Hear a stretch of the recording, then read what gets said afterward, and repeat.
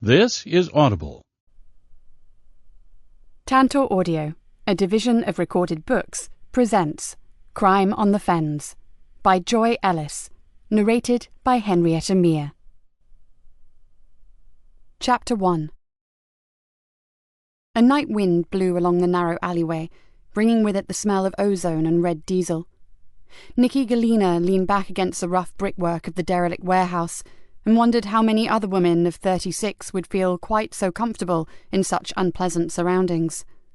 The back streets that skirted the docks were no place for a lone female at any time of the day, but after midnight they were a definite no-go area. Nikki smiled in the darkness. Right now, there was nowhere else she'd rather be. She pushed the light button on her watch. He'd be here soon.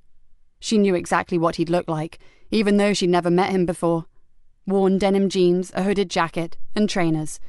It was like an unofficial uniform, except the jeans were sometimes swapped for sports pants, dark ones with stripes down the sides and a designer logo. Nikki stared unblinkingly towards the entrance of the alley. The rain had stopped, but somewhere water was falling from a broken gutter, beating an uneven tattoo on the already wet flagstones. It was July, but summer meant nothing these days, and right now, Nikki didn't give a damn about the weather. She would have stood there and waited for Darren Barton if it had been a searing heatwave or below zero. Nikki tensed. The sound of rubber soles slapping rhythmically on the slick pavement made the small smile spread further across her face. She waited until he was a few feet from her, then stepped silently out, blocking his exit from the alleyway. Darren jumped back and swore. "Silly fucking cow, you scared the life out of me." "Sorry about that, Darren." The hooded figure froze at the mention of his name, then stepped a little closer, screwed up his face and stared at her suspiciously. "I don't know you." Nikki stared back. "No, you don't. But I'll tell you something. You're never going to forget me." Her voice had become hard as winter ground, and Darren Barton suddenly seemed to decide that his earlier position, a few steps away from her, may have been the best one. "Don't know what you're on about, so just bugger off. Get out of my way." He tried to adopt a hard man pose, hands deep in pockets and jaw pushed forward in a feeble attempt to look threatening. "Can't do that." In one swift move, she had Darren's arms behind his back and his cheek jammed against the brick wall. "I'd hoped we could talk, but this way is fine by me." She tightened her grip and saw pinpoint specks of blood appear across the stubbly surface of the man's face. "You see, I don't like you, Darren. Somehow I just can't cope with scumbags like you, scumbags who kill kids." The man groaned and tried to mutter something. Nikki held both his wrists in one hand, grabbed his hair and pulled his head away from the brickwork. "I never killed no one." His eyes rolled. "Listen, lady, I don't know who you're after, but you got the wrong man." Don't think so." "What you want?" The eyes still looked like a really bad case of hypothyroidism. "A name, that's all. I want you to give me a name. But first, let me tell you why I picked this exact spot for our little chat." The man's eyes narrowed. "It's what's called a dead spot.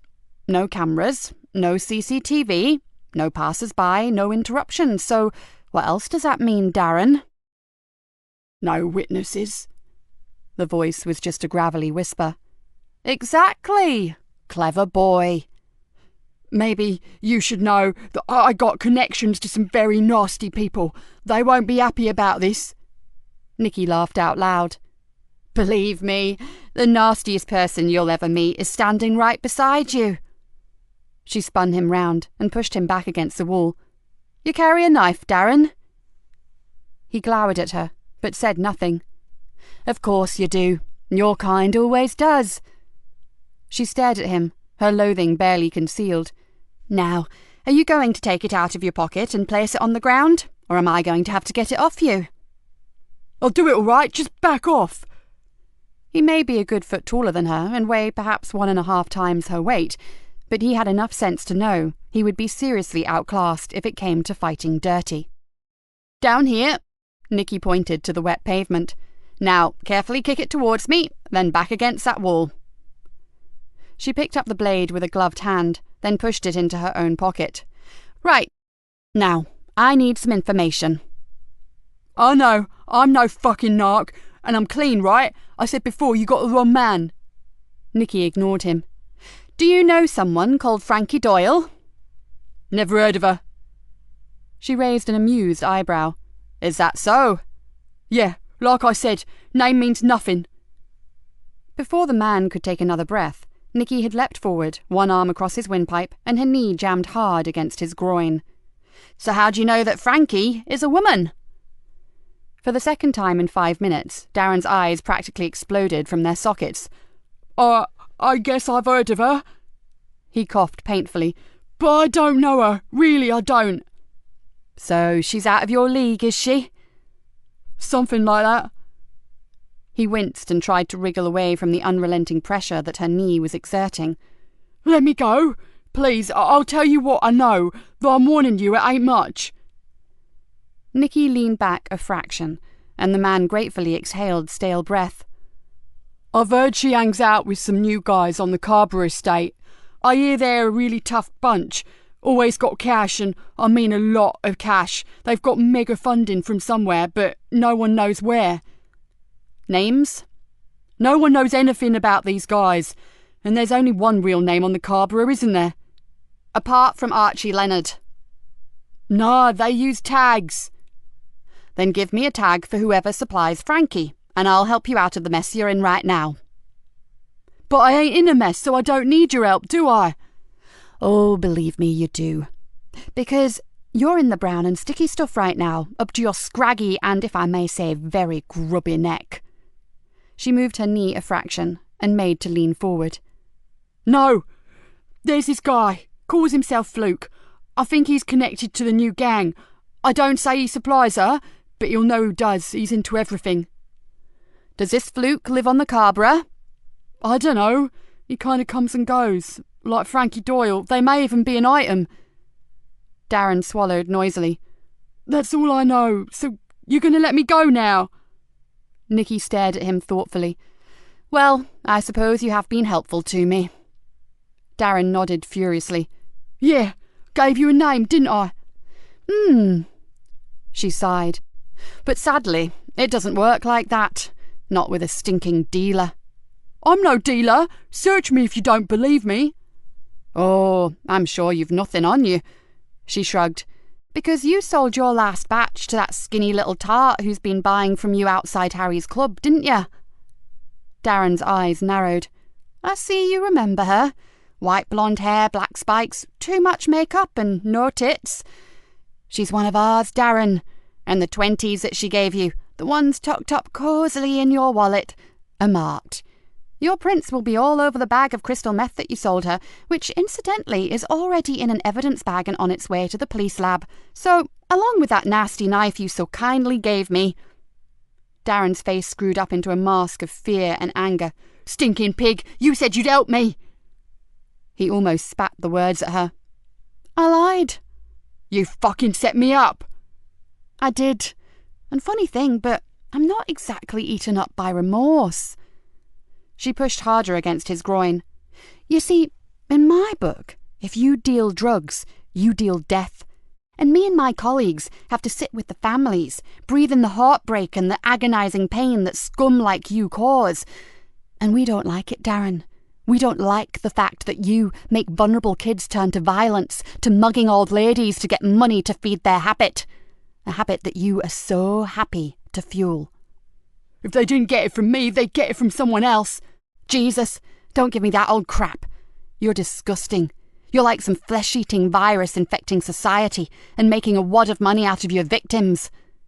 She jerked her knee forward and felt a small satisfaction from the ensuing scream. You can't do this. I'll have you. I know my rights. Yeah, you shitbags always know your rights. But proving this could be tricky because we simply had a quiet chat, Darren, as my partner down there will testify. She indicated to a shadowy figure sauntering slowly up the alley. And before he gets here, my scuzzy little friend, let me remind you of something. Tonight, I was just asking a few questions in an amicable manner. Don't ever let me get really angry with you, or you'll wish you'd been born in the Outer Hebrides and never left home, got it? Her eyes bore into his. "Oh, and before you start bleating about brutality, just be quite sure of what you're going to say, huh? Like, who's going to believe a pusher who says he was terrorised in an alley by some woman half his size? Apart from which, I reckon it'd make your street cred rating slip down to somewhere around 0, don't you?" The knee gave one last jerk, and she turned away. "Arrest him, Dave, then take him down to the station and sling him in the digger." The big man yawned, then slowly reached for his cuffs. "What charge, Gov?" "You can start with this." She pulled an evidence bag from her pocket, slipped Darren's vicious-looking knife into it, and passed it to her colleague. "Then follow it up with unlawful supply of drugs. Tie up with WDC Cullen over that. He's all yours. I need to be somewhere where the air is a little sweeter." With one last contemptuous look at the drug dealer, she turned her collar up against the rain and walked back down the alley into the darkness. It only took 10 minutes to walk to the small basement flat that she hated to call home. She slipped the key into the lock, then paused, as a terrible lethargy overtook her. It happened every time. Out on the street she was fine, she was great. At the nick, in the courts, in the cell, anywhere where she knew that she was doing something concrete to stop the drugs making their insidious way around her town. As a detective inspector, she was in control. But now, as the adrenaline slowed down, the camouflage fell away, and she knew, behind that door, she was just Nikki Galena, a lonely woman who dreaded the working day coming to an end. She gripped the key and began to turn it. It was as if every ounce of energy had left her. The key weighed a ton, and she had all the strength of a week-old baby. With a supreme effort, she pushed open the door, went inside, and flipped the light switch. Nothing that she loved greeted her. An estate agent would have called it minimalist. In fact, it was mind-numbingly Spartan. The front door opened directly into the living room. Off that was a bedroom with what the landlord laughingly called an ensuite, and a kitchen diner with French windows that opened into a tiny private courtyard garden. And that was the only part of the miserable place that Nikki had some mild affection for.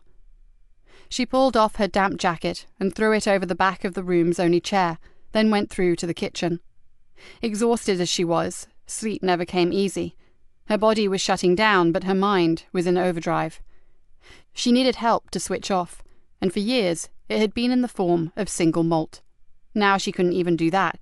If she got a call, a lead, anything that may bring another result, she'd have to be ready to go at a second's notice, and you sure couldn't do that if you'd had enough units to detonate a breathalyzer. Nikki opened the fridge and peered inside. The top 2 shelves were lined from back to front with dozens of small bottles of wine, red, white, and rosé, French, Italian, Australian, sweet, dry, sparkling, neat little bottles that held 1 wine glass full to brimming, just enough to relax the mind, but not enough to dull the senses. She selected a Grenache and tipped every last drop into the only glass in the cupboard. Normally she would have sat in the garden and planned her next day's hunting, but tonight the rain thwarted her. The lounge housed a lonely chair, a large metal frame futon with a huge soft blanket thrown over it, and something that probably started life as a corner unit for a television. At present, it held a phone charger, a telephone book, a laptop computer, and a lamp with multicoloured glass shade that screamed out faux Tiffany. Nikki slumped onto the futon and tucked her legs beneath her. As always, she had felt the initial rush of relief at having prepared the way for another pusher to face the legal system. But it was never enough. Not anymore. There were too many dealers, too many drugs out there. She sipped her drink and thought how radically things had changed over the last few years. Greenborough had always been a pleasant rural market town. To some it still was. 1 mile from the outskirts in any direction, and you were in the fenlands.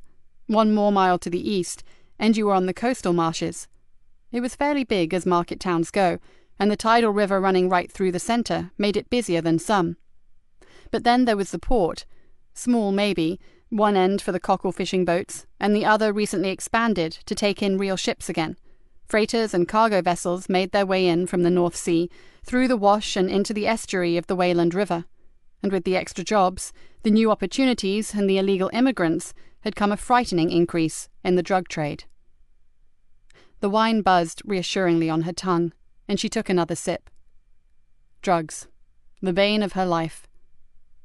Nikki placed the glass on the floor, pulled one of the big cushions round, nestled her head onto it, and wondered how she had become this extraordinary avenging angel, waging a one-woman crusade on the drug dealers. At times like this, the low moments, she wished with all her heart that she could give up her battle, but she couldn't. She didn't have much else left. Her mother had died, her father was in a nursing home and hardly recognized her, her husband Robert had left her, and her daughter blamed her for everything that was wrong in the world. Nikki smiled when she thought about Hannah. Yes, no matter how bad things got, she still had her daughter to consider. Okay, the girl wasn't at home anymore, but that didn't mean she didn't love her or care deeply what happened to her. She closed her eyes. It was far too late now, but whatever happened tomorrow, she would make time to ring and see how she was. Behind her closed eyelids, she saw pictures of the dark, almost black hair, the deep brown, often angry eyes, and the clear, smooth olive skin that all her friends would have hocked their iPods for. The picture faded. Maybe she should give up this rented dump. For the sake of her daughter, maybe she should go back to their family home on Cloud Fen, clear out the old cottage, gut it, make it nice, make it somewhere to call home again. Nikki yawned. She'd been here before, juggling thoughts, what-ifs and maybes, and it always came back to the fact that it would mean less hours on the street, less hours delousing the town of two-legged vermin. Living here, she was only a few minutes' walk from their lair, or the rat runs that led to it. Cloud Fen was a 20-minute drive from the Nick, slow-moving tractors and agricultural equipment allowing, and that just wasn't acceptable. She yawned again. It should be funny, but it wasn't. You would have thought that her single-minded dedication to jailing the bad guys would have made her something of a hero in the eyes of her colleagues, but it had had the reverse effect. No one wanted to work with her anymore. They resented her passion, refused to accept her rather unorthodox methods, and called her unreasonable. Well, they called a lot of things, actually, and none of them pleasant. But then they had lives, didn't they? Families, friends, and activities outside the Force. She just had the Force, and her crusade. Nikki pulled the blanket around her, and vaguely wondered when she had changed her bed linen last. Not that it mattered, because she never slept in the bed. She only went into the bedroom at all because the shower was off it, and her clothes needed to hang somewhere. She hated the poky dark room with the low ceiling and the mud-coloured carpet. She hated it most of all, because it was the only room with a photograph in it, one she could never bring herself to hide in a drawer. One she loved with all her heart, but could hardly bear to look at. Chapter 2. At the same time as Nikki's drug pusher was being processed by the custody sergeant, a young woman was picking her way hesitantly along the dark sea bank. The track was muddy and uneven, full of waterlogged trenches and gullies, and although she knew it well and carried a pretty useful torch, it really wasn't a good place to be at night.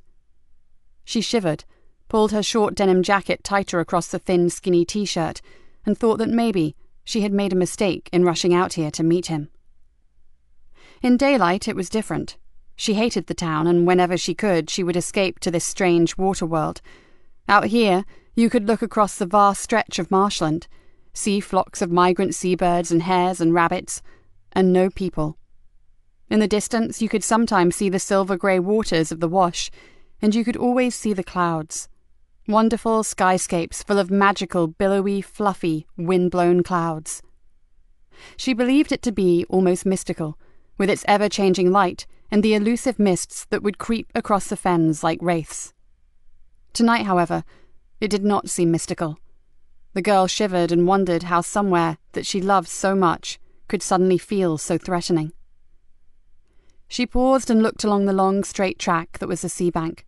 The black outline of the old pumping station looked stark and menacing against the paler indigo night sky. She should be able to see him by now. He always used a powerful lantern with a red shield to set up the Newtonian reflector telescope on its mount and get it aligned on the heavens. But she could see nothing, and something about that darkness bothered her. So did the fact that he had sent her a text. It was so out of character. He liked to talk, not send electronic messages. In fact, he was the only person she knew that owned a fountain pen and used ink from a bottle. From the moment that she received the message, she had felt puzzled. Earlier, as she had pulled on her rambling boots, She had wondered about the uncharacteristic secrecy. It just wasn't his way. He would visit her, or ring if pushed.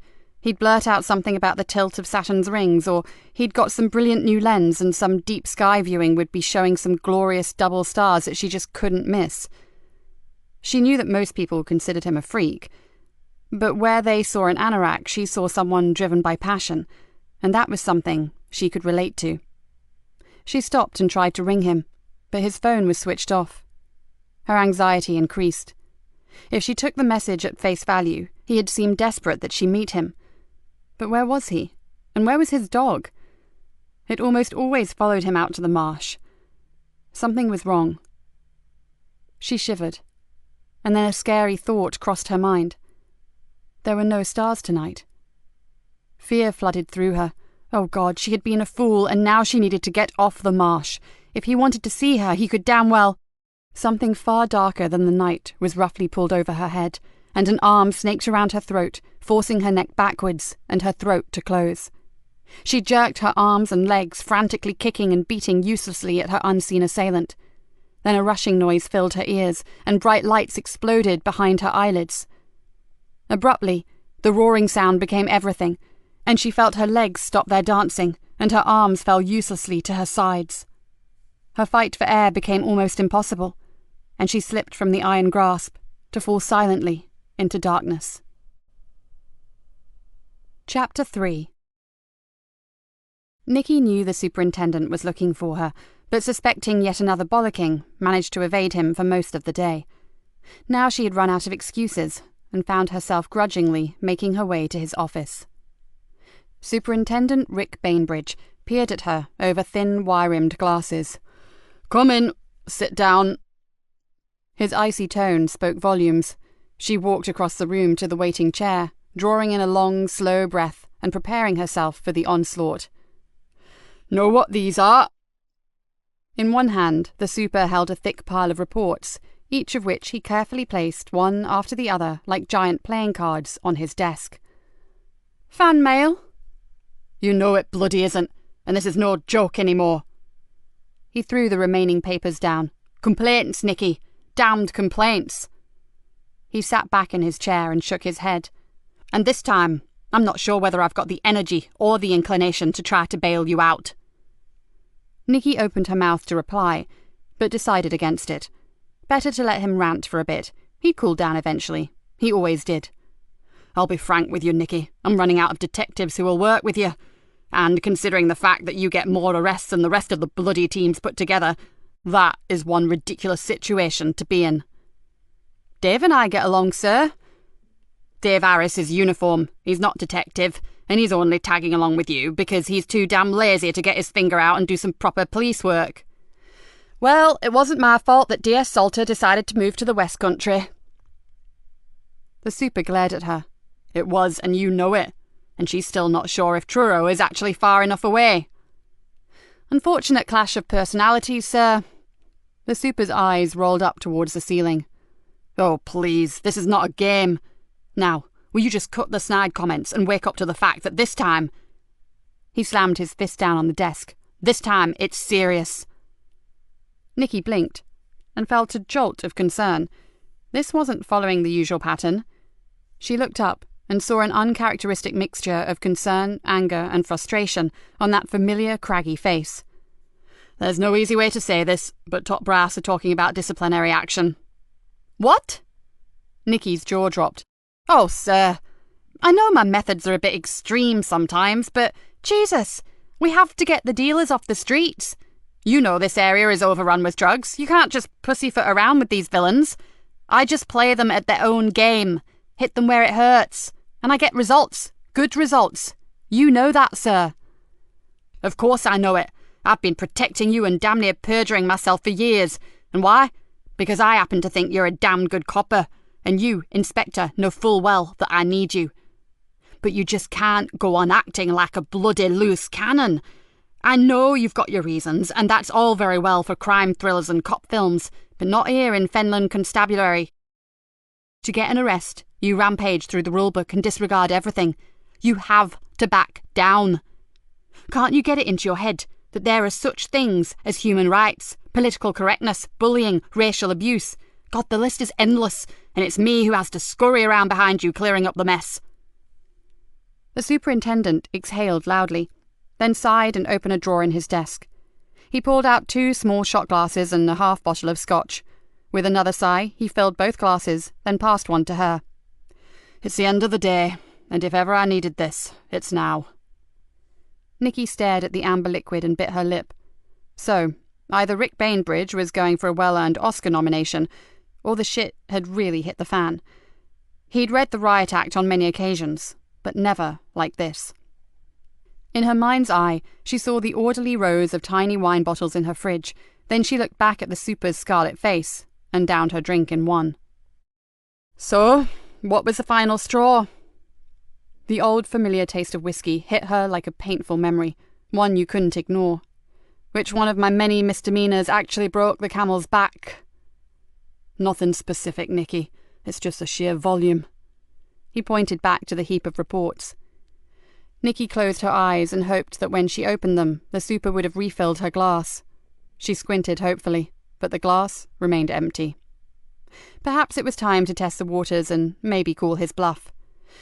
"Sorry to say this, sir, but if there had been anything that would actually stick in that pile of paperwork, the complaints and discipline investigator would have dragged me into an interview room by now, and my warrant card would be in your drawer, along with that very nice bottle of scotch." She pushed her glass hopefully across the desk. "It's no trick, Nikki. You were in real trouble. The powers that be are sincerely pissed off." He splashed more whiskey into their glasses. "Now they've firmly wedged me between rock and a hard place, so I'll tell you this straight. The message I've been given is that you fall in line or move on. So you really have to help me out here, or it goes out of my hands." "Maybe I should move on?" She hardly recognized her own voice. It was not a poor me statement, and it was not for effect. There was a deep desolation in her words, an emotion that surprised even her. "Oh, sod that for a game of soldiers." The super sipped his scotch and ignored her comment. "I have no intention of losing you, Nikki Galena, but I do have one last-ditch suggestion." He placed the shot glass back on the desk and stared at her intently. "I've had a volunteer." Nikki's eyes narrowed. No one ever volunteered to work with her. "Detective Sergeant Joseph Easter from Fenchester has asked for a temporary transfer, so—" "Holy Joe, oh, no way.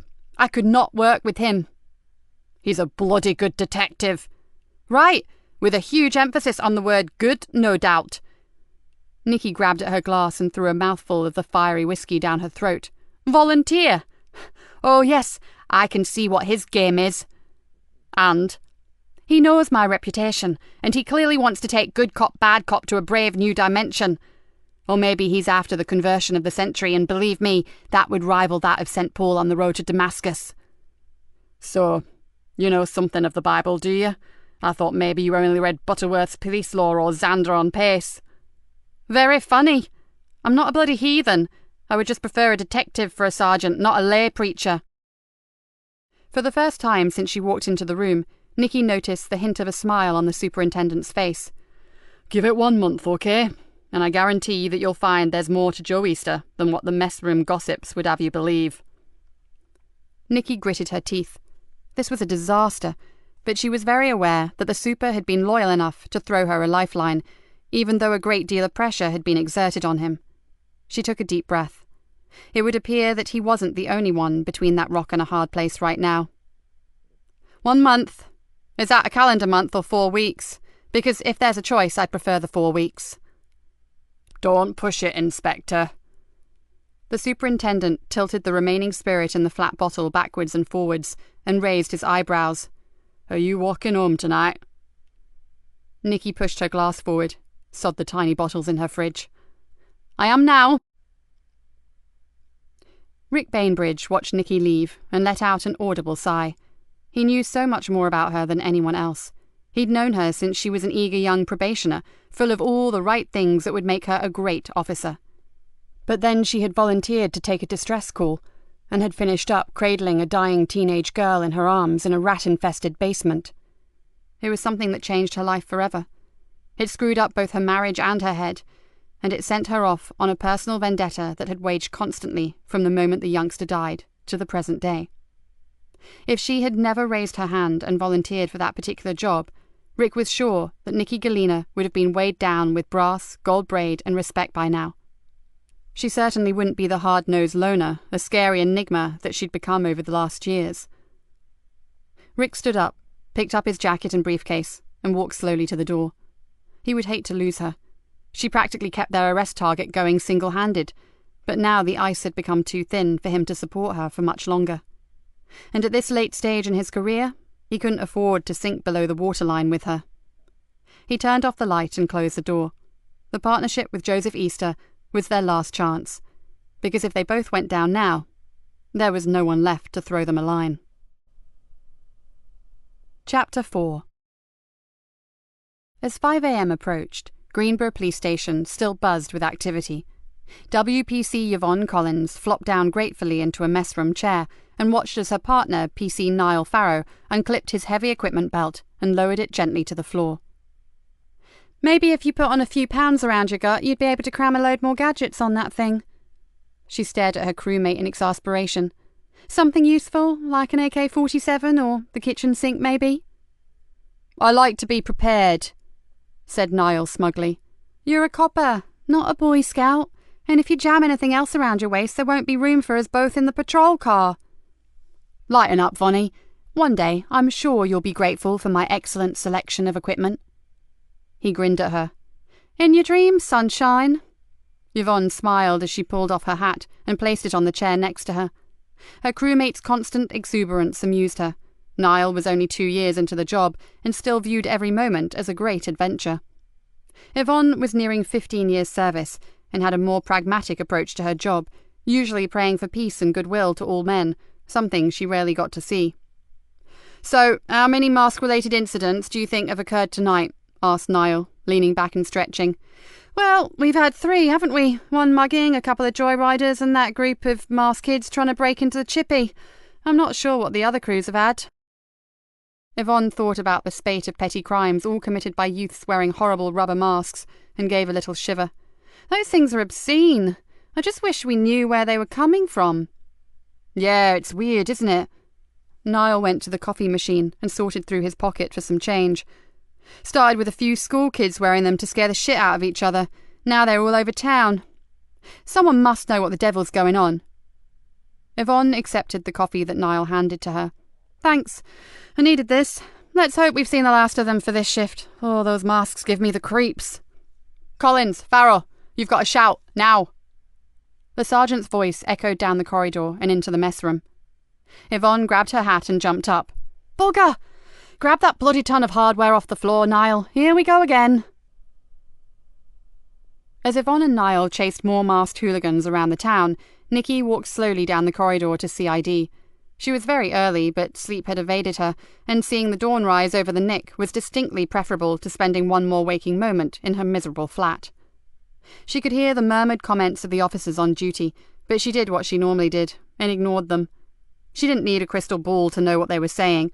News travelled fast through the station, and she had a fair idea that a book had already been opened on how long Old Nick and Holy Joe would last as a team. Nikki pushed open the door to her office and decided that she would not be placing a bet. She took off her jacket, flung it over the back of her chair, and went straight back out to get a coffee. She wanted some time to herself before her new sergeant arrived. She just wished they'd let her go solo. When she worked alone, she was at her best. Now they were pairing her with... Nikki stared at the steaming brown liquid dribbling into the beaker and wondered. With who, exactly? She knew very little about Joseph Easter. As the super had said, everything she knew had come straight from the mess room, and that was not the most reliable source. As she picked up the beaker and placed it in a holder, a wry smile crossed her face. And if Sergeant Easter believed everything he heard about her via the grapevine, he would probably be expecting to meet Medusa herself. Maybe she should use the next hour to do a little sleuthing about him. Then again, that would be something of a pointless exercise. The super had made her position perfectly clear. She was going to have to try to work with him, so she may as well draw her own conclusions as they went along. She just hoped that the subject of religion would not creep into their conversations. She wasn't sure how she'd react to being told just how great God was, when as far back as she could remember, the Almighty had taken a back seat when it came to helping her out. Perhaps some nice, clear ground rules should be the first item on her agenda. She pushed through her office door, trying not to spill her coffee, and saw an untidy pile of rubber masks lying on her desk. "Oh, shit," she muttered, picking up a memo from the night shift crews. 15 of the hideous things confiscated in just one night. She glanced at her watch and wondered if the super would be in yet. He'd asked to be kept informed about them, and clearly they were becoming more than just a nuisance. She flopped down at her desk. It would be a little while before he arrived, certainly long enough to do a search. Not on Joseph Easter, but on someone from a different investigation, a rather private one that she had been discreetly running for a very long time. Nikki switched her computer on, drummed her fingers impatiently on the desk while she waited for it to boot up, then punched in her password. A few screens later, and she was where she wanted to be. She carefully typed in "fluke" and waited. Damn. No one known to them used that particular tag. She tried "fluke" in case she had misunderstood the spelling, then widened the search, but still nothing. Nikki closed the program and went onto the internet, but after half an hour's hunting, gave up. Only a rock band of that name, one that Hannah had been a fan of, jarred off any sort of recognition. Nikki signed off the computer and sat thinking about her daughter. Hannah loved the kind of music that destroyed both eardrums and brain cells in one hit, and for a moment, Nikki could hear herself screaming, "Will you please turn that rubbish down?" She sipped her coffee and wished that her daughter was still at home. She missed her. She missed the mess, the noise, the arguments, the tantrums and the tears. Funny, really. She missed all the things that she had spent years complaining about. Nikki swallowed another gulp of her drink and glanced back at her watch. No time to start wading through the mud and mire of the past. The superintendent should be in by now, and she needed to get her brain back into work mode. One more hour, and the good Reverend Easter would arrive. Nikki felt a despondency creep into her. Hell, she didn't even know what he looked like. Probably short and paunchy, with receding hair and a permanent holier-than-thou expression. Not that that mattered much to her. She glanced down at the masks, and thought maybe everyone wore a mask when it suited them. She certainly did, come to think of it. And why should she be worrying about the arrival of the newest addition to her shabby little team? If the jungle drums were correct, he'd just be another lamb to the slaughter, and if he had the balls and stamina of his predecessors, he'd be breaking the speed limit all the way back to Fenchester before nightfall. With a sigh, she picked up her coffee in one of the masks and went to find the super. Superintendent Bainbridge lifted it up with a finger and thumb and stared at the mask with distaste. "What the hell is it supposed to be?" "Part rat, part rotting corpse, and its origin is hazy, to say the least." "Lovely. So why can't we trace the source?" Nikki drew in a long breath. "Beats me, sir. They don't show up legitimately anywhere. Not in fancy dress high places or in novelty shops or suppliers' catalogues. Nowhere." "What about the internet? That's where practically everything comes from these days, isn't it?" "First place we look, sir. We got a big fat 0. "So how do these kids get hold of them?" "Sounds ridiculous, I know." Nikki ran her fingers through her hair and exhaled. "But they just seem to turn up. Everyone we've interviewed has denied buying or purposefully acquiring them. They just seem to have come by them somehow, and being the opportunists that they are, have used them for whatever mischief or devious little crime they were planning on committing." The super frowned. "And is there any connection between the youngsters who have been using the masks?" "Not really. The kids come from different schools, different areas of the town, even different ethnic groups." She shrugged. "The first users were a bunch of school kids nicking their classmates' dinner money. Then they appeared on the Carver estate where some little scroats were playing some sort of scary knockdown ginger and putting the frighteners on whoever opened the door. Then we had a couple of handbag snatches with kids wearing them, and a mugging over near the railway station. Now, they're all over the place." "And last night?" "PC Collins and Farrow left me a memo, sir. One little tow rag that they brought in, called the mask by a name, called it a Griffix, apparently, then clammed up tighter than a duck's backside. WPC Collins Googled it, but found nothing. I'll have a word with them before they go off shift, sir, maybe." "Sorry to interrupt, sir." The big frame of Jack Conway, the duty sergeant, appeared in the doorway. "I've had the Dean of Fenland University on the blower. One of his third-year students is missing. She's 21, apparently, and I told him the score regarding Mispers, but he wondered if you'd give him a ring. Said you know him." The superintendent frowned. I do. Did he leave a number, Jack? Yes, sir. Got it right here. The sergeant handed him a note and left. As Nikki made to follow him, the super called her back. Hang fire, Nick. Let's just check this out. I've known Kenneth Villiers for years. He's been a staunch supporter of everything we've been trying to do with the youth of Greenborough, both financially and with practical help. One thing I do know about him is that he's not the type to panic over one wayward student. For several minutes, Nikki listened to a one-sided telephone conversation, but from the super's tone and the grave expression on his face, she knew he was taking everything that he was being told very seriously. After a while, he slowly replaced the receiver in its cradle and said, I don't like the sound of this. I'm aware this young woman is not considered at risk or indeed even vulnerable, but Dr. Villiers is quite certain that something has happened to the girl. What's the situation? Her name is Kerry Anderson. She's 21 years old in her last year, taking a BA in photography. Star pupil, preparing to go to postgraduate level. Apparently she went out late on Monday night, which is not unusual, but she failed to show up for a field trip yesterday, which was very unusual. Nikki thought carefully, then said, Well, I know we'd normally refer him to the Missing Persons Bureau, but if this Villiers is such an important benefactor, would you like me to make a few low-key inquiries?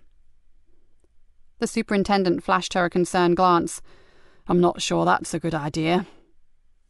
She leaned forward, knowing full well that the super was remembering the old case that nearly sent her off the rails. I'm okay with it, honestly. Her eyes pierced him with their intensity. Then she lowered her voice to almost a whisper. Please, don't keep protecting me from every case that involves young women. I have my new sergeant as from today, and all I'm doing, apart from my constant battle with the drug dealers, is playing with bloody Halloween masks. Let's face it, sir, 10 to 1. Your student has buggered off with the boyfriend and discovered that nookie is far more fun than seminars, tutorials, and lectures. She mustered a pathetic smile and pleaded, Please, super, let me do this. The man's eyes narrowed. He looked as if he was precariously juggling his head and his heart. Finally, he seemed to make some kind of a decision, and he nodded. Okay, maybe you're right. Just be sure to take your new sergeant with you. It'll be a way of getting to know him. Like hell, she thought, but managed to freeze-frame her smile for a little longer. Thanks, super. As soon as he gets here, we'll get onto it. Chapter 5. Detective Sergeant Joseph Easter stood by his parked car and looked across at the police station. It was about as different to his old patch as a Morris Minor to a Ferrari Enzo. Fenchester Nick was a 1920s piece of history, while this sparkling edifice of steel and smoky glass was strictly ultramodernism and bloody ugly with it. He grinned to himself, and that was just fine. He needed everything to be completely different, and this was about as different as it got. He was early, but then he always was, and probably not a bad thing. First impressions and all that. But should he really be suffering from nerves at the age of 38? He considered his own question, then decided that, under the present circumstances, anyone would be suffering from nerves. Joseph bit his lip.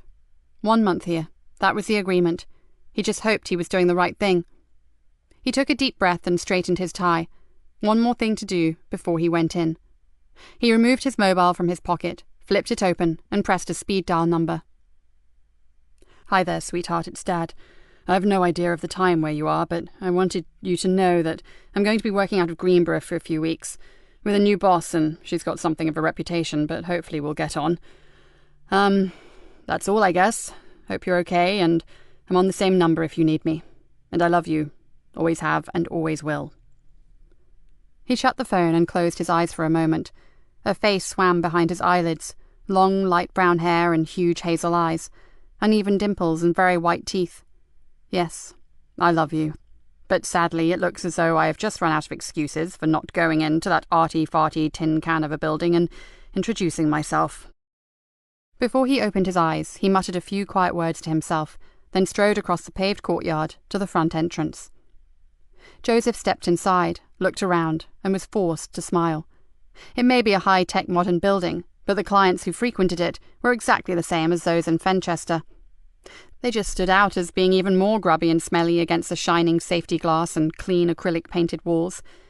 In his old Nick, they kind of blended into the worn and faded flooring, the chipped woodwork and the high, dark-stained ceilings. Joseph walked briskly up to the reception desk. Detective Sergeant Easter to see Superintendent Bainbridge, please. The briefest hint of amusement that crossed the woman's face was not lost on him. If you just wait a moment, sir, I'll take you up. She turned away and called loudly for someone to cover the desk for her. Instantly, he saw a sea of curious faces look his way. As they walked across the foyer towards the lift, she said, "The super will be very pleased to see you, sir." "Why, is something going down?" The woman raised an eyebrow. No, it's just that CID are not up to full strength at present. D.I. Galena's last sergeant relocated to the West Country, you know." She gave him a sidelong glance as they moved into the lift, and Joseph stifled a grin. "Yes, I heard. Lovely part of the world." Lovely." The woman gave him an overly innocent look and said, "You are going to be working with D.I. Galena, aren't you?" The lift sighed and stopped with hardly a shudder, which made a very pleasant change from flights of stone stairs with rickety brass rails. He flashed her one of his brightest smiles and thought, "You know full well I am my friend, but if you want to play, that's fine by me." "Oh yes, and I'm really looking forward to it." The eyebrows lifted again. "Second door along, sir, and good luck." The lift doors closed silently, but he could have sworn that he heard a soft giggle coming from inside. Joseph paused and considered that perhaps his name should have been Daniel, because this felt very much like the entrance to a lion's den. He gritted his teeth, took a long deep breath, and knocked on the door. As Joseph waited tentatively outside the superintendent's office, a commuter train pulled out of Greenborough Station. None of its occupants took notice of the two sullen-faced youths who sat on a graffiti-covered bench. As the train moved slowly away, they glanced at each other, then left the seat and silently slipped down the steep bank at the end of the platform and disappeared into a scrubby area full of weeds and broken concrete. "Can you see them?" one boy whispered urgently. "Give us a chance." Crouching low, although there was little chance of being spotted in this god-forsaken spot, they searched between the stunted, wind-blown shrubs and untidy piles of builder's waste. "Got it!" The taller of the two cursed and scrabbled his way through a thicket of nettles and brambles to where he could see the sack. It was an orange nylon bag, the sort that held onions or other root vegetables, something often seen discarded beside the acres of arable fields or in the rubbish that collected beside railway tracks. The boy dragged it out and pulled the drawstring tie open. "Wicked! How many?" The smaller boy squatted down beside him and peered into the bag. 20 or more. "Yee-haw!" whooped the younger one. "Hey, Marcus, what if we tried to make something out of this lot? Even just a $5 on each, what you think?" "I think you have shit for brains, arsehole. You know the score. These things come and go. No money ever changes hands, right? The only one who gets anything are you and me, and that's for making sure things are done right, so don't forget it." "Well, it's still risky, ain't it?" The younger one looked peeved. "If we got caught..." "Don't be a total turd, Mickey. No one's going to catch us, and if they did, what exactly have we done?" He shrugged. "We've picked up a sack and looked in it. Last time I drew breath, there was no law against that. So..." He glowered at the other boy.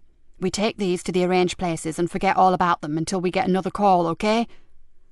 He drew a plain sealed envelope from the sack, opened it, and handed his friend a couple of notes. "Just don't get greedy, Mickey. This is money for old Rope, and you know it." The boy took the money and counted it. "I suppose. It's just that my granddad told me never to pass up a chance to make a fast buck, that's all." "It would be a very deadly buck, man. The last one you'd ever make. I've been told what would happen if we cock up, and it ain't nice, believe me." Mickey's already pasty face blanched a shade paler. "So, what's it all about? Why all this big secret shit?" The older boy grabbed Mickey's shoulder, fingers biting deep into his flesh. "Look, do you want that cash, or do I find someone else to help me? Someone who can keep his fucking trap shut for longer than 20 seconds at a time and not keep asking fucking stupid questions?" Okay, back off, I'm sorry, alright. Just get off me and let's go make the drops." Without another word, the two boys gathered up their precious bag and made their way to a crumbling wall at the back of the yard, where they scrambled over and disappeared into the copse beyond. Nikki strode down to the front desk. The new recruit would be here shortly, and as she obviously could do nothing to alter that fact, she'd get in first and leave him a message to report directly to her office. "When Detective Sergeant Easter arrives, please tell him..." "Oh, he's already here, ma'am." The officer feigned surprise that she should not know this fact. "He arrived over half an hour ago. He's with the superintendent." Nikki bit back a retort. settled for a muttered "thank you," and turned on her heel. She really should have known that Mr. Efficiency would be early. For a moment she felt very tired of what she had become. She had never set out to be the Fenland Constabulary's #1 harridan. Over the years it had just kind of turned out that way. When the people you worked with are not as driven as you are, it's inevitable that you end up resenting each other. And now the super would no doubt be sitting in his office sipping tea and prepping the new boy for what he should expect from working with old Nick. She pushed open the door to CID, then halted abruptly, as she saw Superintendent Bainbridge talking to a tall, fair, floppy-haired man. "Ah, Nikki, excellent, excellent." The bogus bonhomie that the big man was exuding was almost sick-making, and Nikki was forced to recall that this was her last chance in the eyes of top brass. "I'd like you to meet your new colleague." He turned to the man and said, "Detective Sergeant Joseph Easter, this is Detective Inspector Nikki Galena." The hand was already outstretched and waiting.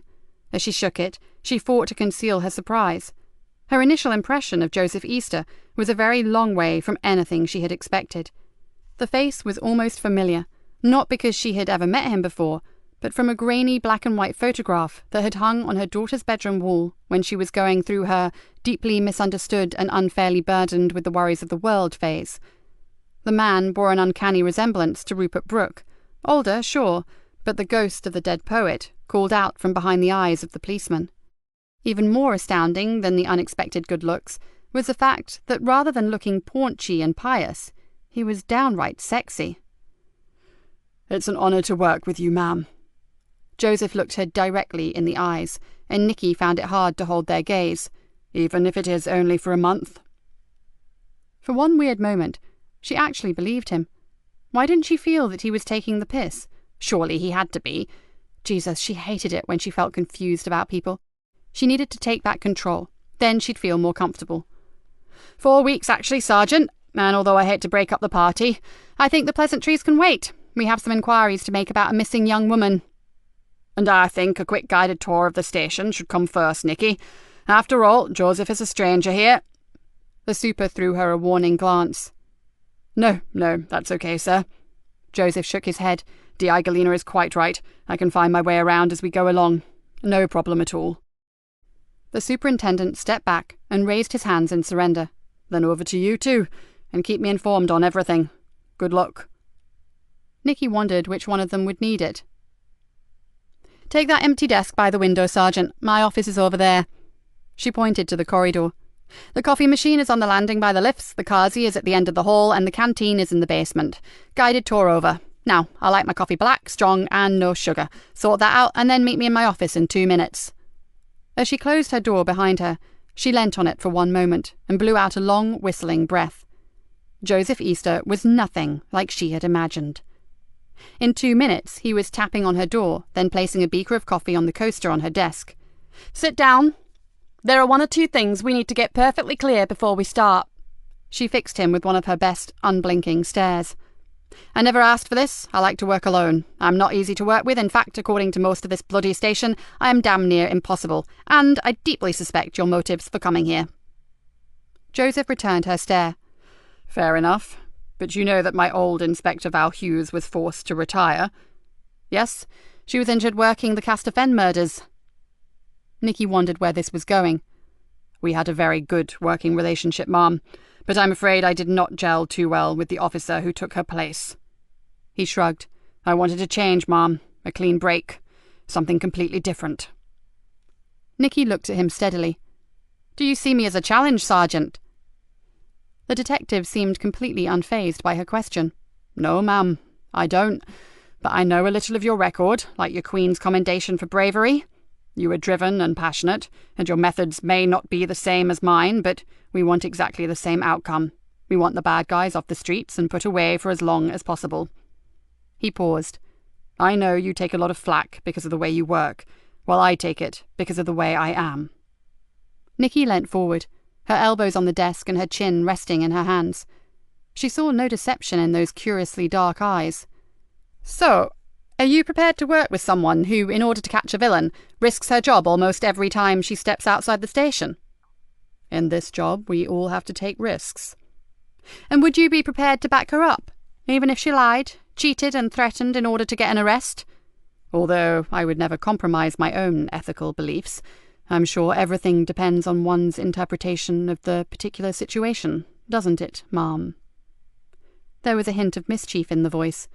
As long as I saw some kind of justice there, I would want to support my senior officer to the hilt. But would you respect her? Joseph dropped his gaze for a moment. Respect can only be earned. May I ask one favour? Had she been any other woman at the station, or maybe even one or two of the blokes, she would have found herself melting. You can ask. If I endeavour not to moralise over your actions, or draw your attention to the rule-book too often, would you be kind enough never to bring religion up in conversation? Nikki kept the feeling of enormous relief out of her tone and said, The conversations that we will be having, Sergeant, will be entirely professional. I'm not here to make friends or indulge in chit-chat, so rest assured it'll be my pleasure. Now, can we start work? Joseph nodded. That's what I'm here for, Ma'am. 15 minutes later, Joseph and his new boss entered the CID room. Okay, this is a team, such as it is. D.I. Galena indicated the two other occupants of the room. Sadly, you will discover that you have come to work with the most dysfunctional bunch in the whole of the Fenland Constabulary. This is PC Dave Harris. She pointed to a large, middle-aged man with thinning hair and a shirt that looked as if it had never met up with an iron in all its life. Dave raised a hand to Joseph and nodded vigorously, as if he was completely agreeing with the dysfunctional comment. He's on loan from uniform, continued the D.I. The super thinks he only wants to work with me because he's a lazy bastard and knows that he can spend most of his time hanging around doing sod all, while I do all the hard graft. She looked at Dave, who was still nodding, although with considerably less conviction. Maybe that's right, or maybe I know different. She turned to the other officer. And this is DC Cat Cullen. Frankly, she's a bit of a Billy No-Mates too. She's only here because no one else would have her. Her inability to get in on time doesn't go down too well with most team leaders. The woman said nothing, but threw Joseph a poor sod, what have you got yourself in for look. But, conceded the D.I., if you want a genius to go undercover, she's your woman. Send her out on a bit of recon, and even our own surveillance boys don't recognise her. Frankly, her own mother wouldn't know her. Talented, ain't I? Said Cat with a grin. Whatever, and it pains me to say this, but nice work helping me to nail Darren Barton. That slime ball. Believe me, it was sheer delight, Gov. Galena suddenly turned and looked directly at him. And this is Detective Sergeant Joseph Easter, here for 1 month, maybe, on loan from Fenchester. And with your reputation, Joseph, you should fit in a treat. Joseph smiled. After all, he had been warned, and so far D.I. Nikki Galena was delivering everything that he had expected. Right, sit and listen. 2 things. 1, we're still trying to find the origins of those damn masks. Dave, you fill the sergeant here in on them later. And 2, the super has given us a low-key investigation to carry out. She perched on the edge of a desk and picked up a thin file. It's less official, more of a favour under the Old Pals Act, unless we discover otherwise. As she looked at her small team, Joseph noticed an odd look in her eyes. He wasn't sure what it was, but it looked very much like pain. We have a missing student. Now, I know all the reasons why a 21-year-old would skip a few classes, but the dean of the uni believes that in this case it's too uncharacteristic to ignore. He is certain that she has either met with an accident or been taken by someone. The D.I. skimmed down a brief report with her index finger.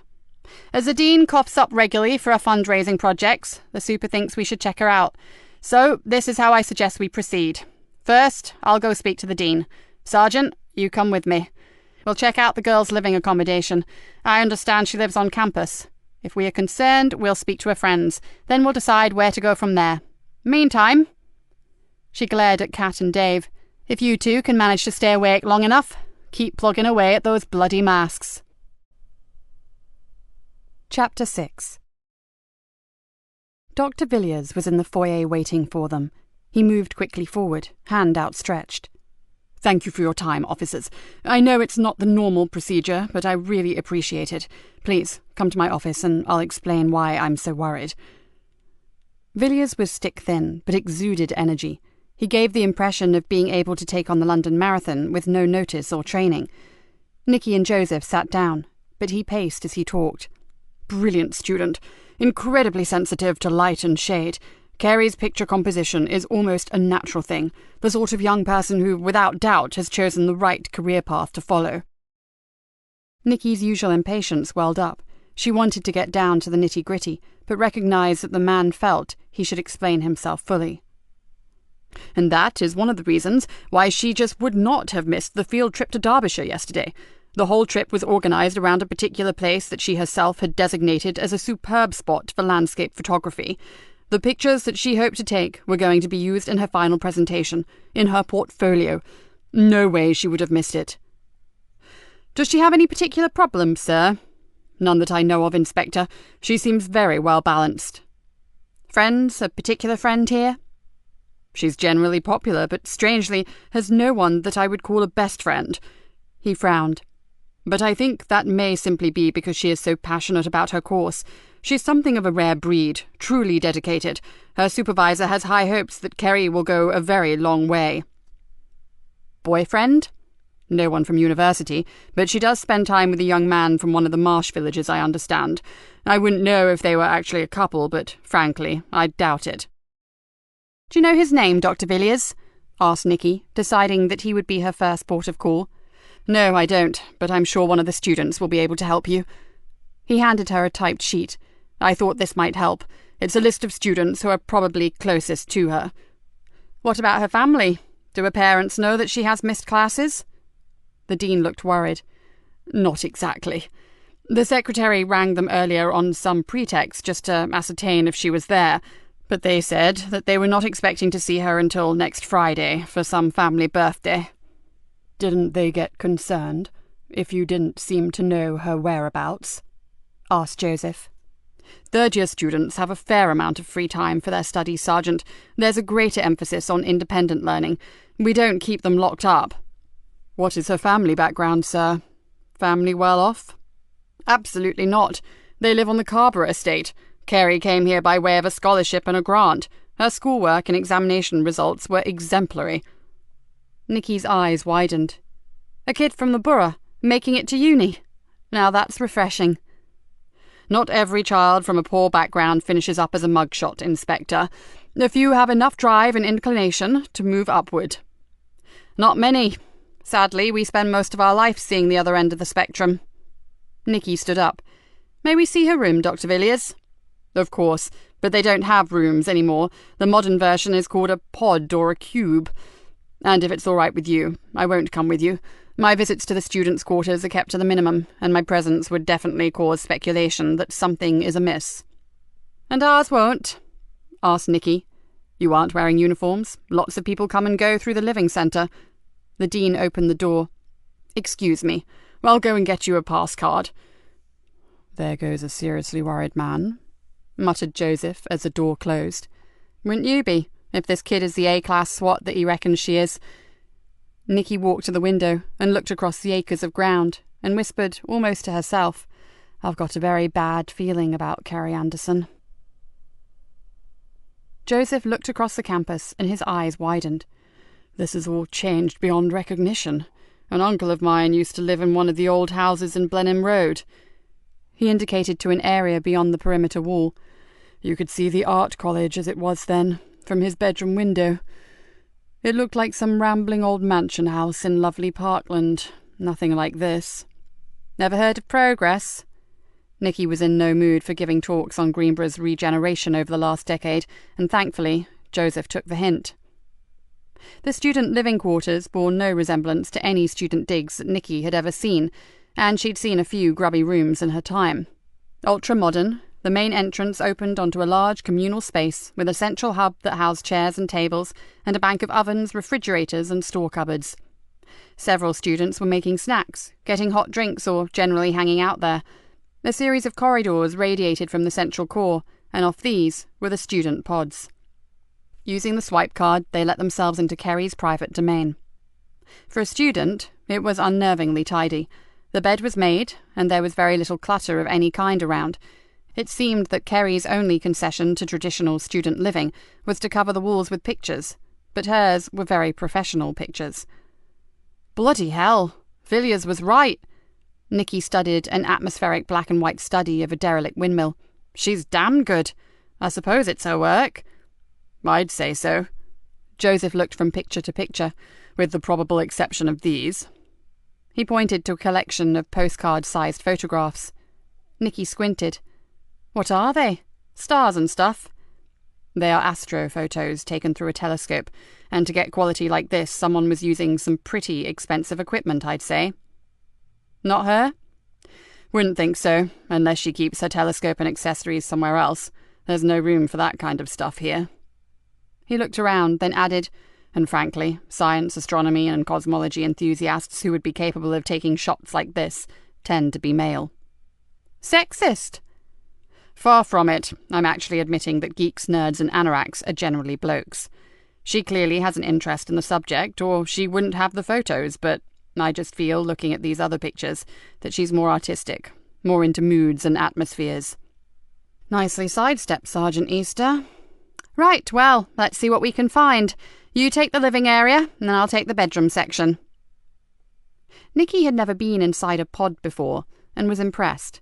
Within the small area was a living space, with desk and workstation, a bedroom with roomy storage boxes, hanging space and cupboards built around the bed, and a full ensuite. The windows in both rooms were floor to ceiling, giving the small apartment a bright and airy feel. There were no cooking facilities except for a narrow breakfast bar with a microwave and an electric kettle, but she guessed the communal hub provided everything they needed for eating and socializing. She thought about her own early years and decided it was best not to try to make comparisons, because there seemed to be none. She began to sift through Kerry's belongings and felt a pang of nostalgia at seeing the young woman's bright, trendy clothes. Every drawer was neatly packed with carefully folded t-shirts, blouses, camisoles, shorts, and underwear. Why hadn't Hannah been as tidy as this when she was at home? It would have meant a lot less heated arguments, that was for sure. She picked up a makeup bag, took out a lipstick, and undid it. She twisted the base. Same colour as Hannah's favourite. She glanced at the label and knew that she would see the words "Seriously Sexy Pink." She put it back and tried to push thoughts of Hannah away. Instead, she stole a surreptitious glance at Joseph.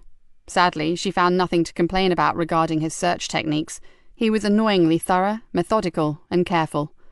"I found a birthday card for her father," Joseph called out. "The Dean mentioned a family birthday. Has she written in it?" "Yes," she says. "Have a great day, old man. See you for a birthday drink on Friday. Love and kisses, K." "Oh." His tone altered. "Mom, I've just found her credit card, student card, and some cash." Nikki felt a cold shiver snake across her shoulder blades. "I said that I had a bad feeling about this." Joseph gave a short sigh and held out a piece of paper with a scrawl of handwriting across it. "Look, she's even left herself a note to ring someone about a workshop next week. Hardly the thing to do if you were planning on doing a bunk." "Right, I think it's time we spoke to some of her colleagues, and in a very informal manner, Sergeant. I don't want any of these kids panicked." "Don't worry, Mom. I can do softly rather well." "Why doesn't that surprise me? Come on, let's start with the neighbours." An hour later, they made their way back to the car. "You drive." She threw Joseph the keys. "While I bring the super up to speed. I assume that if your uncle lived around here, you can find your way back to the Nick without needing sat-nav." "I'll try my best, Mom." He adjusted the seat, clipped on his safety belt, and listened as his boss spoke to the superintendent. "Yes, sir. It looks as though your academic friend may be right. Her room shows no signs at all of anything being out of the ordinary. Carrie has taken nothing with her to indicate that she was planning on going away, and she was seen leaving the students' block at around midnight on Monday. She was wearing casual clothes, carrying only a shoulder bag, and wearing hiking boots." After a short break in her side of the conversation, she said, "No, not unusual. Midnight is far from late for a student, sir, and her friends say that she would often go out with her camera taking night studies, although the boots do indicate that wherever she was going, it certainly wasn't clubbing." There was another silence. Then the DI said, "I agree, sir. So if she hasn't met with some kind of an accident on whatever clandestine excursion she went on, I'm forced to think the worst." She flipped the phone closed. "The super has already checked round the local hospitals and zilch." She sat for a while, chewing on her lip. "As soon as we get back, I'll ring Villiers to make sure that no one goes into that pod.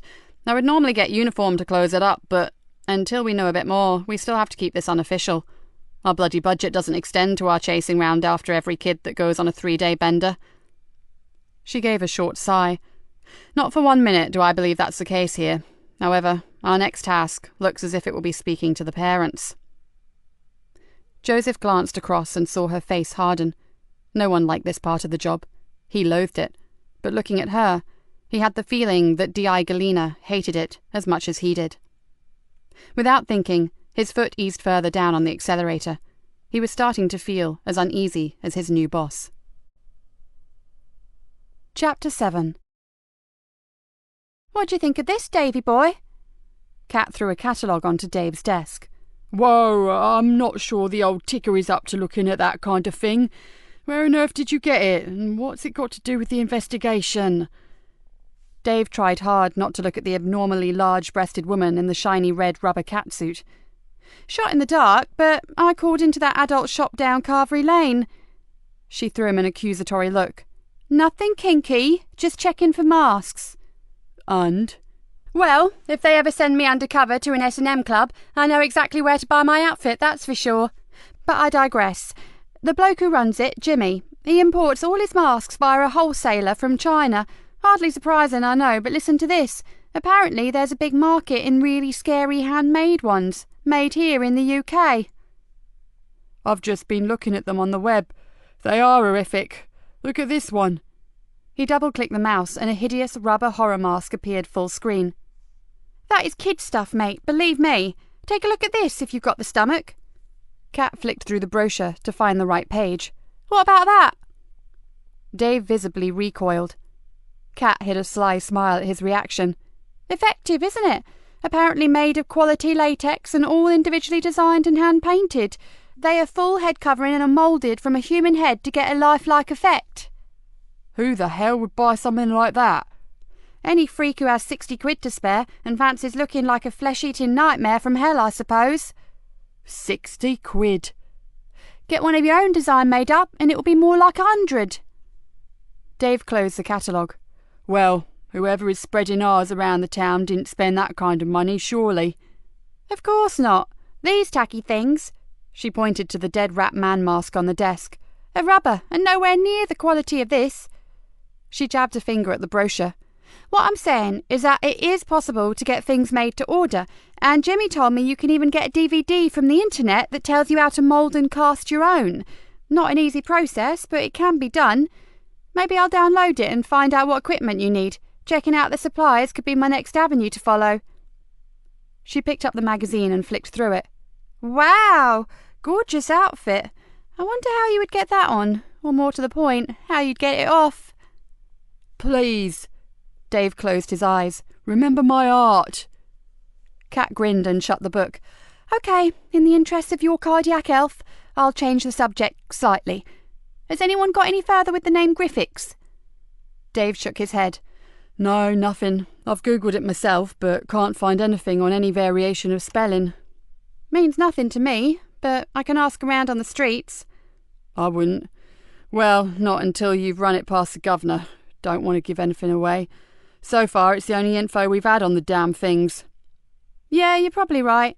Maybe I'll try a few searches of my own. It sounds like something from a computer game to me." She logged into her computer, and while she waited for the search engine, said, "So, what do you think of the new boy?" "Sergeant Easter? Well, not what I was expecting, that's for sure. Seems okay, and so far pretty resistant to the boss's acid tongue." "Well, I think he's hot. If he's what religion is about, hallelujah, I'm converted." "You are a lost cause, Cat Cullen, and I'd keep that observation to yourself if I were you. If anyone hears you talking like that, they'll have you up for discrimination of one sort or another." OK, you boring old fart. But I still think he's hot. Now, let me try. Come on, Mr. Griffiths, show yourself." She punched in another search and sat back to watch the monitor screen. "You know, it's weird when you think about it." Dave looked up. "I mean, it's just kids who seem to have these masks, and it's not hard to get a kid to fess up if you lean on him a bit." "I catch your drift. You mean that so far not one has as much as squeaked about where they come from, so..." "So they really don't know, do they? Which begs the question, what the hell is some adult doing scattering nasty masks around for kids to pick up? Niall Farrow reckons it's a publicity stunt. Maybe the forerunner to some kind of new gimmick thing. You know, the must-have gizmo of the month. So I give them away. A sprat to catch a mackerel. Get 'em hooked, then start charging the earth for them. Sorry, but I think that's total crap, Kat snorted.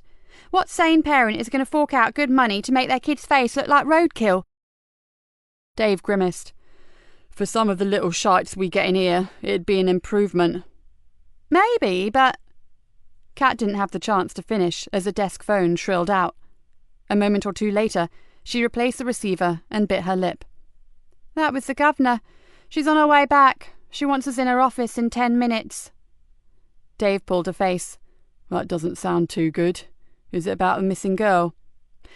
I think so, my chubby little friend. So if you need a coffee or a bun, I'd go get it now. My gut feeling says we are going to be very busy.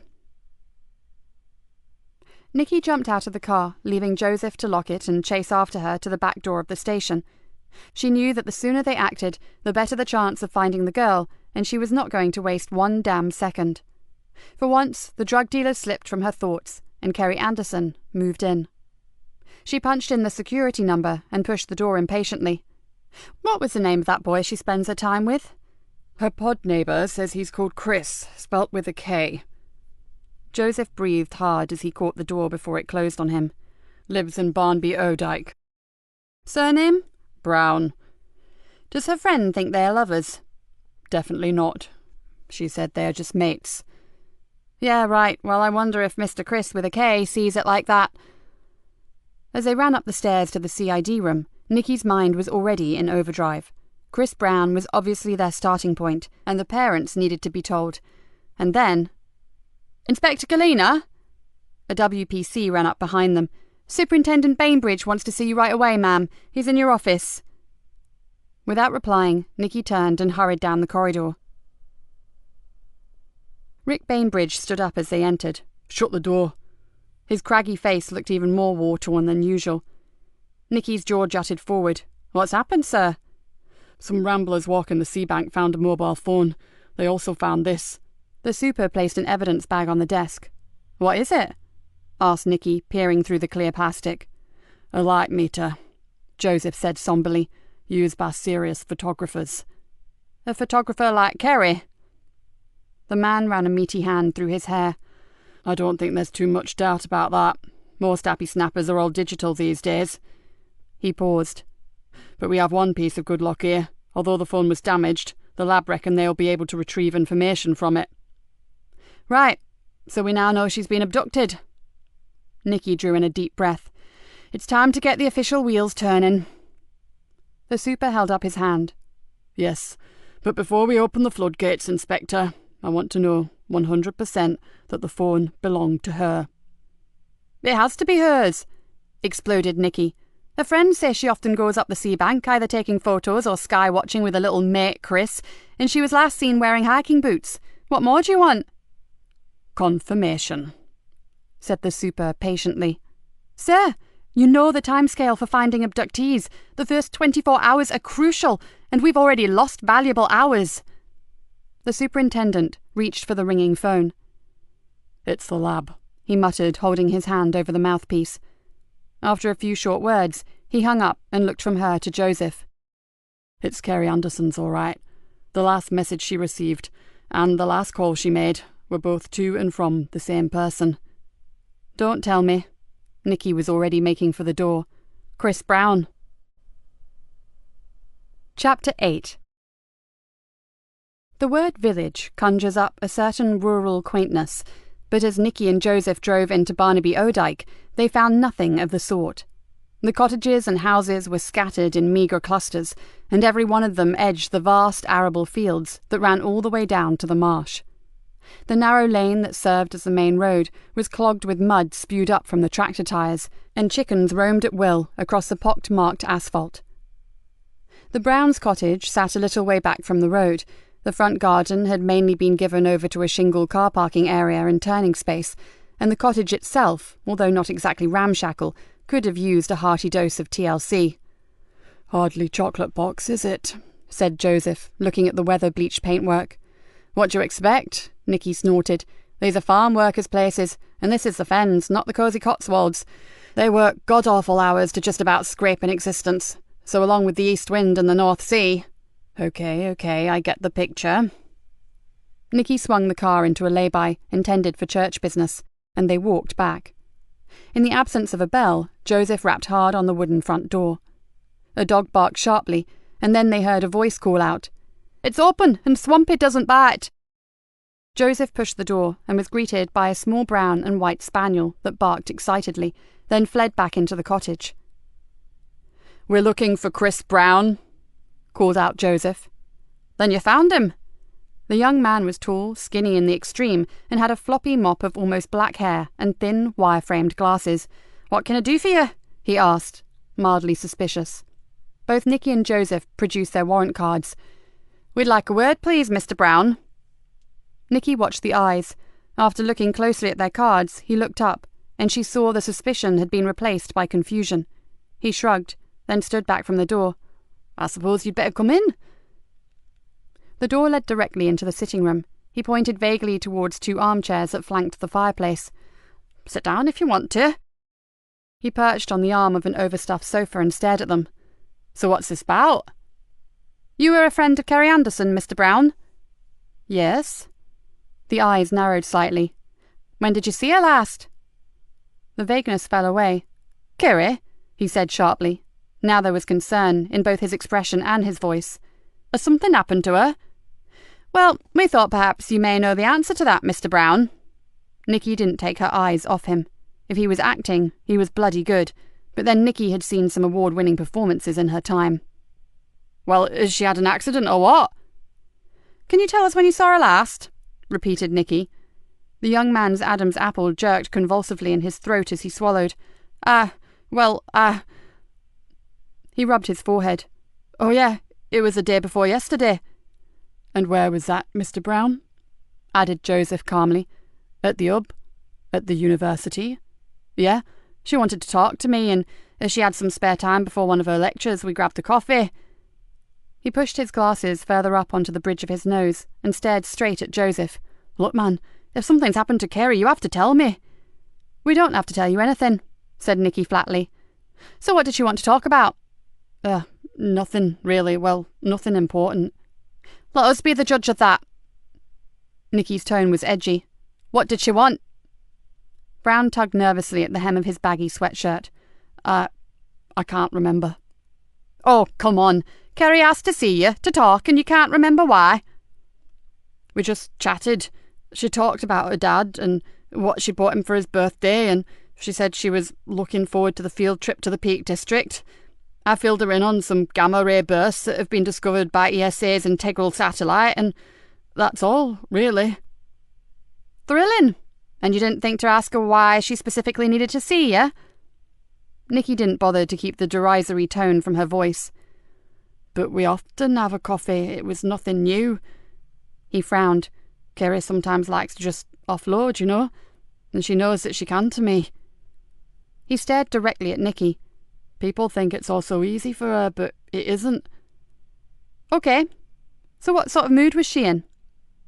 Brown thought for a moment. "Upbeat about the field trip, but..." "But?" asked Joseph. Brown didn't answer immediately. "My sergeant asked you a question," growled Nikki. "Well, I didn't think too much about it at the time, but now..." He rubbed hard at his temple. "Now I get the feeling that something could have been bothering her. The fact that she was all fired up for the trip kind of masked it, but on reflection, maybe she was too hyped up." It was Nikki's turn to frown. She'd played this all wrong. She'd given Chris Brown too much time to work out a retrospect scenario where Kerry was already worried about something. Time to move on. "So when did you speak to her last?" "But I just told you." "No, Mr. Brown, you told me when you last saw her, not when you spoke last." "That was it. I haven't spoken to her since." "No phone calls, no text messages?" Nikki kept her voice expressionless.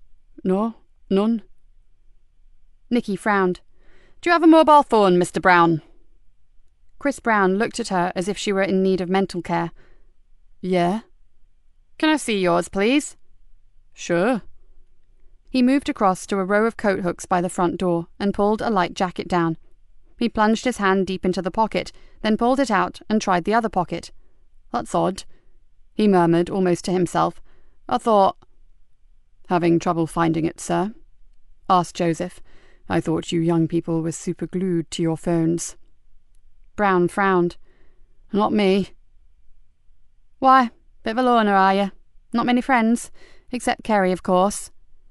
As Nikki stared at him, she saw him begin to gnaw on his bottom lip, and she wasn't sure if he were nervous, frightened, or just acting at one of the aforementioned emotions. I think I have a right to know what has happened to Kerry. There was a tremor in his voice. Where were you last night, Mr. Brown? He tensed. I was here. Was anyone with you? I was alone. My mother was away last night. And is there a father? Joseph's tone was gentler than Nikki's, and it irritated her. No father. And your mother was conveniently away? Barked Nikki. It wasn't convenient, whatever that means.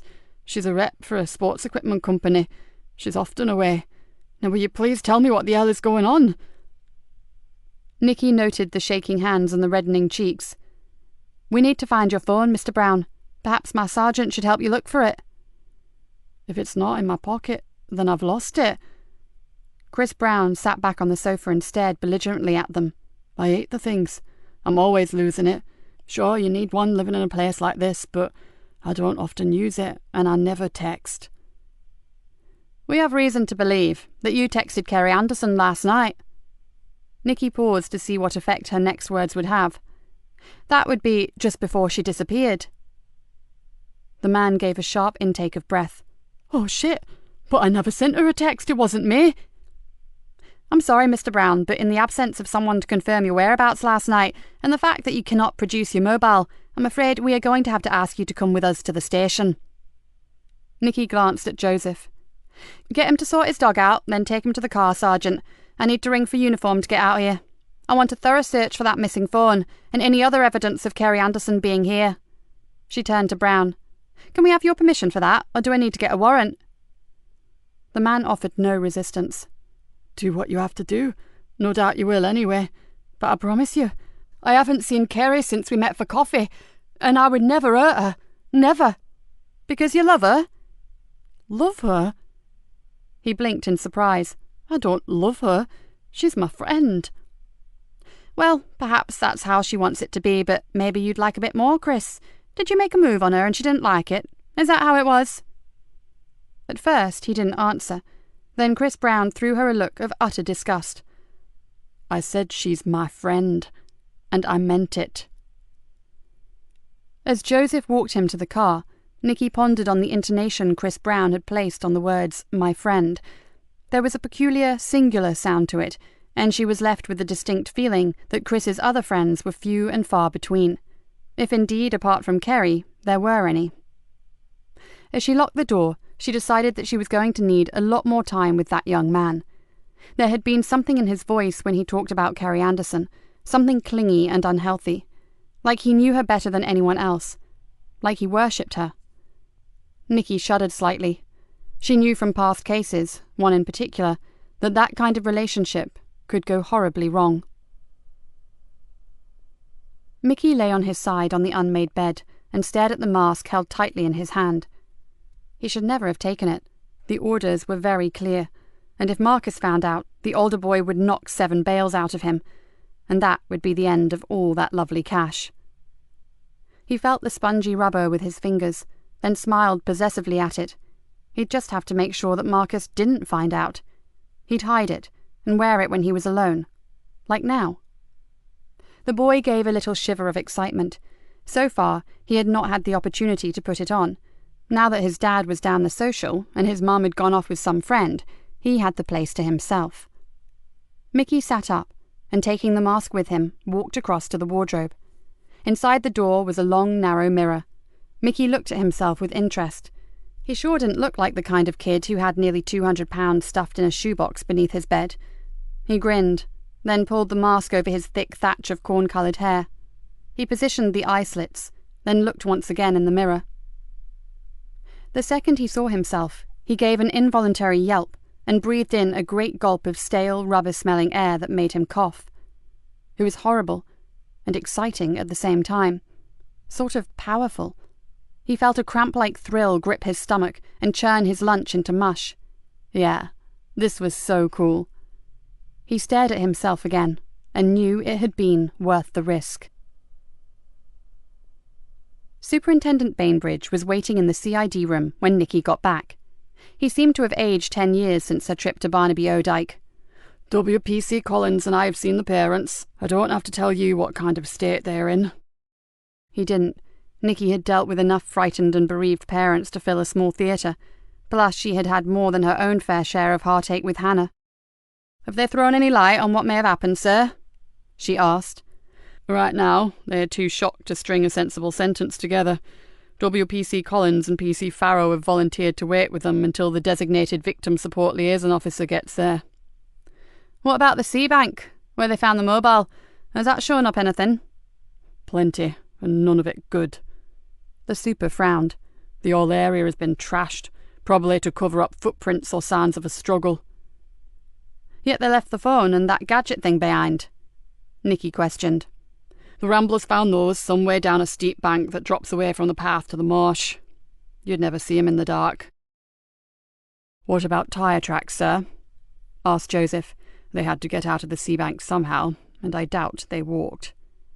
Yes, there are tracks. Too damn many, growled the super. Some kids on off-road bikes were out there doing wheelies, or whatever it is they do on those wretched machines. Convenient. I don't think it's connected. The kids go out there regularly, scaring the shit out of the wildlife. The super leaned back against the wall. As soon as Collins and Farrow are back in the station, I'm calling a meeting. This is your case, Nikki, but I'm pulling in all the help I can get, and... He paused, looking directly at her. I think, under the circumstances, our best hope is to go public immediately. Do you agree? Nikki thought for a moment, then nodded. It could be costly if she turns up tomorrow with a hangover and a tattoo that she doesn't remember getting, but I guess we can't afford not to. The super straightened up. Then I'll inform top brass, and I'd appreciate it if you and Sergeant Easter went back up to the campus and spoke to Dr. Villiers in person. We're going to need a pretty big team down there to talk to the students. Arrange things with him, and I'll see you all back in the meeting room in an hour. Nikki pulled a face. Could someone else go? I really need to speak to the occupant of interview room 2. Chris Brown. The super halted midway through the door. Is his mother here yet? On her way, sir, said Joseph. Probably be here in about an hour. She was in Grantham when I managed to contact her. Nikki glared at Joseph. But there's no reason on earth to wait until she arrives before we interview Brown. He's not a bloody kid. Joseph raised his hands in mock surrender. That's not what I was implying. I just answered a question, Mom. And for what it's worth, I'm with you. He looked back to the superintendent and raised his eyebrows. If Brown knows where Kerry is, I don't think we should waste a single moment. Nikki opened her mouth, then shut it again. She wasn't sure if it was the man's gentle voice and unshakable calm that was rattling her, or simply that she wasn't used to people agreeing with her. The superintendent gave them both a stony look. And I say Brown waits until you've been to the university. He's not going anywhere, and some time alone, not knowing exactly what we know or are planning, may just scare him into talking to us.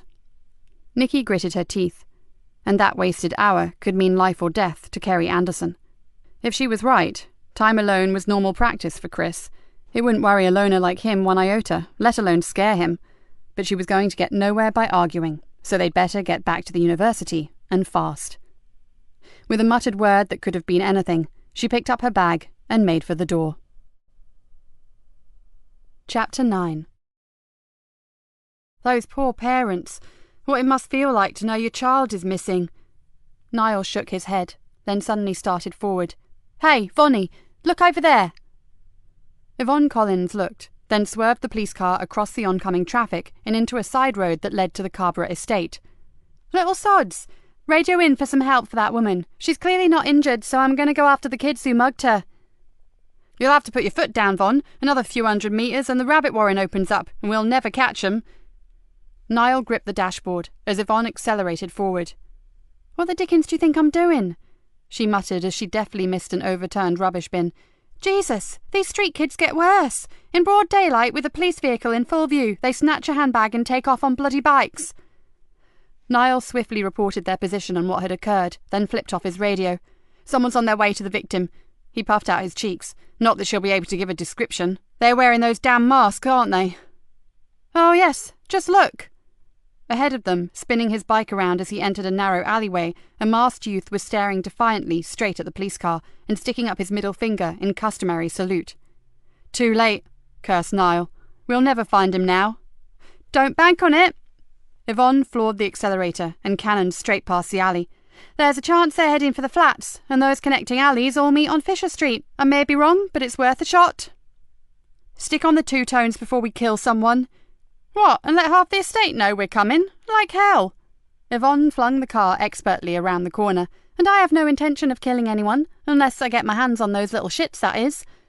She straightened up, and the car leapt forward. If I can just get across to the recreation ground before them, we may...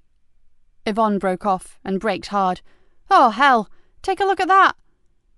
Ahead of them was an open expanse of concrete, unofficially used for parking, but right now there were no cars, just youths. Two gangs squaring up to each other like warring tribes, all ugly faces and aggressive posturing. There was little difference between them when it came to age and attitude. The only thing that separated them was that one gang were wearing masks.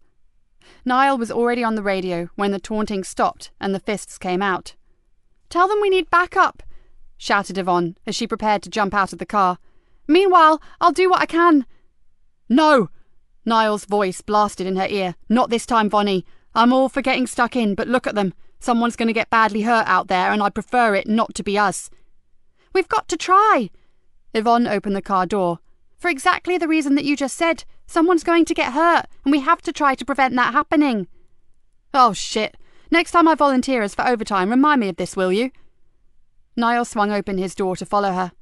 At least you've got a voice that could be heard the other side of Humber Bridge. Together, they waded in and began pulling some of the less committed thugs from the pack, and by the time 2 more police cars arrived, they were left with a heated core of some 10 kids, vicious kids, who had the red mist in front of their eyes and were giving up for no one. Leave 'em to the cavalry, called out Niall as he yanked a stick-thin youth from the back of another. We've done our bit, and it looks like half the station has turned out to mop up. Yeah, gasped Yvonne as she propelled another youngster towards the car. You could be right. Cars and vans were pouring into the estate, and the teenage rioters were now running in every direction to get away. Blimey, even old Nick and Holly Joe have made an appearance. What the devil did you say was going on down here? Niall grinned. Seems I may have overreacted somewhat. He pulled the skinny youth towards him. What's this all about? Don't tell me you're actually fighting over those damn masks. Sod off, it ain't nothing to do with me. Got caught up in it accidental-like. The boy wiped a dirty sleeve across his blood-stained lip. Really? Said Niall. And I thought it was you that jumped on that other ugly little kid over there. He looked across at Yvonne. Well, how wrong could I be? I could have sworn that I saw this poor innocent lad smack the other one with a knuckle-duster. What, the knuckle-duster just slipped into his jeans? That'd be the one. Niall gripped the boy tightly, pulling the offending implement from his pocket, and pushed him towards the car. You're coming with us, chum. As the teenager stepped forward, something slid from beneath his jacket and fell onto the pavement. Yvonne picked the mask up with distaste. Yours? The boy struggled to get free of Niall's iron hold, and when he failed, he threw her a baleful look. Give it back, pig. Sorry, Poppet, but even though it suits you far better than me, I think I'll keep it. Now, get in the car. There's a comfy little cell back at the Nick with your name on the door. Is everything against me right now? Nikki fumed. Why the hell you had to come this way to get to the bloody university beats me. I'm not local, said Joseph reasonably. It's the only way I remember, and we couldn't ignore an assistance call now, could we? With little or no effort, he frog-marched 2 youngsters towards a waiting police van. I know that. Nikki dodged a flying missile, then wrestled a youth twice her size to the ground and knelt on him until a uniformed constable dragged him up and cuffed him. "But the timing stinks!" Joseph had just relinquished his hold on 2 charges and was making his way back to her when she heard him call out, "Mum, over there!" She spun round and saw one boy rip a mask from the face of another, then turn tail and run from the brawling group. The boy who remained screamed and fell to the ground, blood oozing through his t-shirt. "Jesus, he's been stabbed! Someone call a paramedic!" Before she could get to the boy, 2 other officers were with him. "Help's on the way!" called someone, and Nikki turned to see Joseph hurtling after 2 youths, one who was still carrying the stolen mask. "Oh shit, that silly bastard's going to get himself killed!" She cursed under her breath, then raced after him. The 2 boys fled down a narrow alley, one of their usual getaway routes, but found it blocked by a stationary delivery truck. With nowhere to go, Joseph and Nikki were on them in seconds. "Come here, you little turd!" Nikki threw herself against the shorter of the 2, the one who had stolen the mask, and slammed him roughly against a garage door. Air escaped from his lungs in a loud gasp, and she snapped her cuffs neatly around his wrists. Carefully, she slipped her hands into his pocket and withdrew a sticky-bladed flick knife. "Oh, you're so nicked!" Holding him firmly, she turned to see Joseph lifting the taller boy from the gutter by his jacket collar.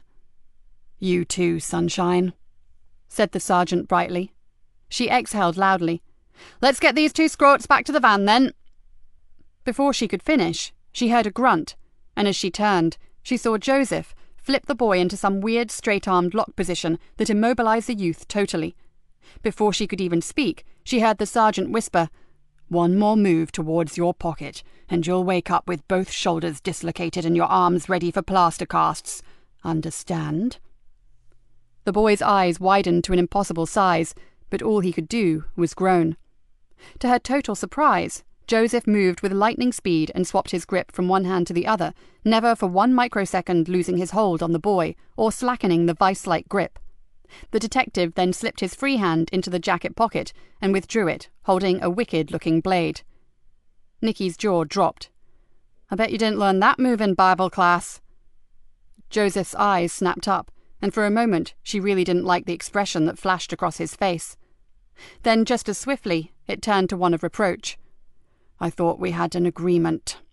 Sorry, just an observation. That was nothing like I've ever seen taught at police training school, and it's not the kind of thing you learn when sorting out the lager louts on a Friday night either." Joseph remained silent, then, pushing the terrified boy ahead of him, made his way back down the alley. Nikki followed, still wondering at what she had just witnessed. She was tough. She pulled no punches, and had been close to overstepping the mark on far too many occasions. But that was in a different league altogether. It wasn't just the unorthodox move, it was the sheer speed, not only of his actions, but of his assessment of the situation. What you saw was most definitely not what you got with Detective Sergeant Joseph Easter. Nikki remembered that strange, ice-cold look he'd given her, and shivered. Chapter 10. Nikki sped through the arrangements with the Dean and hurried back to the police station. Inside, she stopped and stared at Joseph. She had given him 2 chances to talk to her, to and from the campus, but he had chosen to say nothing. "A word in private, Sergeant," she said, then marched up the stairs to her office. "Close the door." She flopped into her chair and pointed to one on the other side of her desk. "Do you have anything you'd like to share with me, Detective?" Joseph sat down slowly, but stared at his hands rather than at her. "Don't we have a suspect to interview?" "Yes, we do, and you're wasting time by avoiding talking to me. As soon as you've told me what the hell all that was about, we go interview Mr. Brown, okay?" She narrowed her eyes, and until that happens, we sit here for as long as it takes. The silence that followed was almost tangible. Then Nikki's patience ran out. "Okay, so you were in the military." Joseph lifted his head, and she saw no anger in his face, only sadness. "That was another life. I'm not that man anymore." "From what I saw earlier, I think maybe you are." "No, I'm not!" exclaimed Joseph. A look of intense pain suffused his face. "Really, I'm not. It's just that sometimes you chance on a situation, and the old ways, the indoctrination, the reflex, whatever you like to call it, just takes over." "Lucky it did, Joseph. I had no idea that little shit had a knife. He could have killed either or maybe even both of us, and for that, I thank you." Joseph shook his head, almost violently. "Forget it. It never happened." He looked her full in the face. "And if you want to thank me, just let this go. I really don't want to talk about the past, and I'd appreciate it if the team and the other officers here never know about my background. You know that regular career police officers don't like squaddies who turn copper. In fact, some of them hate us. So, please?" Nikki tilted her head to one side. Maybe she was getting even more bitter and twisted, but recently she had found herself quite enjoying seeing someone squirm. But this was different. Joseph Easter was different. And strangely, she felt no pleasure. Just a sad sort of discomfort for him. Certainly there were a dozen questions running through her head, but now was not the time to ask them. Not with a girl missing. She nodded, and to her surprise found herself giving him the first smile that she could remember handing out for a very long while. "I think we have a suspect to interview, don't we?" The rest of the day passed in a blur, and by nightfall every available man and woman was out hunting for Kerry Anderson. Local media had been contacted, and the superintendent had made an impassioned plea on national television. Chris Brown had told them no more than they already knew, and his distraught mother had painted them a picture of a sensitive, highly intelligent, but slightly introverted, home-loving boy. Something more on a par with St. Francis of Assisi than a cold-blooded abductor of pretty girls. Then, at 11:30, Nikki received a call from one of the villagers from Barnby Odyke. A call that meant she would have to let him go. "There was a fox around, Inspector. That's why I kept going out into the garden. I have chickens, you see." "So what time did you actually see Mr. Brown, Mrs. Roper?" asked Nikki with something like exasperation. "Well, off and on, from around 7:30, right up until 2 o'clock, I suppose. I saw him when I checked me hens. He has an observatory, Inspector, big posh shed with an opening window if you ask me, but our Chris is something of a celebrity in the village. He's an astronomer, you know. Nothing he don't know about stars and stuff. Sometimes he's out there all night." "Yes, and?" Nikki tried to keep her cool. "Well, I saw him going in and out, didn't I, moving his telescope around. Oh yes, and once close to midnight his dog started barking. Must have smelt the fox, I reckon. So he had to be there all evening, Inspector." "And to your knowledge he was alone, Mrs. Roper?" "Well, I can't swear to it, but I never saw anyone else."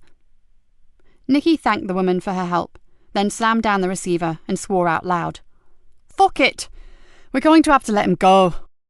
She puffed out her cheeks in exasperation. Joseph shrugged.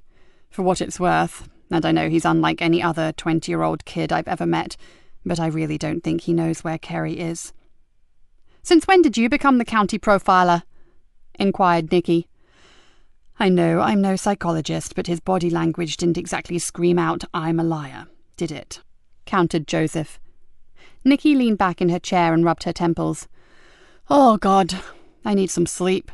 But how can I walk out of this station with a girl missing?" "We have to. Wherever Kerry is, she needs us to be 100% on the ball. And as most of the Fenland Constabulary are out there looking for her, there's little left for us to do right now." Joseph yawned and examined a darkening bruise on his wrist. "Plus, as we've just spent a happy hour brawling with Cabra thugs, I think we can grab a few hours shut-eye without too many recriminations." "Oh, shit! The boy who got stabbed! I'd better get down to the hospital and check on him." Nikki could feel the shadow of a headache forming behind her eyes. "I rang while you were on the phone, Mom. He's conscious and stable. He's got 2 uniforms with him until he's well enough to interview, so you can relax over him." "Nevertheless, that kid got stabbed because of one of those bloody masks. I need to get those evil things off the streets before something even worse happens." She gave him a look full of frustration. "There are not enough hours in the sodden day." "My digs are near the hospital. I can call in if it helps. A couple of hours' rest will charge me up again." He stood up. "If that's all right with you, Mom?" Nikki nodded. "Would you? That injured kid may just be scared enough to tell you something about the masks. It's worth a try, and I have no doubt you'll be a damn sight more compassionate with him than I would be." "No problem. See you later, Gov." Joseph walked to the door. "And Sergeant," she called after him. "About earlier. I won't be mentioning it again, but thank you. I still believe your actions may have saved our lives." Joseph Easter didn't answer immediately, but he paused in the doorway, then threw her a small smile. "Any time, Mum." Nikki sat for a while. Her first day with her new detective sergeant had been quite something, and he was certainly a far cry from what she had been led to believe. She frowned. Maybe for her own safety she should make it her business to find out more about him. One thing was certain, he was a man who had deep, dark secrets. Nikki gave a short bark of laughter that echoed around the empty office. If anyone should know about keeping secrets, it was her. Yeah, when it came to talking about the past, let's hear it for Nikki Galena, the queen of the sealed lips. She yawned. Just one more thing to do, then it was a hot shower and a few hours' sleep. She flipped open her phone. Maybe it was the horror of having a young woman missing on her patch, maybe it was tiredness, or maybe it was the flashback she kept getting of her new sergeant immobilizing a thug in the time it took her to blink. But she needed to see Hannah. She flicked down to H and pressed call. Sure, it was late, but she really needed to talk to her precious daughter, and a quick visit might do them both good. After just a few words, Nikki grabbed her coat and went out into the night. The corridors were almost empty and dimly lit. Energy-saving, Joseph supposed. Whatever, it gave the rambling old hospital an eerie feeling. His footsteps sounded oddly loud as he tried to locate the lifts, and several times he found himself glancing over his shoulder. The injured boy, Callum Lodge, had had a close shave, but was out of danger. Sadly, he had little inclination to talk to the police, even if they had saved his life. The youth had been both scared and aggressive, but Joseph had managed to extract a few more snippets of information about the masks. And then Callum had mentioned a name, well, a street tag. It wasn't much, but it may help. He'd check it out first thing in the morning. Joseph cursed softly and decided that he must have taken a wrong turn. If it had been Fenchester Hospital, he could have done it blindfold, but this place was a maze of unfamiliar clinics and corridors. After a while, he was forced to admit to himself that his usually reliable bump of direction had failed him. He was on a long straight passageway that he certainly did not recognize from his trip in. He walked along for a while, hopeful that he would find a way out sign. Then to his relief he spotted two nurses hurrying out of a door at the end of the corridor ahead of him.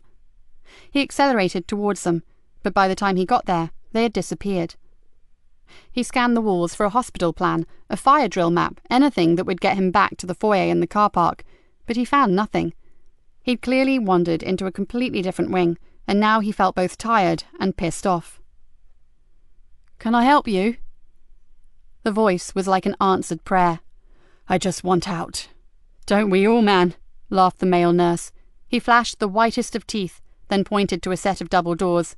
"Go through there, past the high dependency unit, and you'll see the lifts. Down one floor, turn right, go 100 yards on, and freedom is yours." Thankfully, Joseph made his way through the doors, then froze in his tracks. Going towards one of the rooms some way ahead of him was his new detective inspector. For a moment, he queried his observational skills, but as he watched the back of the woman, he knew he had not been mistaken. It was definitely D.I. Galena. For some reason, he pulled back and waited for her to go inside. His mind raced. Why was she here? Had she decided to talk to Callum anyway and then got as lost as he had? He doubted that very much. This was her patch. She wouldn't get lost on her own turf. And her stride had been confident. She knew exactly where she was going. He moved slowly forward. And where exactly was that, he wondered. Almost tiptoeing along the deserted corridor, Joseph approached the room that he had seen her enter. The door was shut, but there was a small glass window set in it. Keeping to one side so as not to be noticed, Joseph glanced inside. Nikki Galena sat holding a young woman's hand in hers. The girl, just a teenager, lay unmoving in the bed. He could see Nikki's mouth working as she talked animatedly, but there was no similar response from the girl. In fact, as far as Joseph could see, there was no response at all. Joseph swallowed hard and moved back. He had just witnessed something that was intensely private, and he truly wished he hadn't.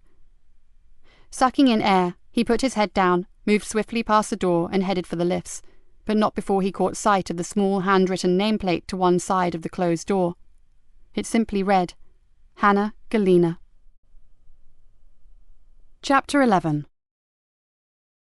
Nikki had only managed to snatch a few minutes' sleep in between tossing and turning uncomfortably on her sofa. Earlier, when she had finally arrived home, she had felt better. It always helped to talk to her daughter, and she was sure she'd seen signs of improvement in Hannah. The nurses had not agreed, but then they wouldn't. It wasn't up to them to give what may be false hope. But a mother knew best, didn't she? She had curled up under her blanket, believing, as she always did, that one day she would get her beautiful daughter back. But then the dark thoughts had descended. Thoughts about Kerry Anderson. Would her parents ever get their beautiful daughter back? The clock was ticking, and they still had nothing to go on. And then there were the other disturbing thoughts about Joseph Easter. Since the fight on Carrborough Estate, she had been seeing flashes of how her new sergeant had conducted himself. Those lightning-fast moves were not right, and those later comments about being a squaddy? No squaddy she'd ever met had that kind of reflexes. And they were always proud of their regiment, far more so than their place in the police force. That was why they were often disliked, because their allegiance was always, first and foremost, the army. And Joseph wasn't like that at all. As Nikki locked her front door and stepped out into the early morning air, she wondered if she should talk to Rick Bainbridge about him. After all, the super had made some comment about there being more to Joseph Easter than met the eye. Perhaps he knew something she didn't.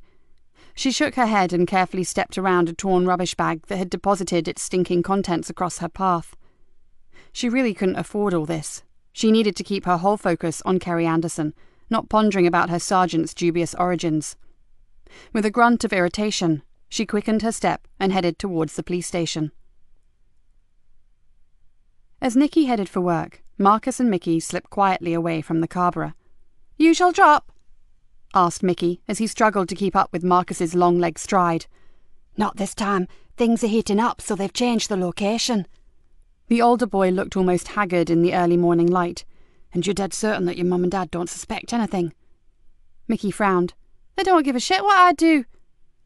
"You know what I mean, Muppet. You are being careful, aren't you?"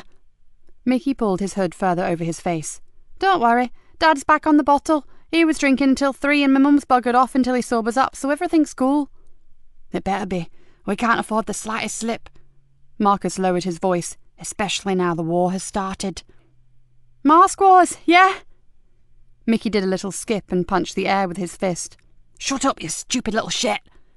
He lifted his hand to his forehead and glowered at the younger boy. "I've had it up to here with you. You're a fucking liability, you know that. Why the hell did I pick you of all the kids on the borough?" "'Cause no one gives a flying fuck about me, and I've got the face of an angel, which always helps." Marcus gave a hopeless sigh. "Yeah, I guess, but will you please keep your voice down? In fact, just shut it until we get there." "Where are we going?" "I told you to shut up. You'll know soon enough, and hurry up, we only have 15 minutes to get there." They walked the next half-mile in silence, then Marcus slowed his pace and looked around. Ahead of them was a narrow walk down to the riverbank. Not the popular bit, where joggers fought for breath and early-bird commuters took a shortcut to the station, but a dingy, shadowy track that ran beneath a railway bridge and stopped at the back of a disused bedding factory. "Neat," whispered Mickey. "No one goes down here except for a piss." Marcus ignored him and strode off towards the dark tunnel. He had almost disappeared before Mickey chased after him. "Can you see anything?" "Yeah, they're here. Shift your ass and come and help me." Marcus had pulled an Adidas sports bag from his shoulder and was ripping open a large cardboard box. He removed a fat, plain envelope, then grabbed a handful of the familiar rubber masks. "Here, get these into your rucksack. We don't have long." Mickey jammed the masks into his bag, then hoisted it over his back while Marcus zipped up his own, then returned to dispose of the box. He tore the cardboard into pieces and dunked it into the sluggish river water. When it was well soaked, he screwed it up some more, then stuffed it under some straggly, brambly bushes on the edge of the river. "Let's go." Pushing the smaller boy ahead of him, Marcus headed back up to the road. "Now, we have another change of plan, Muppet Face. Come with me and don't ask any questions."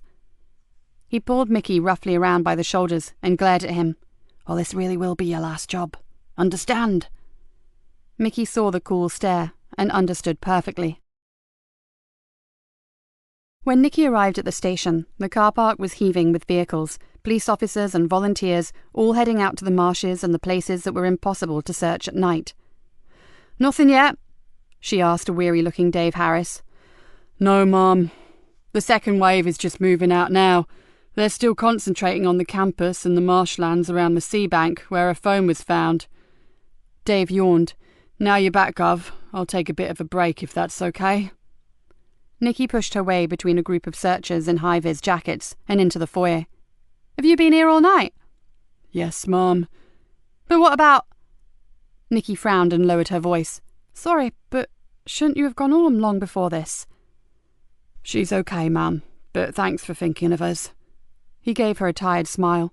"I've arranged a carer, just to cover me short-term like." "Surely there's enough bodies here to comb the fens without you."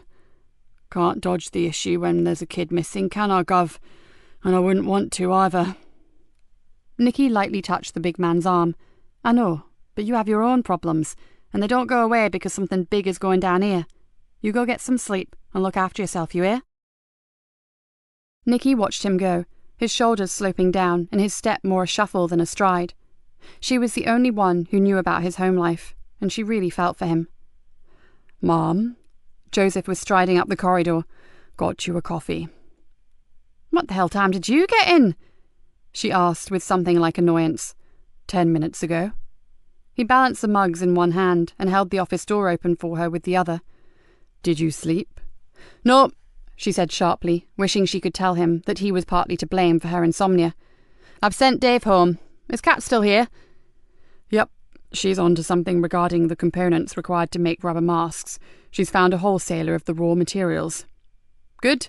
And what did you find out from the victim of yesterday's knife attack?" Joseph stared at her thoughtfully for a moment, then flopped into a chair. "Well, the masks really do just turn up, dumped around the estate or in schools or recreation grounds. Callum swears that no one knows where they come from." "And you believe him?" "No reason not to." Joseph sipped his coffee. "He started off all tough, then when he realised I was prepared to take residence beside his bed, he started talking, probably just to get rid of me." Nikki gave a long sigh. "So, he's told you nothing that we didn't already know?" "Not quite. He gave me a name." "What?" She leant forward eagerly. "Well, a street tag. I haven't had a chance to run a check yet." "And? What the hell is it?" "Fluke." Nikki choked back a gasp. "You know him?" It was Joseph's turn to look surprised. "I know enough to say don't bother running that check. You won't find anything." The sergeant jutted his jaw forward. "So, you've already had a lead on him?" Nikki leaned back in her chair. "With regard to this case, no. And sadly I don't know a damn thing about him." "Then maybe I should get down to the Cabra and make a few inquiries." "And you think they'll talk to you?" She gave a short laugh. "I don't think so." "Someone may. One of the mothers, perhaps." He shrugged. "They will have been pretty shaken up by a young kid getting stabbed." "Oh, get real, Sergeant. On the Cabra it's a common occurrence, and right now we have to concentrate on Kerry Anderson." "She came from that estate," said Joseph pensively. "Do you think there may be a connection?" "I can't make one personally." The thought had already crossed Nikki's mind. Kerry comes from the northern side, not an area known for trouble. Well, not anywhere near on the scale of that around the flats or the south side. She pulled a face. And how would a hard-working young student possibly be connected to a spate of petty crimes committed by a load of masked yobs? It doesn't make sense. "Oh, that's another thing that Callum said. He overheard this Fluke mention something called mask wars. He doesn't know what it means, and it's only the intensity of that fight yesterday that made him think about it." "Mask wars," repeated Nikki softly. "They'd risk their lives for a crappy piece of rubber. Hell, I know some of these kids have had half their brain cells devoured by alcohol and crack, but this is plain insanity." "I agree," sighed Joseph. "But as you said, we have Kerry to worry about. So what now?" Nikki finished her coffee and stood up. "Back to the university. I want to get up close and personal with her friends. Someone knows more about her relationship with Chris with a K than they've let on." "You really don't trust him, do you?" Joseph grinned at her. "He's a weirdo. And I don't trust weirdos. As they arrived at the University of the Fens, the sun was just coming up. A green-gold glow suffused the glorious old trees that were a legacy of days gone by with an almost magical luminescence. "This is really beautiful," mused Joseph. "My university was an inner-city concrete monstrosity." Nikki swung the car into a tight parking space and killed the engine. "My heart bleeds for you." She slammed the door. "Didn't quite get that sort of education myself. Had to work for a living." She marched on ahead of him, but couldn't help wonder how many squaddies had ever gone to uni. "We'll split up. You take the students to the right of her pod, I'll take the left, and anything you think may be useful, call me. With luck, they'll still be half asleep and easier to interview." The door to the hub swung soundlessly open. "See you back here in half an hour, Sergeant, and we'll reassess." "Nothing much, Mom." Joseph perched on a high stool and looked across the hub. "They will know Chris Brown by sight, and one or two have seen his astro photographs, which I'm told are awesome, but no one believes that Kerry and Chris are an item. In fact, most of them laughed at the notion." "Same damn thing with the ones I spoke to," grumbled Nikki. "One point, though," said Joseph. "A guy called Lewis, who was organising this field trip with Kerry, mentioned that Chris had been mugged recently." He rubbed his chin with his forefinger. "Probably not connected, but worth asking Mr. Brown about it, don't you think?" "As good a reason as any for taking another trip out to Mr. Weirdo's place." Nikki stared around at the small clusters of students gathered in the meeting place. "He's still my number one, even if his mother believes he's a modern-day saint." She looked back at Joseph. "Anything else?" Joseph pulled a face. "Nothing specific. I just get the feeling that no one here really knows Kerry." He paused, then said, "And how many girls do you know who have no close girly mates to gossip with?" Nikki nodded. She understood exactly what her sergeant meant. The kids were shocked by Kerry's disappearance, but their reaction had been more detached than she would have expected. If Hannah had disappeared, Nikki was pretty sure that her girlfriends would have been distraught, throwing every kind of teenage histrionic known to man. If she's a top swat, perhaps her contemporaries don't like her. Maybe they're jealous of her good grades or the attention she gets from the tutors. Could be, but it didn't seem that way. There was no animosity there. I just didn't get the reaction I was expecting. Joseph shrugged. Maybe I'm just out of touch with youngsters these days. There was a strange wistfulness to his voice that was not lost on Nikki, but now was not the time to wonder on the enigma that was Joseph Easter. "Right, then it's back to the station." As they reached the car, Nikki's phone rang. After a few curt words, she hung up. "Problem, Mom?" Joseph's face was apprehensive. "More trouble on the Carbra. A group of masked yobs have torched a car." "Are we required, Mom?" "Not this time. Uniform has got it covered." Nikki looked thoughtfully at her sergeant. Was there a hint of disappointment there? Or maybe it was relief. It was hard to tell. "So, I think it's time we paid a visit to Kerry Anderson's mother and father." Joseph took a deep breath, then nodded resignedly. He clearly had no more liking for facing grief-stricken parents than she did. As they got into the car, she tried to conceal the small private smile that played on her lips. So maybe she and her strange sergeant had one thing in common after all. Chapter 12. The Andersons' pride for their daughter screamed all around the small terraced house. In most rooms, photographs, diplomas, certificates and press cuttings practically replaced wallpaper. And that made the absence of the girl herself even more poignant. Sergeant Lucy Wells, the family liaison officer, had a brief word with them in the kitchen before they spoke to the parents. "Mr. Anderson is very quiet, but I think he's more switched on to the gravity of what's happened than his wife. She's a bit flaky, convinced it was a great big mistake, and her daughter will come marching through the door at any moment." "Well, we can't blame her for that, can we?" said Nikki flatly. "Of course not, but I'm worried about her. Apparently she's not strong at the best of times, and this has been one hell of a shock for her." "I assume her doctor has seen her?" "Oh, yes," said Lucy. "She's got a bucket load of pills for her nerves, but I'm still keeping a close eye on her." "And you have no suspicions about the father?" asked Nikki, knowing the sad statistics about the abductor being a close family member. "If it's him," Lucy raised an eyebrow, "I'll give up my career and go cut cauliflowers for a living." Okay, well, we won't overdo the questions, but maybe they know something that could help us, even if they don't think it's relevant. In the living room, the Andersons sat close together on a floral-patterned sofa. Lucy introduced them, then went to make some tea. "Can you tell me why Kerry is in halls of residence when you live so close to campus, Mr. Anderson?" asked Nikki. The man rubbed at the stubble on his chin and sighed. "We argued about that, the wife and me, but it came down to the simple fact that we live on the Carborough. It's hardly the kind of place where a youngster can get some peace and quiet to study." As if on call, a police siren echoed across the estate, and that was soon joined by several more. "That's the norm around here, and this is the quiet part," he added miserably. "We know, Mr. Anderson. Our uniforms spend as much time here as they do in their own homes, and I take your point, but I thought universities usually kept those rooms for students from out of the area." "The principal, Dr. Villas, was very kind. He made an exception considering her unusually high pass marks and her dedication." "This can't be happening. Not to my Kerry." The mouse-like woman on the sofa suddenly flared up like a reborn phoenix. "Who would want to hurt her? She's such a good girl." "Mary, Mary." Hugh Anderson's voice sounded horribly tired. He patted the woman's shoulder gently. "We have to try to help these good people. They're as worried about our lass as we are. So no more outbursts, my darling, because they really don't help." Mary Anderson slumped back, almost disappearing into the cushions. "I'm sorry." "There's no need to apologize, Mrs. Anderson. No need at all." Joseph's voice was full of real compassion. "It's us that should be sorry.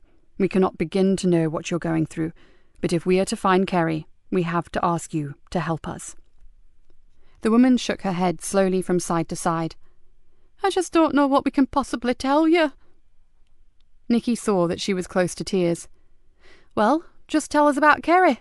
Her likes, dislikes, friends, hobbies, pets, anything you can think of. Just talk about her to us." They talked for over half an hour, and Nikki began to build up a picture of the missing girl. Kerry, it seemed, was not a social student, and although likeable, she was so unusually single-minded, so totally committed to her photographic studies, that they overpowered even the need for close friends, and something about that image disturbed Nikki. Back in the car, she turned to Joseph and abruptly said, "Didn't have a lot to say, did you, Sergeant?" She felt the temperature drop a few degrees before he answered. "Not something I enjoy." His words were clipped. "Frankly, I'd rather face a few tooled-up thugs in a dark alley." "I bet you would," she thought, but said, "Well, at least what you did say seemed to come from the art." Joseph did not answer this time, so she continued. "So, regarding Kerry, did you get the feeling that she would have sold her soul to get away from the Carborough?" Joseph turned the key in the ignition. "I did. And all things considered, it's a marvel she stayed on the straight and narrow. She had to have some special kind of strength to remain focused on getting to uni. I dread to think where she would have ended up if she'd relinquished her dream." Nikki nodded thoughtfully. "Some of the names that her parents gave us, contemporaries from junior school years, they would not mean much to you, but I can assure you that as young adults, they are regulars in the custody suite." She sucked in air, and the name Frankie Doyle was something I never thought I'd hear from anyone in connection with Kerry Anderson. "Why? Is she known to us in some way?" "She's known to me," said Nikki through gritted teeth. "And not in a nice way, I guess." Joseph stared at her inquiringly. "She's poison. She hurts people. Innocent people." Nikki stared out of the windshield. "And I've never managed to pin a bloody thing on her." She felt an involuntary shiver chase down her spine. Her own inquiry, the very private one that she'd successfully kept under wraps for so long, was suddenly becoming entangled with the hunt for Kerry Anderson, and with this bloody mask war, whatever it was. She bit down hard on her lip and glanced across to the man sitting next to her. No matter what his reputation said about him, he was the most astute officer she'd worked with for years. He was no fool, and she'd be a fool herself to try to deceive him. The problem was, just how much was she prepared to tell him, and because of his secrets, she couldn't totally trust him. Her mind went into overdrive. She clearly needed some time to work that one out, so all she could do at present was stick to basics. "One thing, though. One of my sources reckons Frankie Doyle's started mixing with some very nasty people, so hopefully she'll get out of her depth and slip up. And I'll be waiting." Joseph raised an eyebrow. "Then it sounds like Kerry was very lucky to get away from them." Nikki bit her lip again. If she did. "You won't believe this, Mom, but Archie Leonard is here to see you." The civilian from the front desk pounced on them as they entered the station. "He's been here for ages." "What the hell?" breathed Nikki. "Even I've heard of him," muttered Joseph from behind, "the godfather of the Cabra." "Well, this is a first. You'd better sit in, Sergeant. Could be interesting. Try to stop me." But first," Nikki pulled Joseph to one side and dropped her voice to little more than a whisper. "Just so that you know, Archie Leonard is no mindless thug, okay? He's been the king of the Cabra for as long as I can remember. His family have lived there since it was built, but he's an old-school crook, if you know what I mean." "What, one of the heroes and villains brigade?" "Yeah. Even when I was a rookie, he was the man. But you knew where you stood with him. Life was like a massive game called Them and Us, and when they won, we worked harder, and when we won, they threw up their hands and coughed to it." "Surely it was never really like that. No one said, 'Fair cop, officer, I'll go quietly,' did they?" Joseph's eyes widened. "Not quite, but Archie Leonard and his two brothers earned quite a bit of respect back then." Nikki ran a hand through her hair.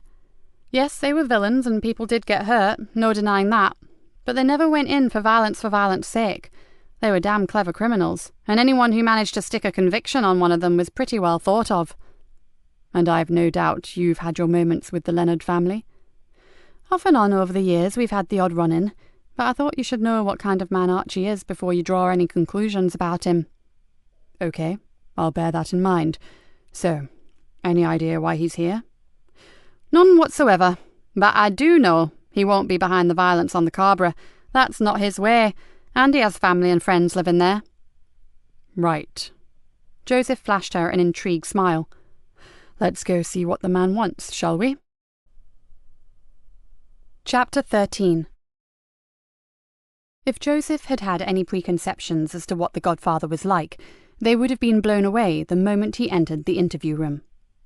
Archie Leonard sat at the desk, sipping black coffee. 3 other empty beakers were lined up on the table in front of him. Joseph smiled inwardly at the understated indication to the inspector as to exactly how long the man had been waiting. Joseph did a quick appraisal and noted a man who would have looked totally at home in a courtroom, but not in the dock. Archie Leonard would have been the one dressed in a red robe and wearing a curled wig. He was straight-backed, good-looking in a greying, distinguished way, and had piercing, intelligent, bright blue eyes. Nikki strode into the room and straight up to Leonard. "Archie, how are you?" Joseph remained close to the door and silently observed the greeting. He hadn't been in the Greenborough long, but D.I. Galena was giving this high-ranking criminal the warmest smile he'd seen her stony face produce since he'd met her. And just as surprising, the feeling was clearly reciprocated. Leonard had clasped her outstretched hand in a 2-handed grip and was pumping her hand up and down with obvious warmth. There was history here, and Joseph wondered what the hell it was. When Leonard finally let her go, he sat back down and drew in a deep breath. His gaze then whipped round to Joseph. "And you are?"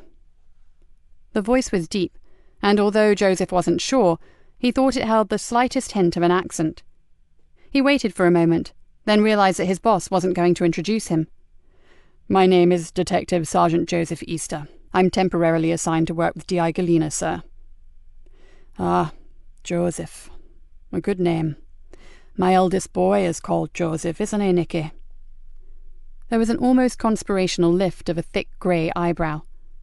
The D.I. chose to ignore whatever that implied, and simply nodded. "But you haven't come here to discuss the family, have you, Archie?" "Actually, I have." There was a long silence. Then she said, "Look, I know that you'd rather eat broken glass than walk in here voluntarily, so it has to be serious. What has happened?" The man seemed to shrink as he said it. "Lisa Jane's missing." "Your brother Frank's daughter, the pretty one with the long dark hair?" "All our girls are pretty." He looked at the D.I. reproachfully. "But yes, the long dark hair. My lovely Lisa Jane." "How long has she been gone?" She was clearly shocked. 2 days. She was going to a new club with her friends, but she never arrived." For God's sake, Archie, why didn't you come to me sooner? The man looked excruciatingly tired. You know how we do things, Nikki. The family wanted to sort it. I know you never involve the old Bill, but hellfire, man, this is Lisa Jane we're talking about. She swung round and looked Joseph straight in the eyes. Lisa Jane Leonard, 19 years old, beautiful, dark brunette, brown eyes. Small scar below her left ear, and a tattoo of a butterfly on her right shoulder blade, added Archie painfully. Right, so sit, Joseph, and get down what Archie has to say. The DI jabbed a finger at the chair next to her. Joseph frowned. Shouldn't I put a tape in, Mom? No, you shouldn't. She looked hard at him. No tapes, just you and a pencil, okay? Now was not the time to argue.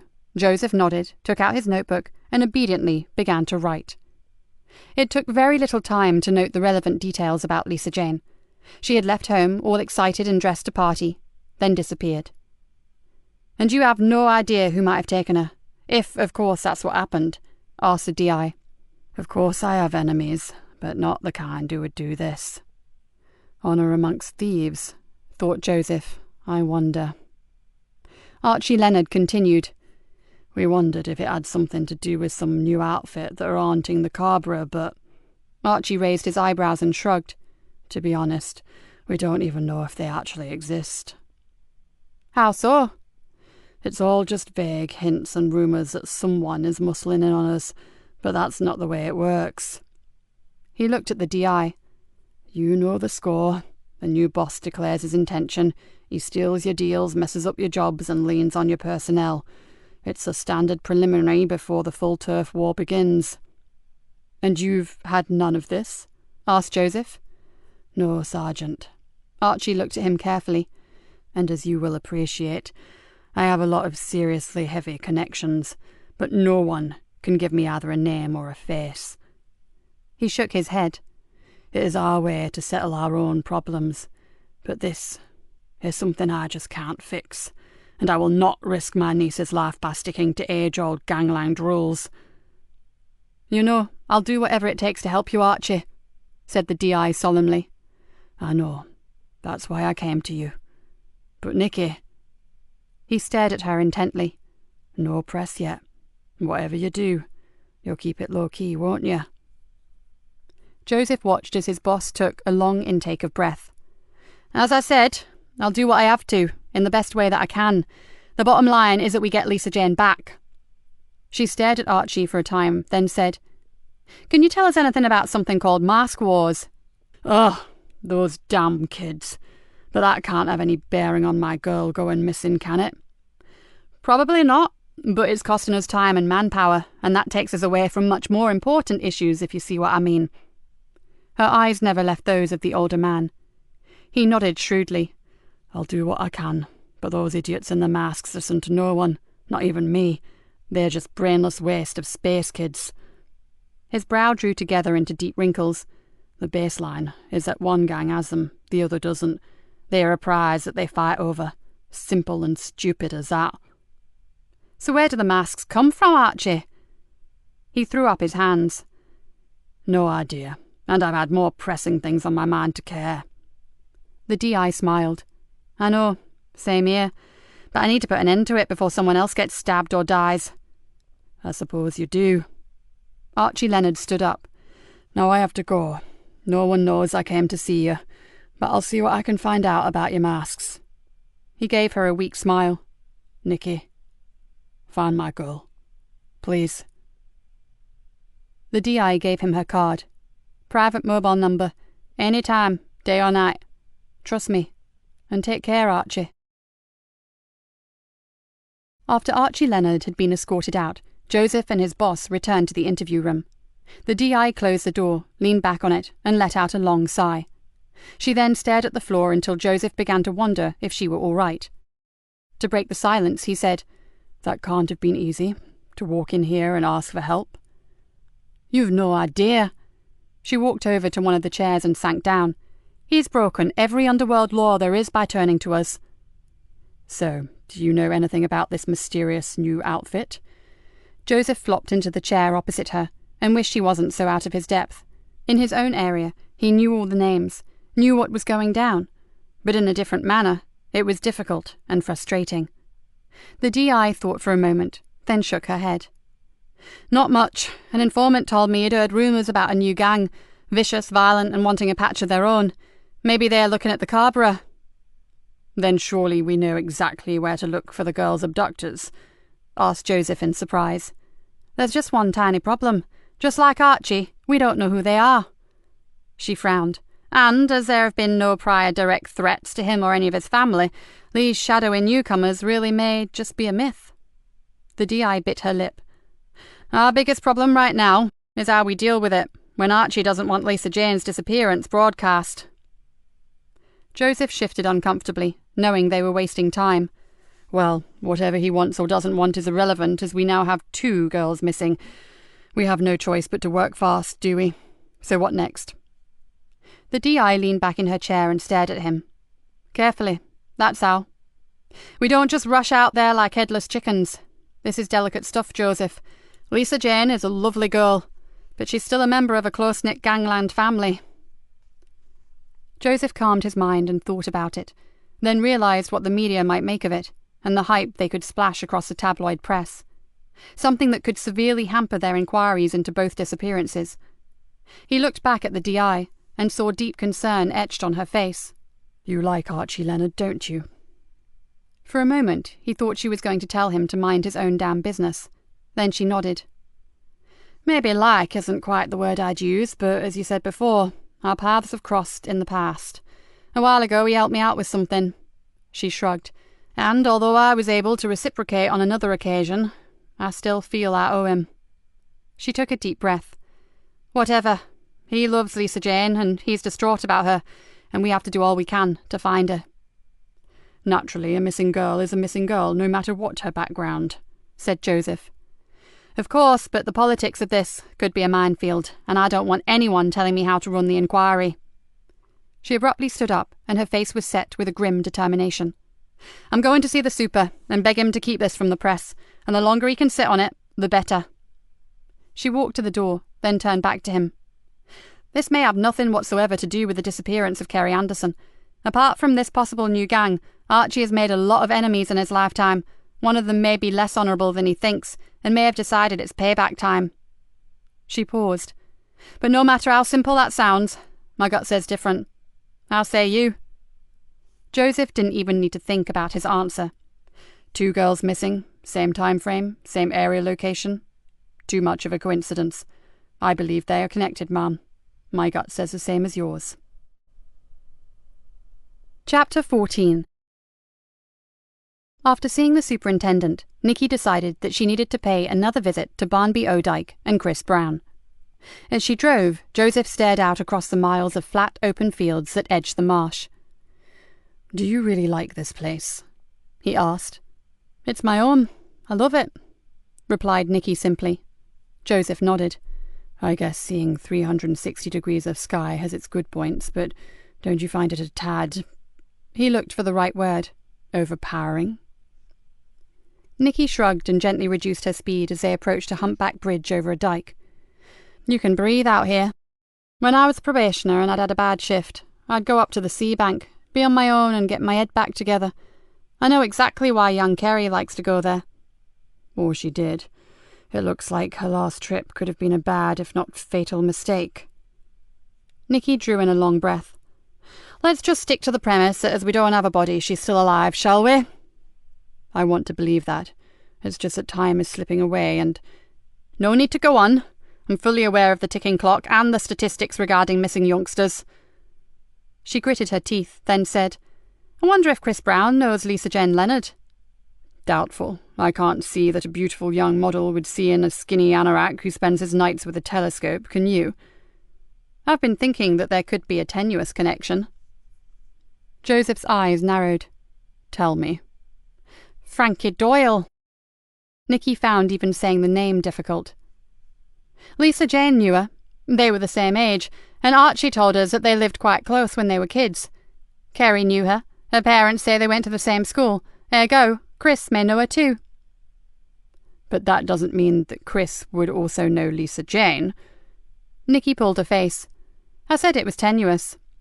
Before Joseph could answer, the radio crackled into life and they heard her call sign. DI Galena, over. Ma'am, it's Sergeant Jack Conway. What's your position, please? Siltmarsh Lane en route to Barnby Odak. We've had a call from the farmer who owns Amber Drove Farmhouse. He's reported finding the body of an IC1 female in one of his barns. Can you attend? Nikki stiffened. On our way, Sergeant. ETA 2 minutes. She floored the accelerator. Amber Drove Farmhouse was an imposing stone building with a collection of massive barns and numerous outbuildings and glass houses. The whole place was meticulously neat and reeked of old money. As Nikki parked close to a stable block, the farmer hurried out to meet them. As she got out of the car, she noticed the pale face of a woman, probably the man's wife, staring at them from the downstairs window of the house. From the look on her face, finding bodies was clearly not in the country diary for a Tuesday afternoon. Nikki flashed her warrant card and made the briefest of introductions. The farmer was a big, broad-shouldered, florid-faced man. I'm Nigel Greaves. God, you got here quickly. I only rang 999 a few minutes ago. Has this area been checked by the search parties yet? Asked Nikki. No, although I had a call yesterday to ask me to look in all my outbuildings, which I did, but somehow I forgot the lower barn. It's just a shell, and it's so inaccessible that I left it until last. Then I got sidetracked. The man looked apologetic. I'm sorry, but running all this can be pretty demanding. So where is she, Mr. Greaves? Can you take us to her? Of course. This way, Inspector. The man moved off towards the stable. Know how to ride one of these?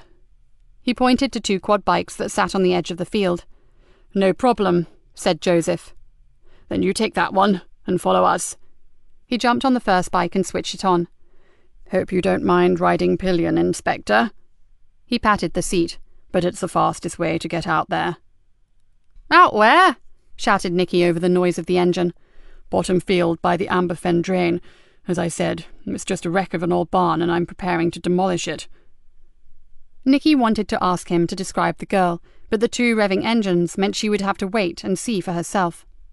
Nigel Greaves checked that she was ready, then accelerated out onto the narrow path across the fields. Joseph spun his bike around and with considerable skill caught them up. It may have only taken about 3 minutes, but the track was rough and uneven, and as Nikki hung on grimly, she wondered if they would ever get there. Finally, the dark, dilapidated hulk of a barn drew closer, and she began to worry. Would it be Kerry Anderson, or Lisa Jane, or maybe another girl, one they didn't even know about? Whoever it turned out to be, Nikki was not looking forward to walking into the gloom and seeing a dead youngster. She swallowed hard. After everything that had happened in the past, she was going to need every ounce of her strength just to walk in there, and as the bike pulled up, her feelings of deep concern turned into dread. A silence fell over the vast landscape. In the distance she could see the wash, glistening and sparkling. A light breeze whispered across her skin, and she stared at the decrepit old barn. This disgusting, decaying building was not fit to be the last resting place of a lovely young woman, no matter who she was. She's at the back. She's lying on some old hay bales. Nigel Greaves's voice held a hollow tone. I'd rather not go in again if you don't mind. I'm no coward, mind you, but I've got kids of my own and... Joseph leaned forward and gripped the man's shoulder. We'll take it from here, sir. No need to see more than you have already. He gave the man a serious kind of smile, then added, Would you go back to the farmhouse and wait for our colleagues? This is a pretty remote spot. I would think it'll take them about 15 to 20 minutes from town. He looked around. I assume there is no other way to get out here. The man shook his head. No, the sea bank veers around towards the coast about a mile back. The way we came is the only route, I'm afraid, and you won't get any normal vehicle out here either. You'll need something that'll go off-road. You get back, sir. We'll radio in and get a 4x4. You're welcome to use some of the farm vehicles. Nigel Greaves climbed back onto the quad bike. There's one thing I haven't mentioned. He paused and looked at them, suddenly uncertain of himself. And what's that, sir? Nikki was getting very bad vibes from the man. When I phoned in, I couldn't describe her because she's wearing some kind of horrible mask. Shocked me rigid, I can tell you. I only knew she was a young woman from her clothes and her body shape. Okay, said Joseph gravely. You go now, sir. Greaves didn't need a second telling, and he rode away, earth flying up from the thick tyres, and with not as much as a glance back. The man was more than glad to be leaving his wreck of a barn and all that it concealed. Nikki wished she could do the same. Then she took hold of herself. There was no way around it. She pulled on a pair of gloves. "Come on, Sergeant. Let's get this over with." She moved forwards, knowing that she looked far more in control than she really was. It took a moment or two for their eyes to grow accustomed to the gloom inside the old building. The floor was littered with detritus, and they had to pick their way between shattered packing boxes, heaps of decaying root vegetables, and small piles of bird shit. "Watch where you walk." Joseph had moved ahead of her, and his voice had taken on an air of command. "There are bits of old farm machinery here. An unprotected blade or spike could shear clean through your ankle." He's back on patrol, thought Nikki, and suddenly she was glad to have him with her. Slim shafts of light crisscrossed the barn, where the sun had found its way through the gaps in the broken and rotted walls. Dust motes swam in them, giving the whole place a strange, surreal effect. As they carefully moved forward, the smell of decaying vegetation and musty wood turned into something else, something far nastier. Nikki almost gagged. It was a smell she never got used to. She glanced across to Joseph, but like an automaton, he was still moving forward, his face set like stone. Nikki sighed. Gentle and mild-mannered he may appear, but Joseph was obviously no stranger to violent death. "She's here," he said softly. Nikki shivered. She really wasn't sure how she would cope, but she had a damn good idea it would not be well. This was all too familiar, too close to home. "Who is it?" she whispered. Joseph's body was still between her and the dead girl. "Can't say. It's like the farmer said. She has one of those damned masks over her face." Kerry was wearing hiking boots. Nikki moved closer, but still could not bring herself to look directly at the girl's body. Then she saw 2 white, straight-toed, bare feet protruded from the end of the rotting hay bale. "Oh, dear God, the poor child." "We have to get that filthy mask off her," said Joseph. "No," she snapped. "We'll compromise the crime scene. They'll need to photograph it." Joseph's voice was calm. "Mom, we have to know who she is. I'll take every precaution." He pulled a large evidence bag from his pocket. He was right. "Then do it, Sergeant." All Nikki wanted to do was run away, but this was something she knew she had to face. So she set her jaw and pulled on a mask of her own, the professional face. With her stomach churning, she stepped forward and began to clinically appraise the scene. The girl, clothed only in a short blue skirt and a thin cap-sleeve t-shirt, lay on her back across 2 mouldering hay bales. The hideous rat-like death mask concealed her face, and from the blotchy discoloration of the skin, she had been dead for a while. Nikki had seen her fair share of unnatural deaths, and she guessed at maybe 2 days. There was no obvious cause of death. "Right. Are you ready?" Joseph had carefully moved around to the back of the grotesque tableau, and with gloved fingers, prepared to remove the mask.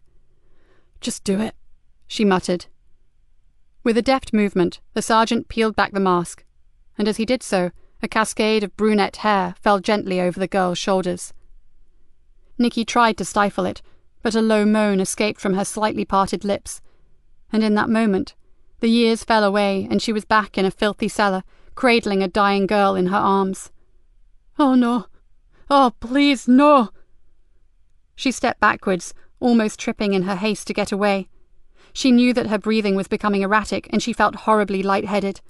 Then her heart began to pound like a hammer against her ribs, and she knew immediately what was happening. She had not had a full-blown panic attack for years, and the intensity of it was terrifying. "Breathe. Come on now, Inspector. Look at me and breathe with me." Joseph was in front of her, holding her by the shoulders and demanding that she watch him. His face looked weirdly distorted, but she heard his voice echoing as if they were underwater, and she tried to do as he asked. "Can't!" A roaring noise filled her head, and her chest tightened. "You can. Concentrate on me. Now. In. And out. Slowly. Calmly. You can do it. In. And out." After a while, her desperate battle for breath began to ease, but she still couldn't focus properly or talk to him. It's okay. It's okay.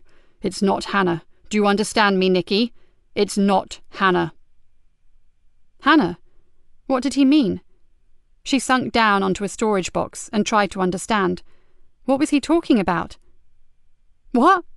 She gasped, still trying to control her breathing. What the hell do you know about Hannah? I've seen her. I saw you with her. At the hospital. Even through her own discomfort, she knew that he sounded horribly miserable at the admission. I never mentioned it because I wanted to respect your privacy.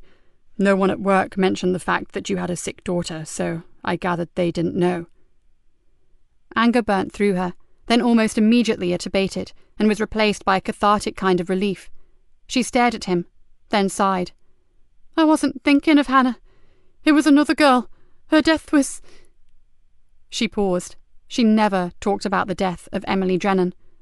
Just too much of a waste to bear.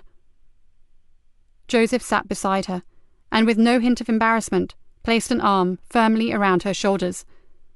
An old case. A bad one. The worst. There's always one that takes your world and tears it to shreds. Nikki nodded numbly, then had the saddest of thoughts. It was irrelevant to the case, but she could not remember the last time that someone had held her. A tear formed in her eye, and she sniffled it back. When she'd had attacks in the past, and there had been quite a few just after Emily's death, they had always been immediately followed by a period of black depression. It didn't last long, but during that time she felt unnaturally aggressive and was best left alone. Today was different. She just felt sick, tired, and vulnerable. And there really was no time for all this. She straightened up. We should contact the station. Let them know. Not yet. You take a minute to calm yourself before they get here, hey? They are already on their way, and this is one heck of a backwater. He paused for a moment, then said, The dead girl? It's Lisa Jane Leonard, isn't it? I saw the tiny scar beneath her ear. Nikki nodded. Archie and his family will be devastated. Everybody's family gets devastated at one time or another, doesn't it? The arm remained gently across her shoulders, and his hand squeezed her reassuringly. How long has Hannah been in a coma? She's not in a coma, replied Nikki. It seemed odd to talk about herself, so odd that she almost didn't know how. She was, but now she can breathe for herself. She looked down, but that's about all she can do. She's in what they call a persistent vegetative state. Joseph puffed out his cheeks. Phew. How long?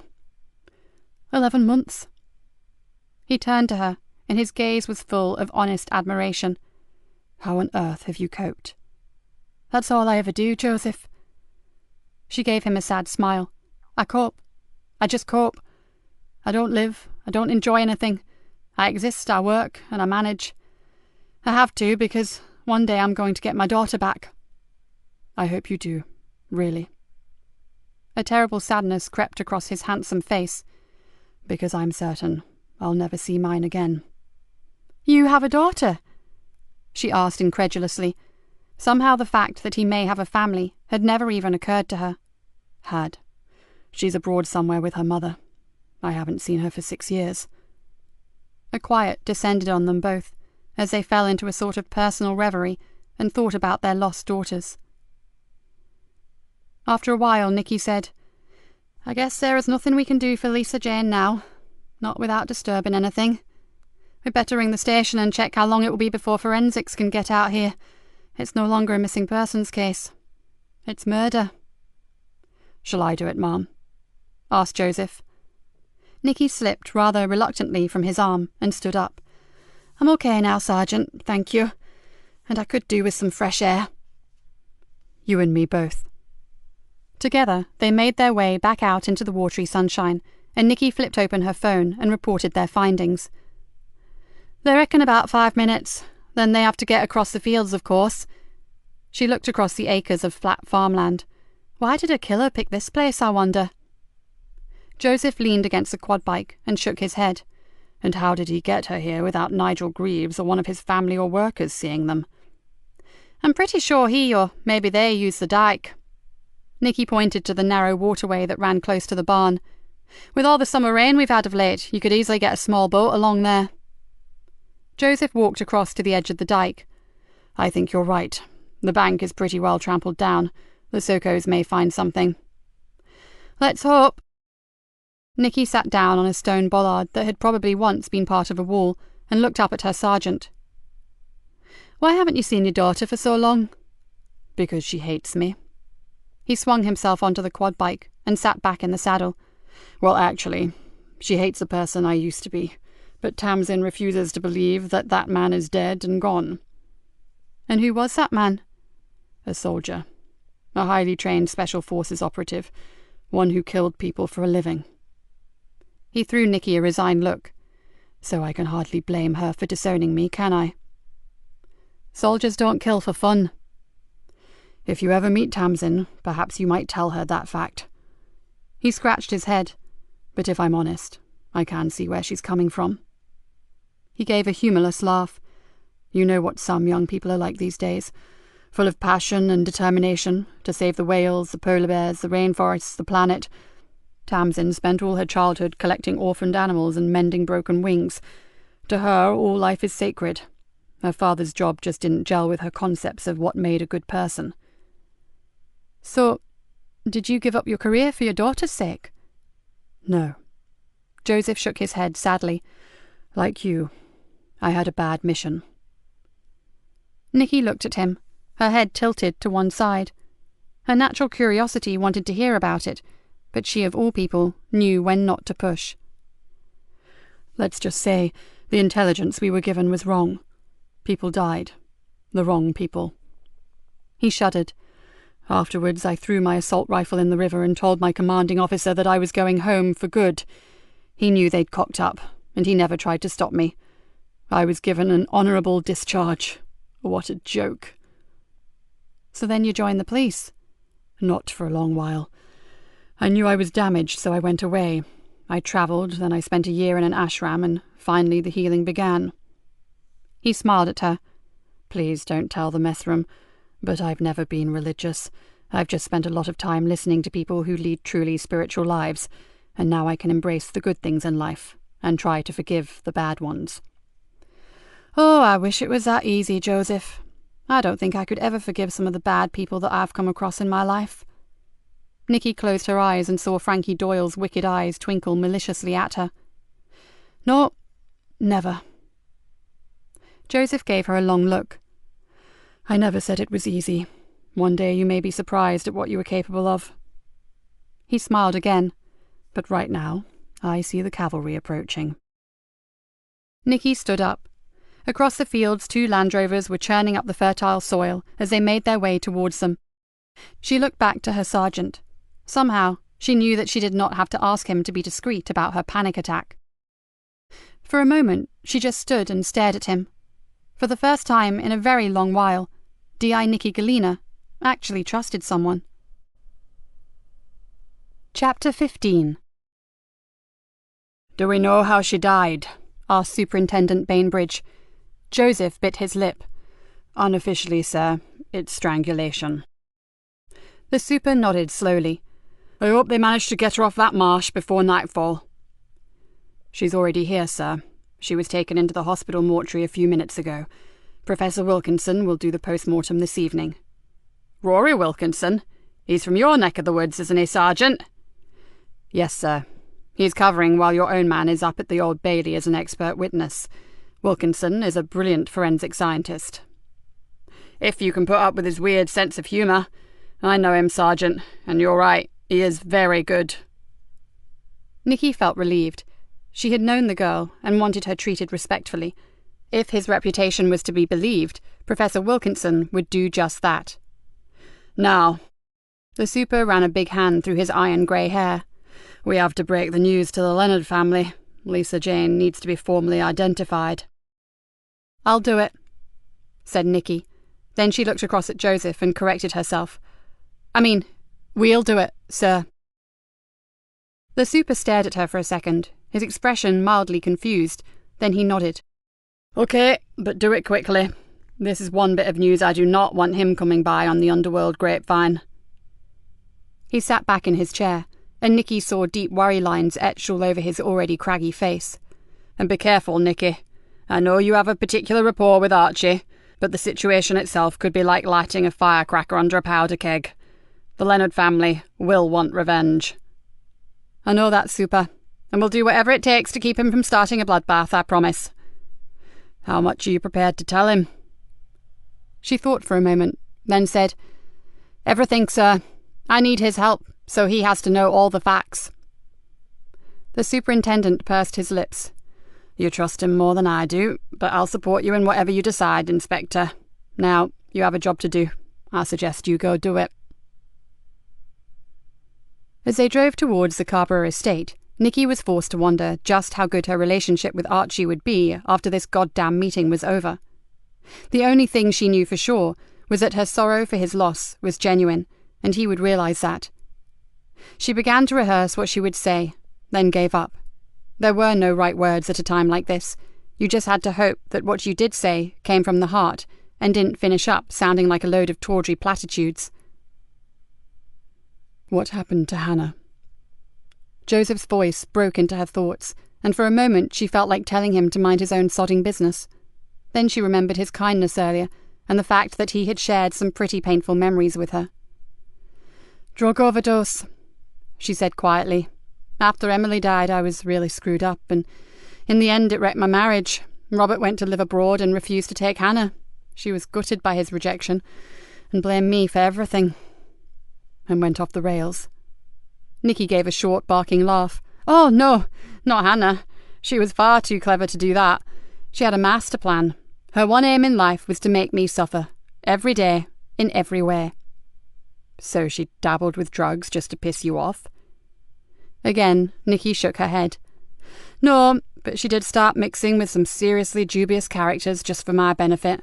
Then she made the mistake of confiding in someone who hated me even more than she did, someone who was much cleverer than Hannah and totally unscrupulous." "Don't tell me," breathed Joseph. "Frankie Doyle." "Got it in one, Sergeant." Nikki pulled into the Carbra and made her way confidently through the maze of streets. "And it was Archie Leonard who helped me find out what had happened and gave me the name of Frankie Doyle." "What did happen?" asked Joseph. "I believe Doyle got hold of a bad batch of drugs." Nikki faltered for a second. Then she took a deep breath and said, "And she spiked Hannah's drink with enough junk to fell an ox."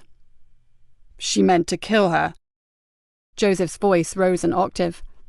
"I'm sure she did. What better way to get at me? But I could never prove it. Even the info that Archie managed to get hold of was obtained through a dozen back doors. Only one man could ever help me, and that was the dealer who sold Frankie the junk. So, you can see where that led me, can't you?" "You've been on a one-woman witch hunt ever since." Joseph exhaled loudly. "But why did Archie help you? You may have some weird good guy, bad guy relationship, but you're still the old Bill." Nikki pulled into a space, switched off the engine, then looked up and almost gasped. "Another time, Sergeant. Take a look at that." In front of them was the end wall to one of the smaller blocks of flats, and painted across it in giant multicoloured letters were the words "Mask Wars." "Shit!" Joseph jumped out of the car and ran over to the uncommissioned artwork. "Graffiti artists signed their work with a tag." He searched the bold swirls and slashes of vivid colour. "Yeah, got it. Look." Nikki caught up with him and peered at the strange hieroglyphic. "What's that? Looks like P-I-E-T to me. Ring it in, Sergeant. Get Kat or Dave to run a check for us." Joseph pulled out his phone, spoke briefly to Kat, then flipped it shut. "She's going to run it through the computer. Not that I think it'll get as far. I can't see this being the only one, can you? The estate's probably covered in them." They walked across the road towards Archie's house, and Nikki paused at the gate. "This is not going to be easy." Her voice was low. "A hell of a lot rests on how we deal with this. Are you up for it?" Joseph nodded. "I haven't needed my negotiator's skills for a while, but I guess you never forget."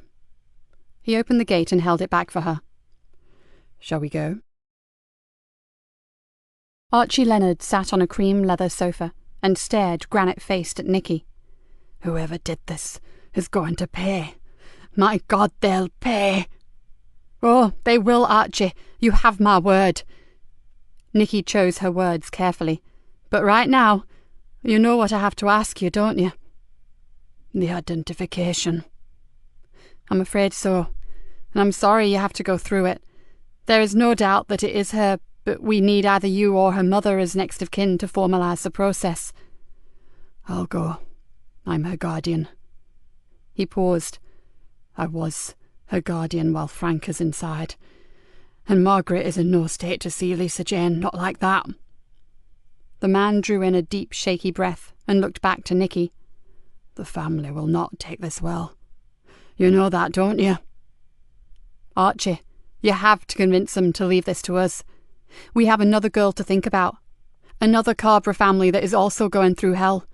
A vendetta on the estate could seriously hinder our inquiries about Kerry Anderson and about your niece. It's bad enough with the gangs and the masks. Don't make it even more difficult for us. Please. I care about you, Nikki. You know that. But I went against the family when I walked through that door to the Nick. It was not a move that they appreciated, so... He shrugged. So they may not be in any frame of mind to listen to me right now, and frankly, I think I would actually like to be the first to get my hands around the neck of the animal who killed my girl. Of course you would, said Joseph quietly. That's natural for any loving man. Nikki watched as Joseph fixed Archie Leonard with a penetrating stare. But Lisa Jane was not your only responsibility. As I understand it, you have 3 more girls to consider. Your own 2 daughters and Frank's other girl, Melissa. And you have boys. There's nothing to say that one of them may not be targeted. Surely you'll want to channel all your considerable resources into protecting them. Archie did not flinch under the unblinking gaze. Ah, we're a big family, Sergeant, with a lot of friends. Since the moment my niece disappeared, my other children have been watched as carefully as newborn babies. There will still be plenty of time and personnel to sort out our problem. Then help us, Mr. Leonard. Joseph leaned forward. Think what a combined team could achieve. You have the knowledge on ground level, and we have a whole army of experts and equipment in every field. He's right, Archie. We've got the technology and you've got the street intelligence. And don't give me that old crap about the family not listening to you. They love and respect you, and the bottom line is, what you say goes. Nikki looked earnestly at him. Work with us. I promise I'll hold nothing back if you and the other Leonards keep us in the loop here on the estate. Archie rubbed his forehead, but said nothing. I suppose there might be something else we can do, sir. Joseph sat back and looked thoughtful. He looked to Nikki more like a successful plastic surgeon discussing a nip and tuck than a detective on a murder case. And that is? It was Joseph's turn to remain silent for a moment, and Nikki wondered what plan he was hatching. We just may, be able to keep Lisa Jane's name from the media. If you could see your way to assisting us, that is. Nikki let out a loud breath. Hold on, Joseph. How the dickens do you suppose we're going to manage that? Promising something that's damn near impossible is a big mistake. I never said the word promise, Mom, but we could try, couldn't we? Could ya? Asked Archie solemnly. Would you help us if we did? Came back Joseph. Before you answer, Archie, there'd be no guarantees, butted in Nikki. If the grapevine gets hold of it, or if someone offers a hefty backhander, well, it's all over. You know that. Archie Leonard looked thoughtfully at her. I'll speak to the family. No promises, but I'll try. And you do all you can to keep her name from the press. Deal? Nikki took the outstretched hand. Deal. It wasn't the first time she'd formed a liaison with this particular part of the underworld, but such a gamble often came at a cost. She looked at Archie Leonard's troubled blue eyes and hoped the risk would be worth it. Then, as she released Archie's hand, a picture of Kerry Anderson swam before her, and she knew it was. Now, I'm afraid we have to ask you to go to the hospital. As we need to keep this under wraps, I suggest you make your own way there. It's visiting time until 8 p.m, so it won't look odd. And I'll meet you. I'll take you to her through the back corridors." "I understand." "I'll be in the hospital shop in half an hour," said Nikki. "Don't acknowledge me, just buy something, a magazine or some flowers, then follow me out, okay?" Archie nodded. "And I know it goes without saying, but I'm so very sorry." The man dropped his head. "I know, Nikki, and part of me says that it's my fault. If I'd come to you sooner, maybe." Nikki shook her head emphatically. "Don't even begin to think like that. I know we're still waiting for the official reports, but from what we do know, no one could have helped her. We're sure she was killed when she was first abducted. What we don't know is why." "Then we have to find out what's going on, before someone else dies." Archie straightened up, and a steely expression of determination swept over his face. "I'll call the family immediately, and I'll see you at the hospital."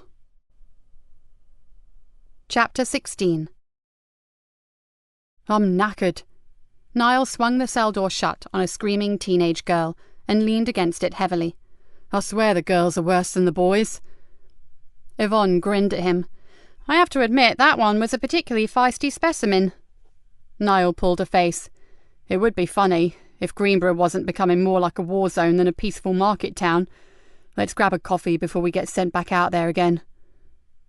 As they approached the coffee machine, they saw Cat Cullen waving to them. "Hey guys, got a minute?" "Sure, want a coffee?" answered Niall. "No, thanks all the same." Cat's eyes looked abnormally wide. "I've had so much caffeine in the last 24 hours that there's a good chance I'll never sleep again. Now, what do you two know about this tasty little geezer?" She pushed a photograph at them. "Oh dear, those ears make him look like the FA Cup, don't they?" Yvonne held the picture at arm's length, then smiled. "This is Petey Redfield, tag name Piet, lives on the Carborough with his married sister Renee, mum in rehab, dad in the scrubs." Yvonne handed back the photo to Cat. "He's no real trouble, and he has no convictions, which is something of a miracle considering his family. His only problem is that he can't keep his grubby little finger off the nozzle of a spray can." She pulled a face. "I felt his collar a few times and had a word with his headmaster. Shame, really. His school reckon he could be a top art student. He's got the flair and the ability to learn, but—" "Yeah, I get the picture," said Cat. "No attention at home, no parental guidance and no support. So he goes out and gets noticed by using an aerosol can. So who does he hang out with?" "A few other graffiti kids. No one heavy." Niall made a slurping noise with his coffee. "Actually, he's got real talent. If I could paint like he can, I wouldn't be hanging off a railway bridge somewhere. I'd be trying to get myself into college." "Yeah, well, that's where the difference lies, mate, and why you're in gainful employment and he's hanging off a bleeding bridge with a paint can gripped between his teeth. Got an address for the sister?" 43 Tennyson Buildings. Her name's Renee Wilson," Yvonne replied immediately.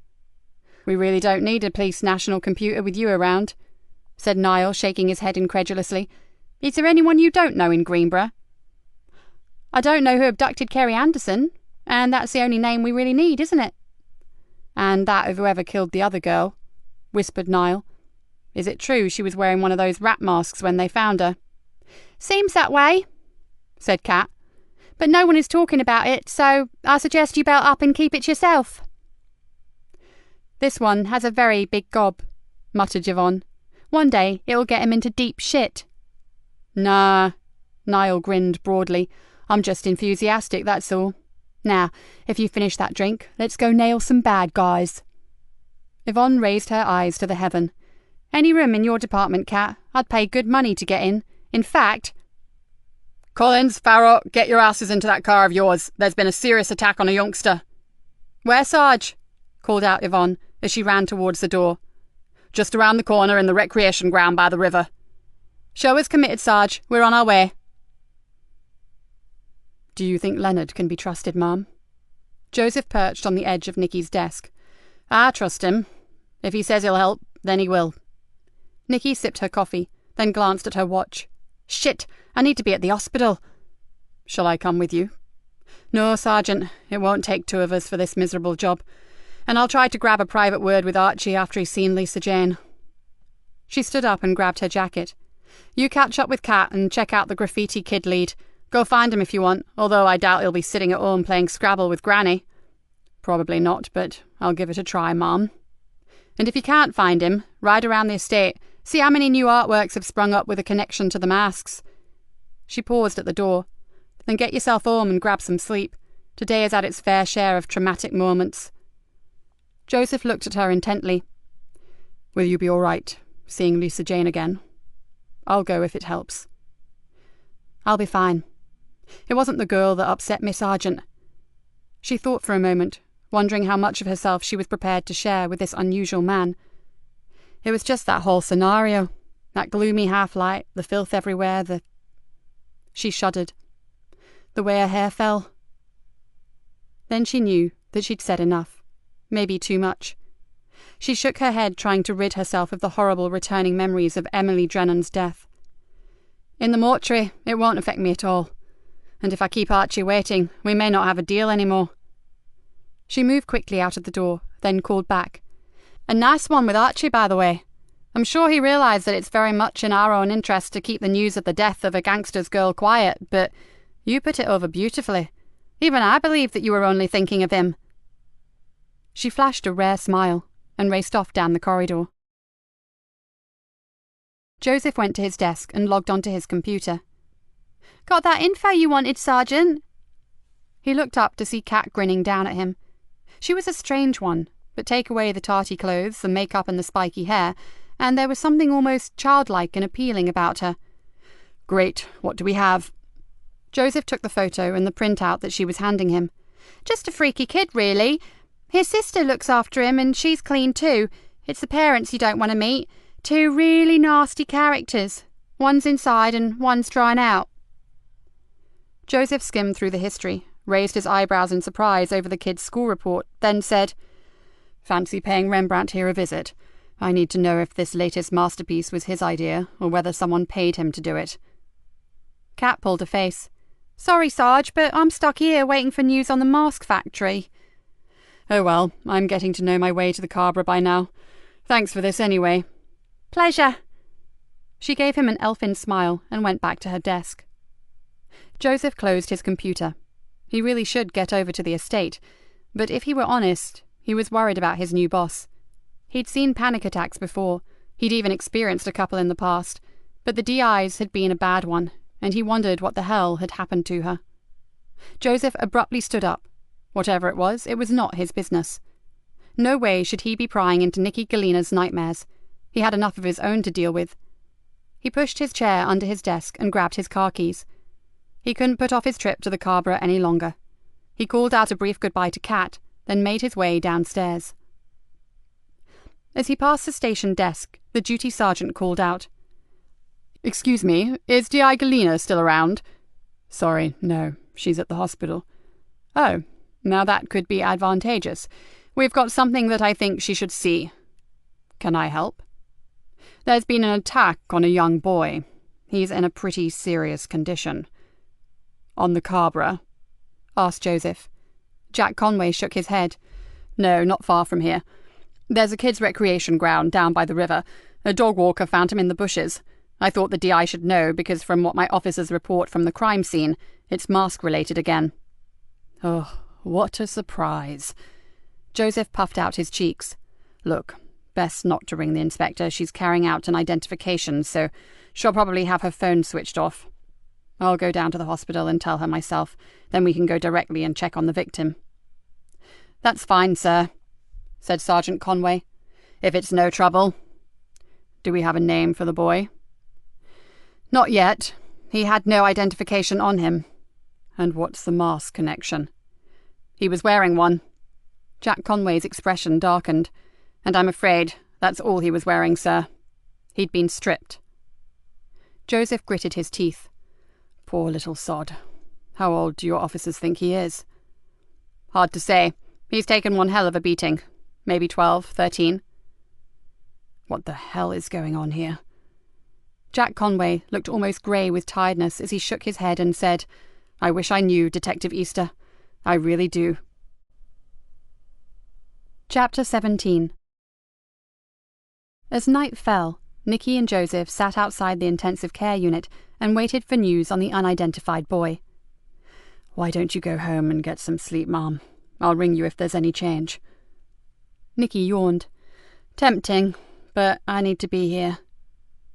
Joseph stared through the glass section of the door at the small figure on the hospital bed.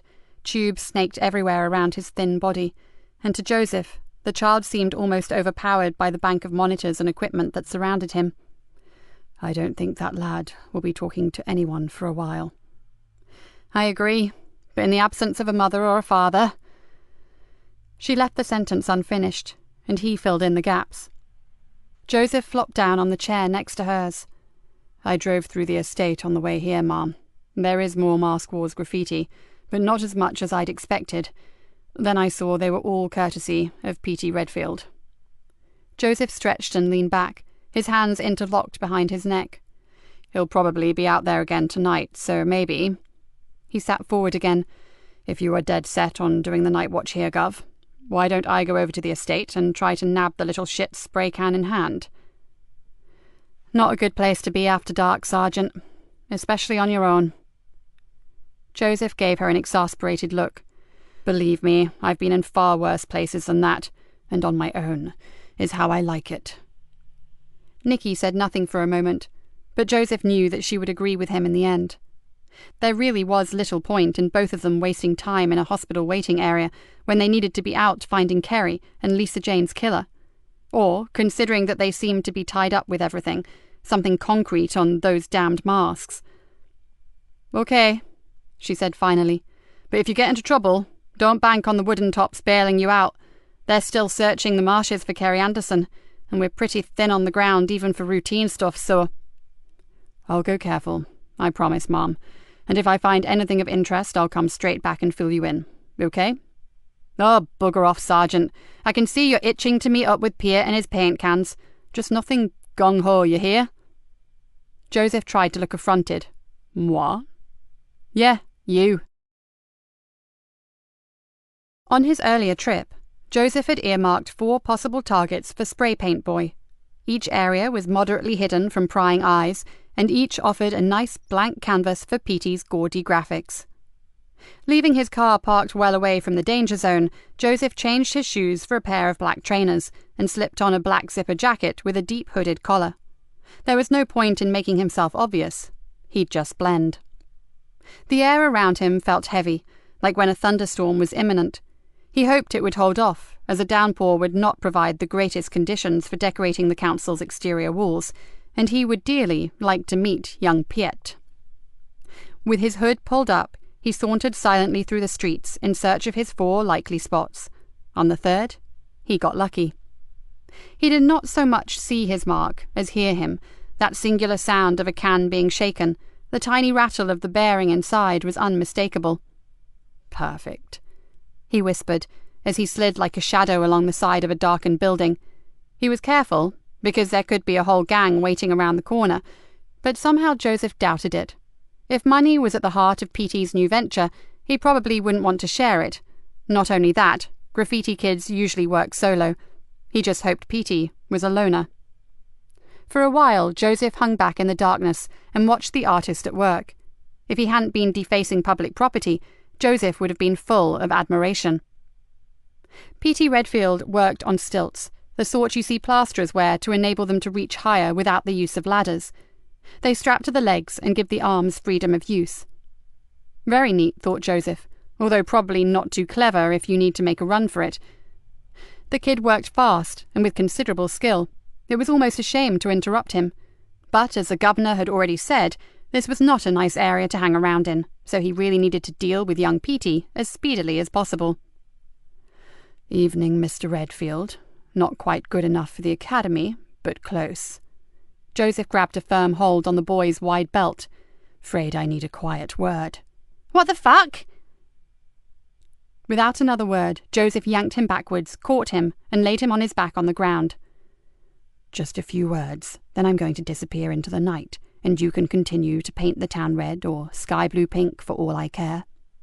He tightened his hold, and Petey yelped. Okay. You the fuzz?" "Not tonight." Joseph leaned over the boy. Now, I really don't want to hurt those talented fingers, but if I have to, I can arrange it that you never paint again. Unless you use your toes, of course. Catch my drift? I said, okay, man. What do you want? Joseph caught a strong whiff of sweat. Petey was scared, and he had every right to be. Only Joseph knew that he had no intentions of hurting him. With a boy like this, the simple suggestion that he might should do the trick. Now, how much are you getting paid to do this? The boy swallowed. Not enough. Joseph smiled. Probably not, but now that we've ascertained that you are getting paid, I asked how much. The boy thought for a moment, but sensibly decided not to be a hero. 100 smackers a night for 3 nights. And as many walls as you can cover, I suppose? Yeah. And who is it that is willing to cough up £300 for a bit of graffiti? No idea, and before you break my fingers, that's the God's honest truth. Joseph nodded. Funnily enough, I believe you. So how did you get the money? The boy shifted uncomfortably, but Joseph just leaned a little closer and stared intently at his long, narrow fingers. Come on, Petey. Tell me and your sweet little pinkies will live to paint another day. Okay, but just get away from my hands, man. I don't know when, but someone shoved a Griffix into my school bag. Joseph was startled to hear the name being used, but kept his interest hidden under a blank expression. There were £2.50 stuffed inside it, and a note telling me to scribe a wall with the words Mask Wars. If I did it and promised to go out for 3 nights, I'd get 200 quid more. Nice work if you can get it. And how did they get the remaining money to you? Petey shivered. I found it on my bed when I woke up this morning. Some freaky creep had gotten into my fucking room and left it there. He pulled a face. That's why I'm out here now. No way am I going to piss off someone like that. They are seriously scary people, so I need to get on. Patience. You can, just as soon as you tell me where the tag Griffix came from. Check out Lyco's blog and follow the link to the game, then you'll see. Now, please, mate, can I go earn my money? Joseph helped the boy up, then raised both hands in the air and stepped back. Go do what you have to, Petey. But keep away from those guys, whoever they are. I get the feeling that they would be happy to do far worse than break a few fingers. Petey Redfield stared at him. Who the hell are you? Joseph pulled up his hood and started to walk away. No one, son. I was never here, and I never saw you or your aerosol cans. Just lock your doors at night. It would be a real sin to waste all that talent. He glanced over his shoulder and called back. And I like your tag. Fan of Mondrian's Warworks, are you? Petey was adjusting his stilts, but he stopped and looked incredulously at Joseph. Most people think I can't even spell my own name. I don't know who you are, man, but respect. You're the first one to make the connection. Your teacher reckons you're a smart kid with a passion for Bauhaus. You could go far, Petey. Do yourself a favour, and use your new wages to buy some art books, and maybe a proper canvas. As he slipped back into the shadows, he heard the familiar rattling sound, and he smiled to himself. Back at the station, Joseph found the office empty, but as he switched on his computer, his mobile rang. Joseph, dear Galena, look, if you were planning on coming back to the hospital, I'll be getting away shortly. How's the kid? Not good, he had some sort of fit. They've got him on a respirator. She paused. It wasn't nice to watch, Joseph, I can tell you. He thought about what she must have gone through with her own daughter, and knew that it could not have been easy for her. No, I'm sure it wasn't, Mom. So are you going home? Shortly. As I'm here, I'll call in on Hannah for a few minutes, then I'll go grab some sleep. I suggest you do the same. I've one more thing to do. Petey gave me a lead on the Griffix. I'll check it out, then go back to my digs for a few hours kip. I'll be calling a meeting for the old team at 9 a.m. tomorrow. Bring whatever it is that you come up with, and I'll see you then. Good night, Sergeant, and don't work too late. Remember what you told me. We need to stay sharp. Roger. Night, Mom. Joseph closed his phone and turned to the computer. Now, what was it? Lyco's blog, and follow the link to the game. He tapped the name into the search engine, yawned, and went to the coffee machine. On his return, he found 1,890 results and decided that he should have been a little more thorough in his interrogation of young Petey. He hadn't even clarified the spelling. With a sinking feeling, he sipped the hot coffee and tried again. After 15 minutes searching, he found what he was looking for, and quickly came to the conclusion that the link had led him to just the kind of game site that parental control locks had been invented for. Joseph started to play, but soon gave up, made a few scribbled notes, then shut down the computer. It may be clever, in a macabre puke-making kind of way, but the bit he'd seen both turned his stomach and made him boiling angry. Tomorrow he'd pass it over to Kat.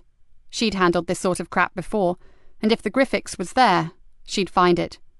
Well, he sincerely hoped so, because they were getting nowhere fast, and Kerry Anderson was still missing. Chapter 18. The general noise in the CID room ceased the moment she entered. Nikki moved to the front of the room and faced them. "There's no good news this morning. In fact, things are going from bad to worse. I think it's time we recapped on what we know, throw in anything that has come to light in the last few hours, and make sure that we are all up to speed." She looked across to Dave Harris. "Could you give us the latest from Uniform regarding the hunt for Kerry Anderson?" Dave stood up, his face drawn and his eyes tired. "Along with the volunteers and the dog handlers, 3 main areas have now been covered. The sea bank and the marsh, for 4 miles in each direction from where we believe Kerry Anderson was abducted.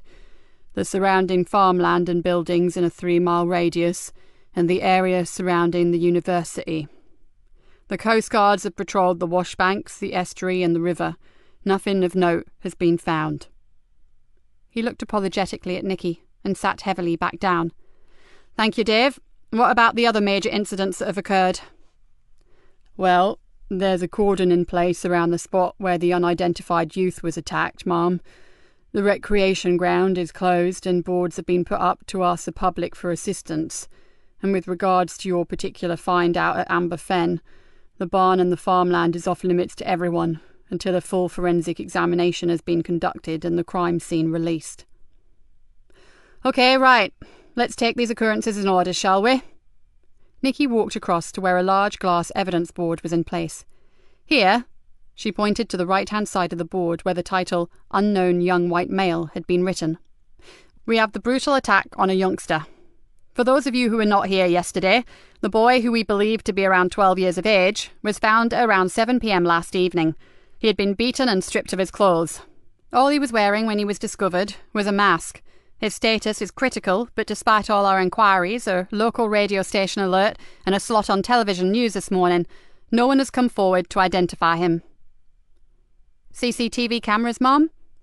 "The only 2 in the vicinity had been disabled prior to the attack." "What about the schools, Mom?" "That's our best hope, WPC Collins. We've already sent a general description out to the schools in the area. We just have to wait and see." "He could be a runaway, Mom." "He looked too clean, Constable, but we are running a missing persons check for that age group." She looked back at the board. The only information they had was a photo of the area where he was found and a list of his injuries, and that made Nikki feel both angry and sad. It seemed all wrong. Someone must have missed their son by now. After all, he'd been missing all damn night. "What are his chances of recovery, Mum?" asked Yvonne Collins. Nikki paused and saw again the battered child convulsing on the hospital bed. "Not good, I'm afraid. We have officers there with him, and the hospital are keeping in close contact regarding his condition. Swabs have been taken from him for DNA testing, but it'll be a while before we get any results. So anything you guys can pick up off the streets regarding a missing friend, sibling or relative, check it out immediately, okay?" There was a murmur of assent. "Moving on. The stabbing of Callum Lodge requires no more attention at present. He is recovering well, and his family are sending him to stay with an aunt somewhere miles from the Carborough.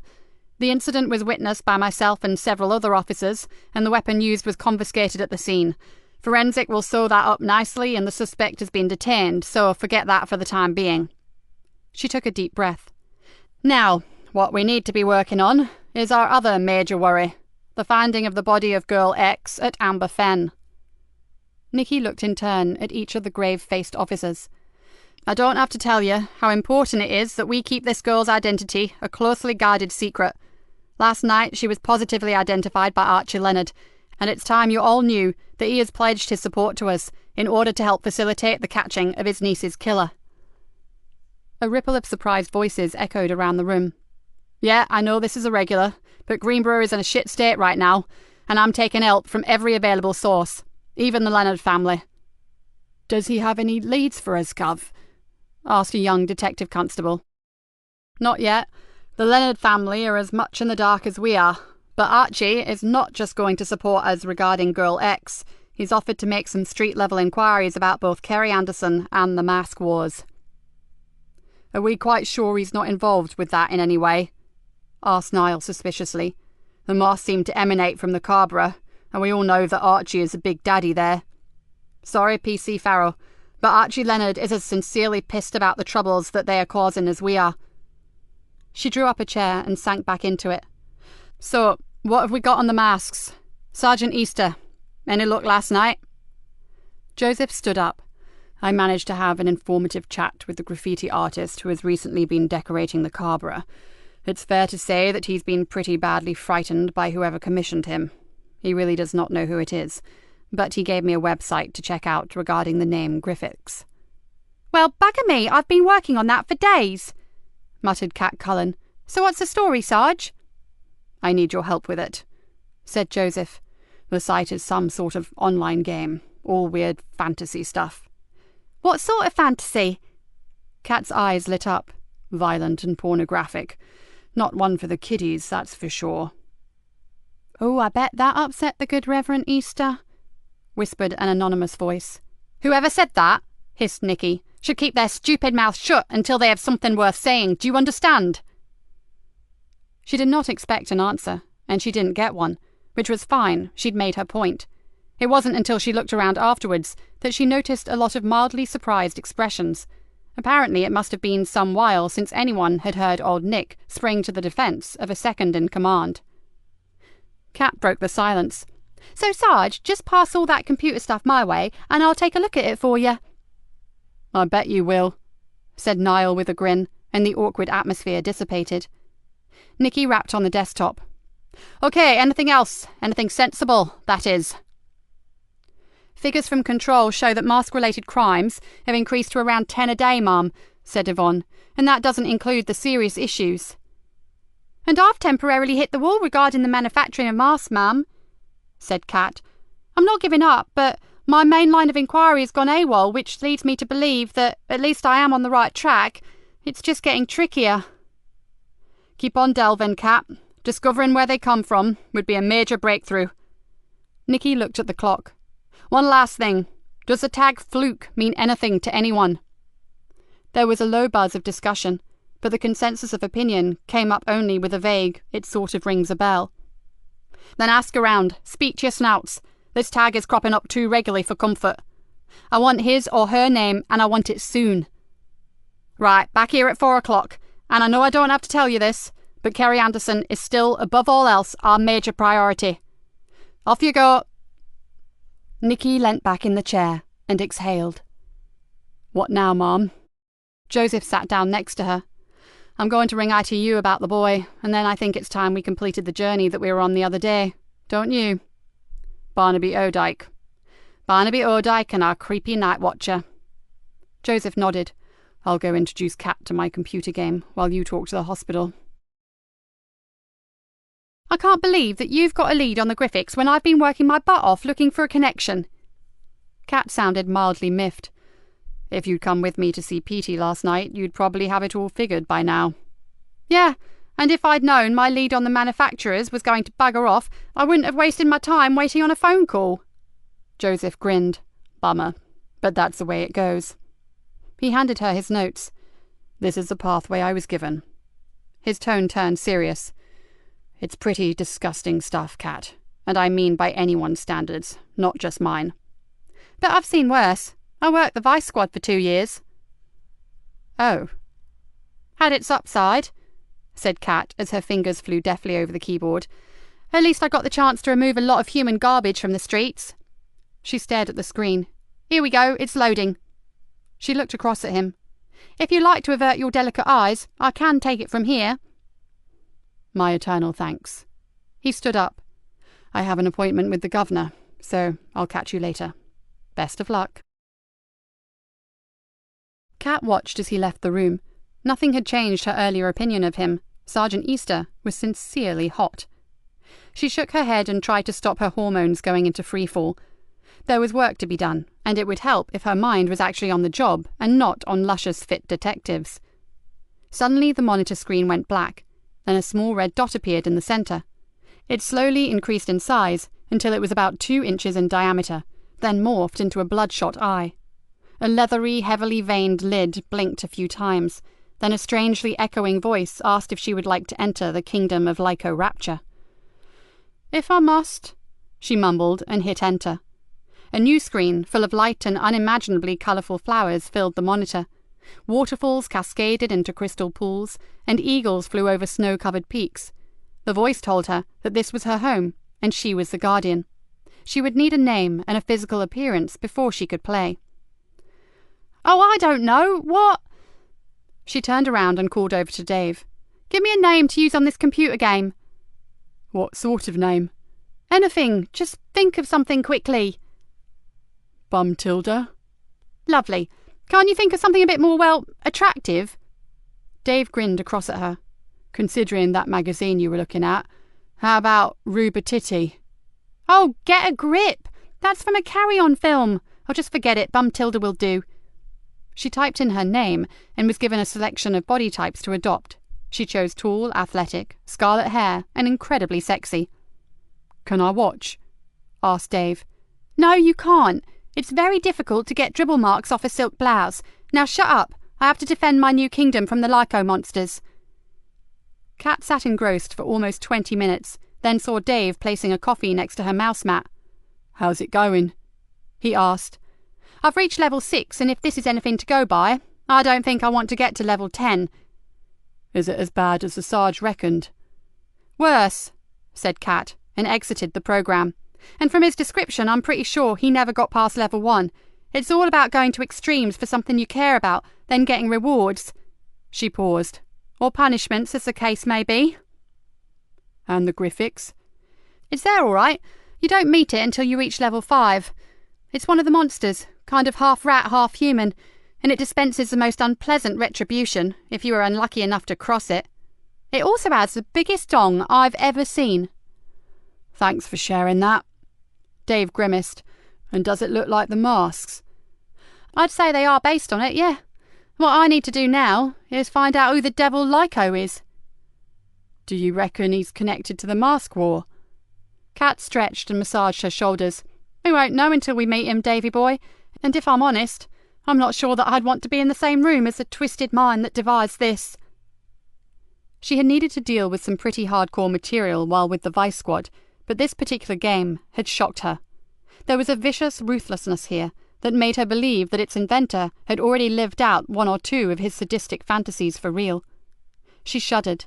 Sergeant Easter had said that a school kid had told him to view the site. If she felt physically sick, what the hell would a vulnerable youngster feel like? A wave of anger burst through her. She hated injustice, and just for a moment, she changed her mind about being in the same room as Lyco. Only she'd make sure she took a pepper spray and a meat cleaver with her. "His mother says Chris is out."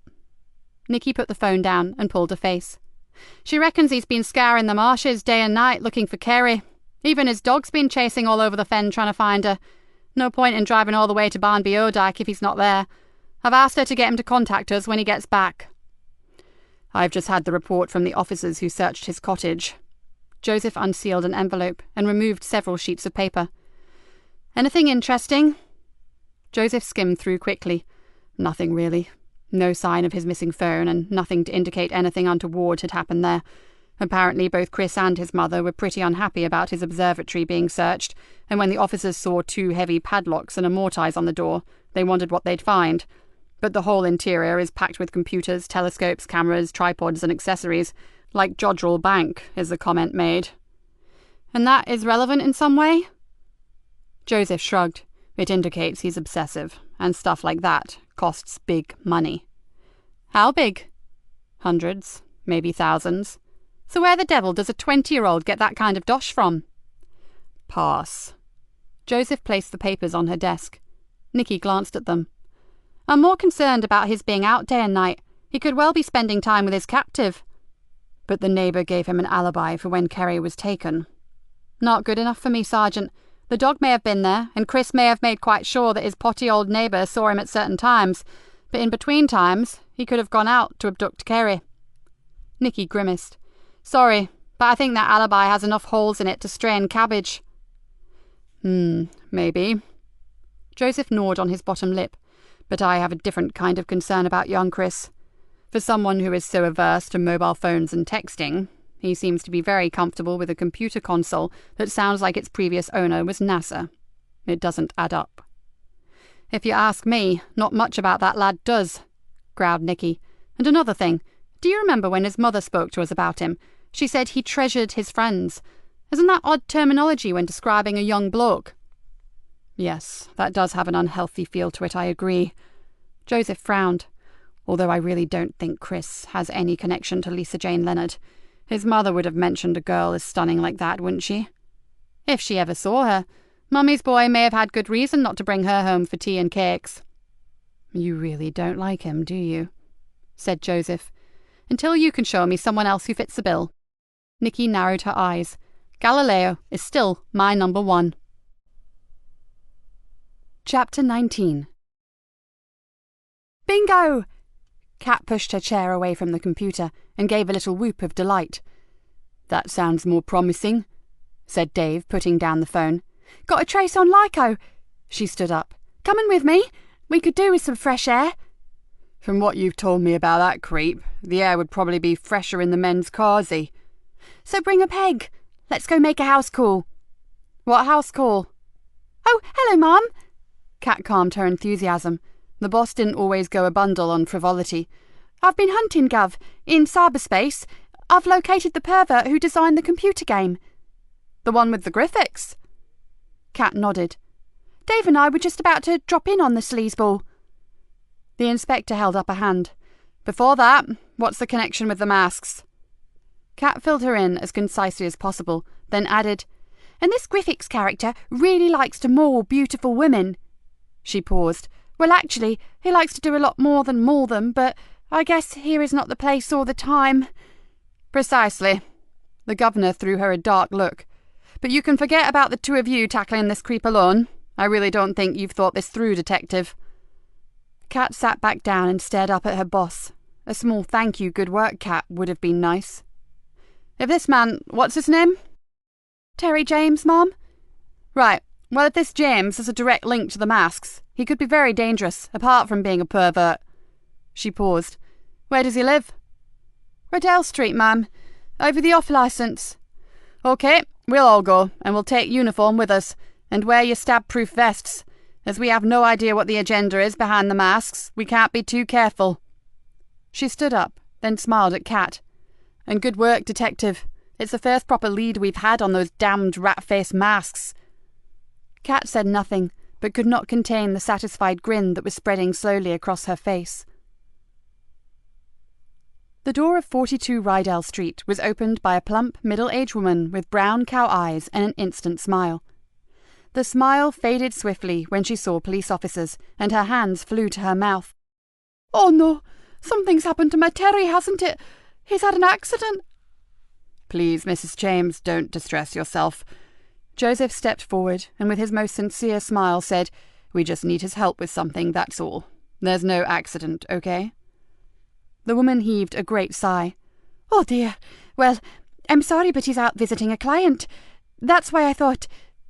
She allowed the sentence to trail off, then added, He's due back any minute. You'd better come in and wait. Nikki sent Dave and the uniforms back to their cars. Then she, Joseph and Kat went inside. The living room was big and airy, with large sash windows and a high ceiling.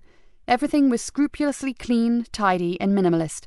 So spotless that Nikki felt the urge to check the soles of her shoes for specks of dirt. What sort of work does your husband do? He's a web designer, Mrs. James announced with pride, and he's very good. Got lots of satisfied customers. Nikki didn't dare look at Kat, who was making a strange coughing sound.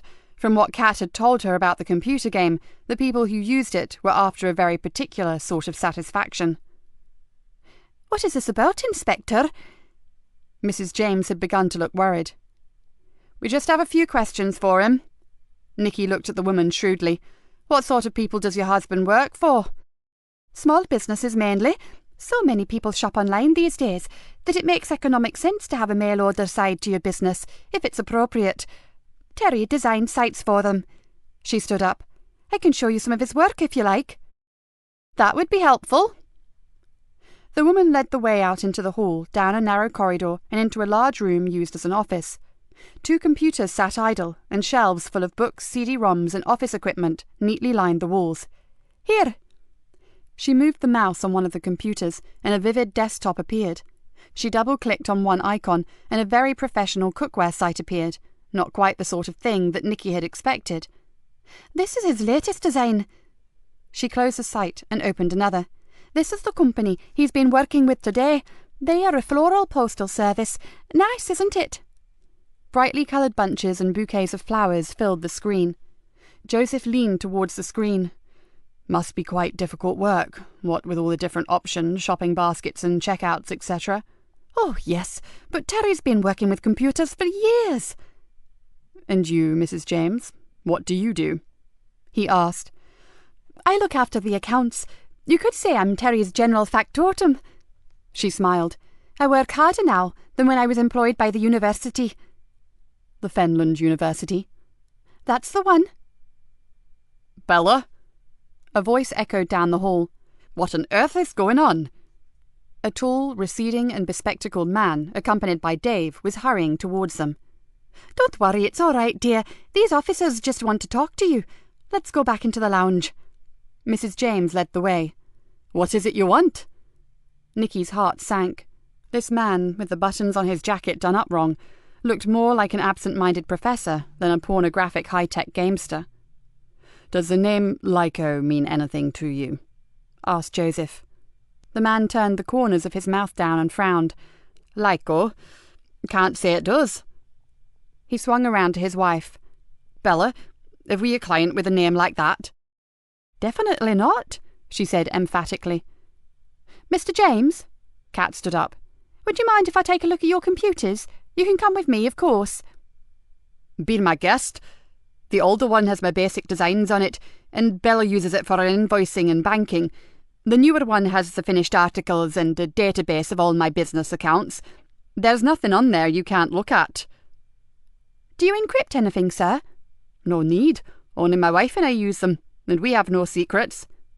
"Thanks. I won't be long." Without waiting for Terry James, Kat slipped out of the room. "So what kind of company is this Lyco?" asked Bella James. "It's not a company, Mrs. James," said Nikki. "It's an alias for someone we want to talk to." Mr. and Mrs. James looked at each other with puzzled glances. Then Terry James said, "And you think this Lyco person has used our company?" "If he did," cut in his wife, "he must have done it under another name." Nikki drew in a long breath. With every minute that passed, she was closer to thinking that Kat had made a massive error over these people. "How big is your customer database, Mr. James?" interjected Joseph. James thought for a moment. "We have about 50 clients in all. 20 are main clients who have had full web designs and follow-up maintenance. The rest are companies and individuals who have used us for consultancy or for troubleshooting." "Could you let us have a printout of them, please?" Bella James gasped. "Oh no, Sergeant. We hold all our clients' details in the strictest confidence. I don't think it would be very ethical if we just handed information like that out. Do you?" "Do it, Bella." Terry James shrugged. "We have nothing to hide. Just the names and addresses won't hurt." "Well, if you think so, dear, I'll get them." A few minutes later, both she and Kat returned to the room. "Here they are, officer." Bella James passed a sheaf of papers to Joseph. "But I'd appreciate it if they were destroyed once you've looked at them." "Of course, and thank you." "Are we through, DC Cullen?"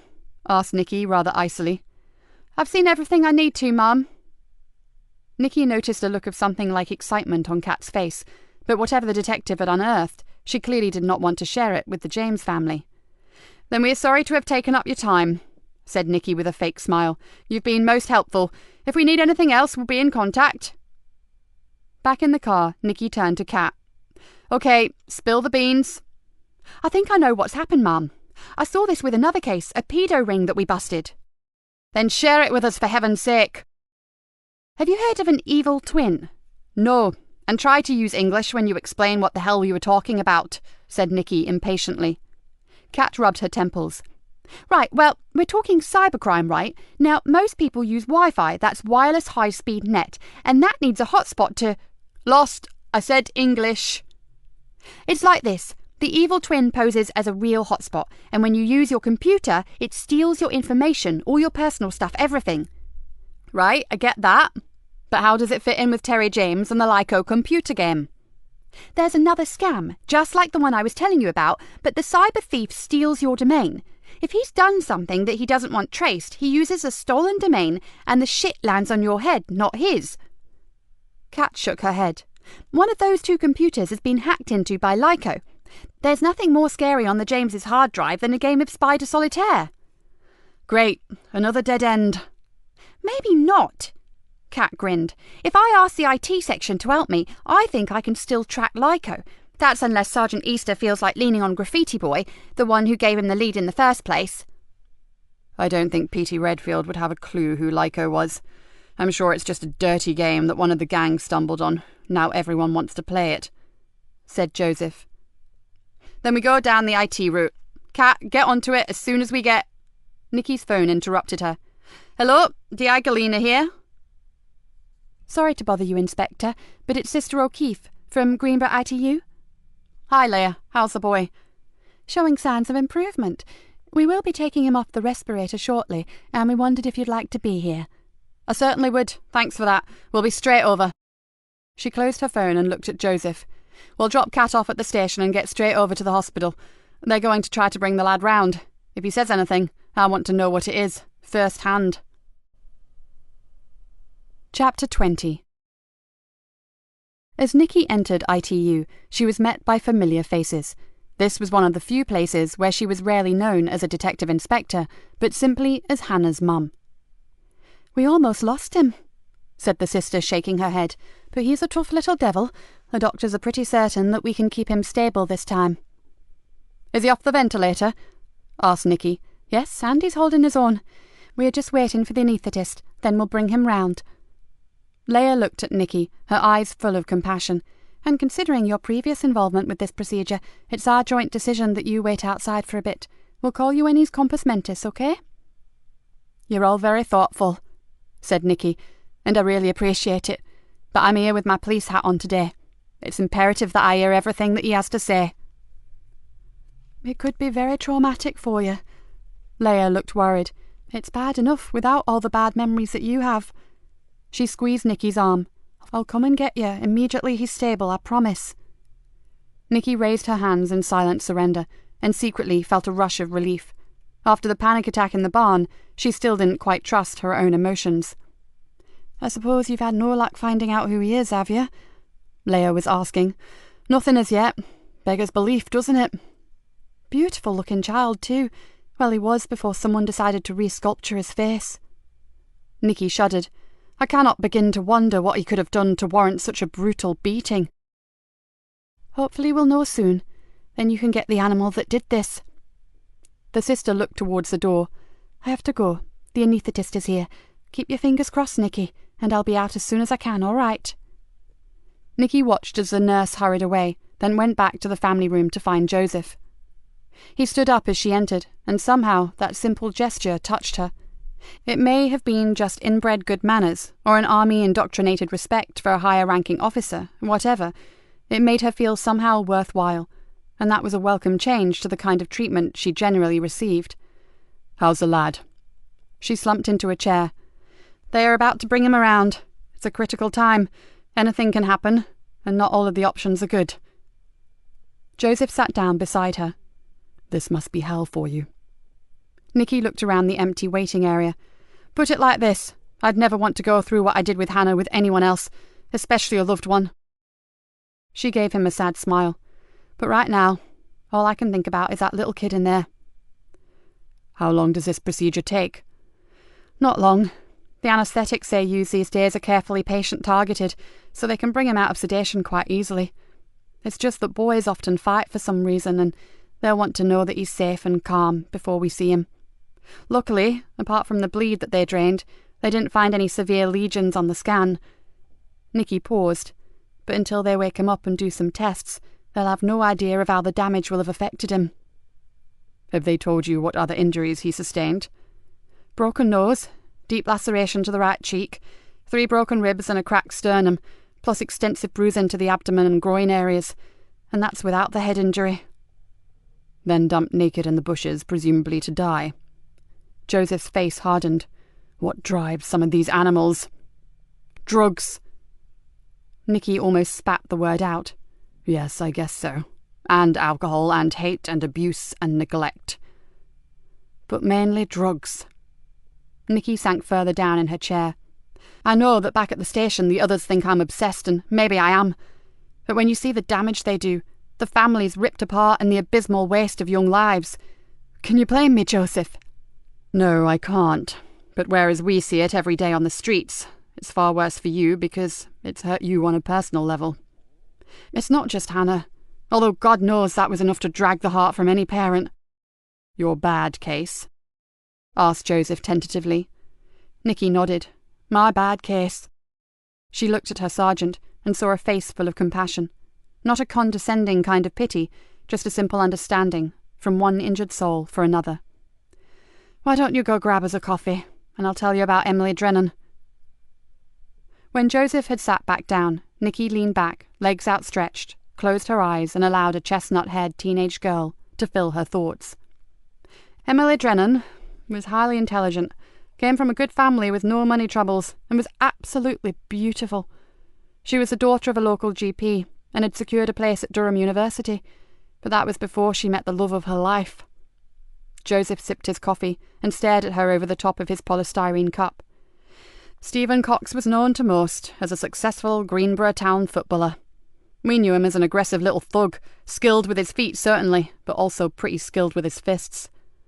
I don't like where this is going, murmured Joseph. Cox got a signing for a big league team, and the money started to roll in. Get the picture. Sponsorship deals, fast cars.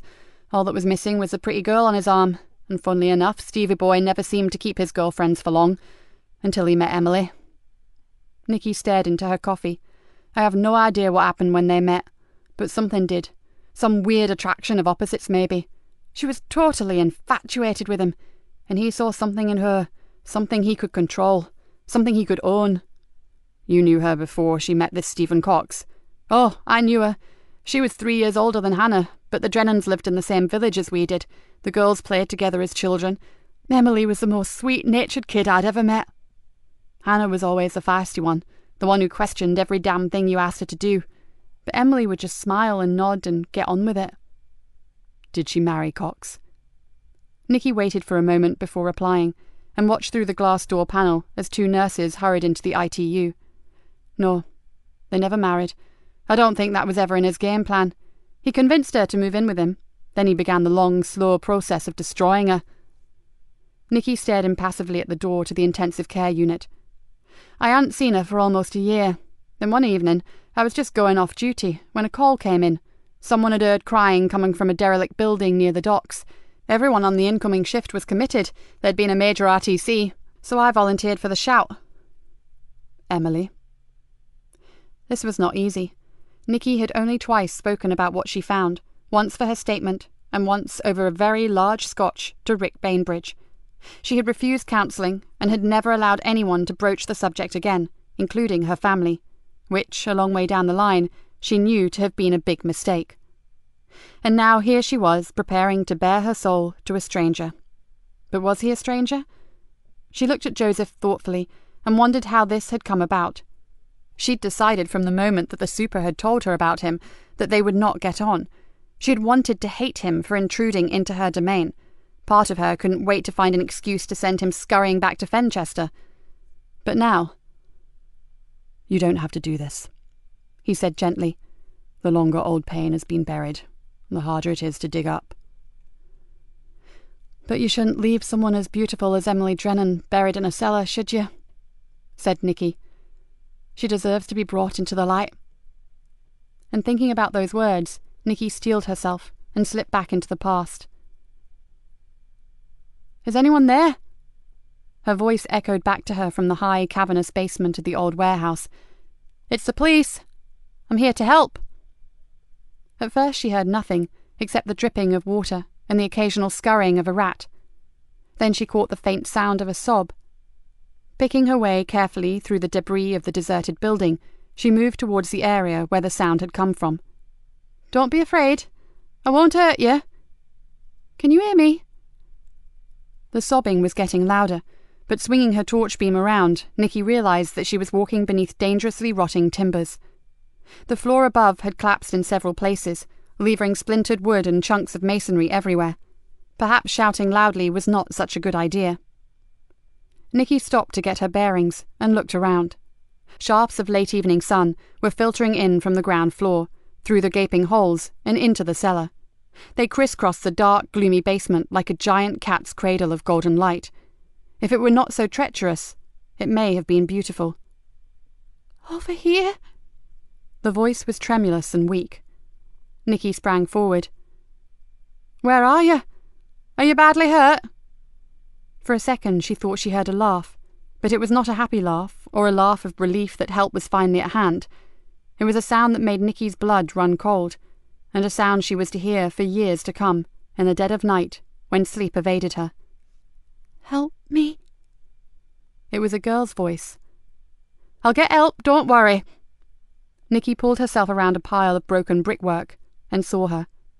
The girl was lying, curled up in the fetal position, in the dirt and rubbish on the cellar floor. One ankle was twisted in an unnatural position away from her body, but she didn't even seem aware of it. She cried softly, whispering one name over and over. Stevie, Stevie, Stevie. You're safe now, sweetheart. Nikki dropped down beside her. Can you tell me your name? Stevie? Oh, I knew you wouldn't leave me. The voice was little more than a hushed sigh. Nikki tried her radio but couldn't get a signal. I've got to find a spot where my radio works. You just hold on. I'll be back, okay? She scrambled towards one of the holes in the ceiling and managed to get a weak, stuttering message across for an ambulance and some assistance. When she got back, the crying had stopped. She sank down on the floor beside the girl and gently rubbed her wrists. Come on, sweetheart. The paramedics will be here soon. You'll be out of here in no time. I'm Nikki. Can you tell me your name? The girl turned a little, and in the hollow eyes and the gaunt face of the heroin addict, Nikki saw the fleeting hint of a smile. Then she said, I'm so cold. Nikki slipped off her jacket and wrapped it around the girl's thin shoulders. Junkie or not, this kid was going to be lucky to make it. She needed to do all she could for her. There you are. You just hold on for a bit longer. Thank you, Mrs. Galena. The girl gave a shudder, then whispered, I'm Emily Drennan. Nikki's eyes flew open, and she saw Joseph's concerned expression. I never recognised her. Nikki shook her head violently. It was horrible. Not until she said her name. Then I saw something in that ravaged face that I knew. That bastard had taken a beautiful, beautiful child and annihilated every lovely part of her. And the ambulance didn't get there in time, did it? Said Joseph. That RTC I mentioned. Everything was jammed up. She died in my arms. Said Nikki, with a long, painful sigh. And did you get Cox? It's amazing what money can do, Joseph. He played the part of the grieving partner and managed to get some cheap tabloid newspaper editor on his side, vomit-making stories of how he'd tried to get her off the drink and the drugs. Nikki's face screwed up with distaste. But the worst thing of all was the fact that she had loved him. She died believing that he'd come back for her. How could you build a case when Cox produced a dozen witnesses to say how much he loved her? Joseph took a deep breath, then raised one eyebrow. But I'm guessing that you didn't leave it there. I hounded him. Everywhere he turned, he found me watching him. I spent every moment on and off duty haunting that evil little murderer. And then I hit on his dealers, and I hit hard. In the end, he moved out of Greenborough. Last I heard, he was in rehab and his money had run out. Good. That's how karma works. What goes around comes around. Nikki picked up her cooling coffee and drank it back. And now, I wonder, if I'd known that my vendetta would wreck my marriage and ultimately leave my only child in a high dependency unit, would I have just let him go? I doubt it. Given the circumstances, we do what we think is right at the time. That's all we can do. The fact that we agonize and moralize over it afterwards at least means we have a conscience, and that separates us from the ones who don't give a toss. He shrugged and gave her a bitter smile.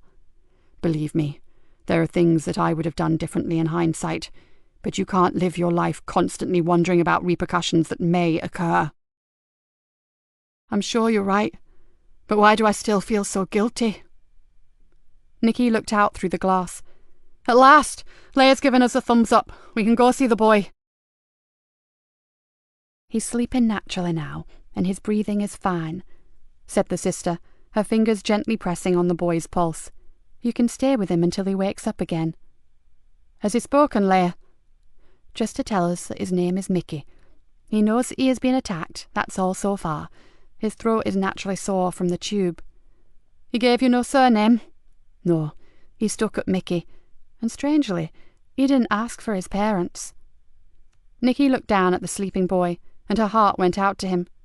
Half his face was a mottled purplish red, with a long row of stitches and steri strips holding together the torn flesh of his cheek.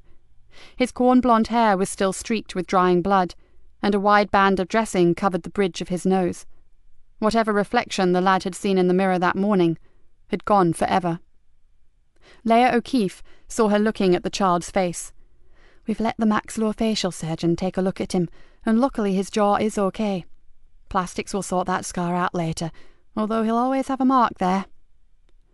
Sounds as though a scar should be the least of his worries, remarked Joseph grimly. He's lucky to be alive. Maybe that depends what his life is like in the first place, Nikki mused. Whoever did this is still out there, maybe waiting to finish the job. That's if Mickey here was actually the target, and not just a wrong place, wrong time kid. Sorry, Sergeant, but something tells me my theory is the correct one. Now, pull up a chair, and we'll wait and see, shall we? Mickey slept for half an hour, and when he came round and saw his two visitors, he remained abnormally quiet. His frightened eyes darted from one to the other, but he said nothing. You're not in trouble, Mickey. Honestly, you are the victim here, so you can talk freely to us, I promise, said Joseph. Absolutely, added Nikki. We just want to get the people who did this to you. They have to be punished for hurting you. We only want to help you, Mickey. Do you understand? The wild eyes continued to dance around, as if he were looking for a way out of the small room, but still he refused to speak. Nikki sat back, trying not to crowd or intimidate him. He'd been through too much already to wake up and find himself pressured by a couple of pushy strangers. What's your surname, son? I'm sure that your parents are worried sick about you. For the first time, Mickey showed some sort of expression, and it wasn't one of pleasure. Through split and bruised lips, he rasped, "That's a laugh. They couldn't give a flying fuck about me." Nikki sighed with relief. At least he was fully aware of his situation, even if it wasn't a good one. Come on, Mickey. We have to let your mum know where you are, said Joseph amiably. You'd have to find her first. He shifted uncomfortably, then groaned in discomfort. Shit, my ribs. Just lie still. The doctor will give you some more pain relief soon. Now, if you just tell us your name. Mickey closed his eyes and said nothing. Do you know who did this? Asked Joseph. The boy didn't reply. Because sadly, until we get some answers from you, we are just going to have to sit here and bug you. He smiled down at the lad, and we possess endless patience. Still, Mickey chose to keep silent, but after a while, he sighed shakily, and Nikki noticed a tear creeping slowly down his cheek. Please go away and leave me alone. We can't, my love, said Nikki gently. Just let us help you. I'm scared. His voice was small, and all vestige of his earlier bravado had disappeared. We won't let anyone hurt you again, Mickey. We'll have someone with you, day and night. It won't matter. He'll get me. Even if you had a bloke with an Uzi outside my door, he'd still get me. Who is he, Mickey? I'm not saying. Nikki and Joseph looked at each other. Then Nikki nodded and indicated her head towards the door. Joseph reached across and very gently touched the boy's hand. Okay, you need some rest now, Mickey. You sleep, and we'll come back later, and there will be 2 police officers outside your door until you're well enough to move. Understand? The boy gave an imperceptible nod, then closed his eyes. As Nikki and Joseph left the room, she saw the tears begin to flow, and his narrow chest rise and fall with soft sobs. Poor little sod. He's exhausted. And terrified. Nikki's eyes narrowed. With good reason. He knows his assailant, and he knows he hasn't finished with him yet. She closed the door. I want our best officers on duty here, with no sneaking off for a fag break or spending 10 minutes in the bog. This kid needs us to give him 100%. Joseph nodded, and he'll get it. With your permission, I'll take the first shift, Mom, and if anyone wants to hurt him, they'll have to get through me first. Nikki agreed. Right, then I'll go back and organise a rota, and I must check out any progress being made on Carey. Her face hardened. I don't want to think like this, but with every hour that passes, I fear the worst for that poor kid. Chapter 21. I'm holding off the media fest, but I don't know how long I can keep Lisa Jane's death secret. The superintendent paced restlessly up and down his office. Have you spoken to Archie? Nikki leaned against the wall with her arms folded. I'm going to see him when we've finished here. Where's your sergeant? Nikki grinned. It's okay. I haven't bought him a single ticket back to Fenchester. He's at the hospital with Mickey.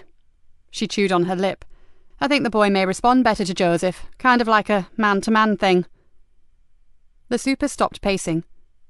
Is it my imagination, or are you and Sergeant Easter... He stopped, almost scared to voice the words. Getting on.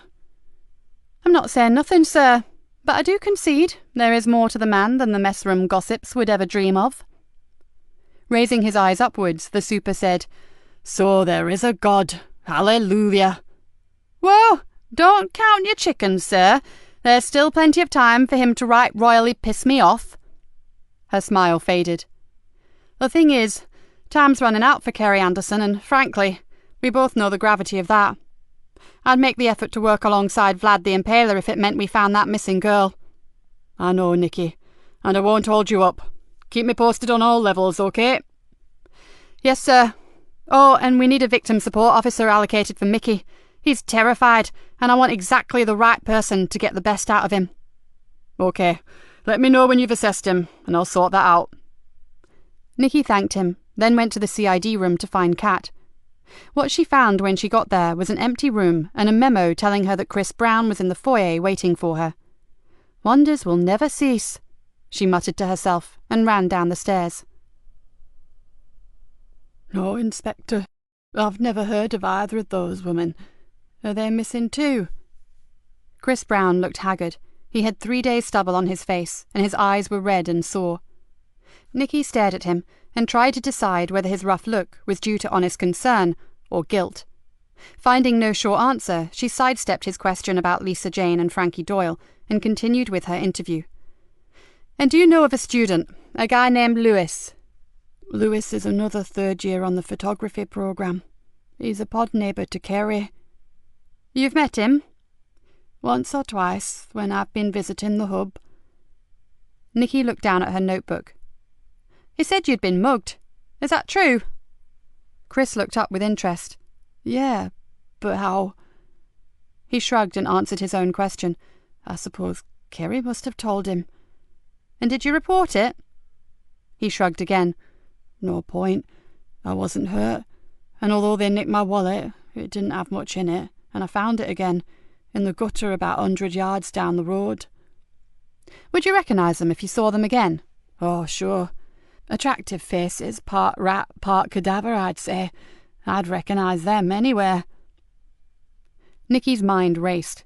Was it just another mask-related petty crime, Was there a connection somewhere between the masked gangs and Kerry's abduction? Whatever, she was in no mood for Chris Brown's sarcasm. "Don't be clever with me, Mr. Brown," she hissed.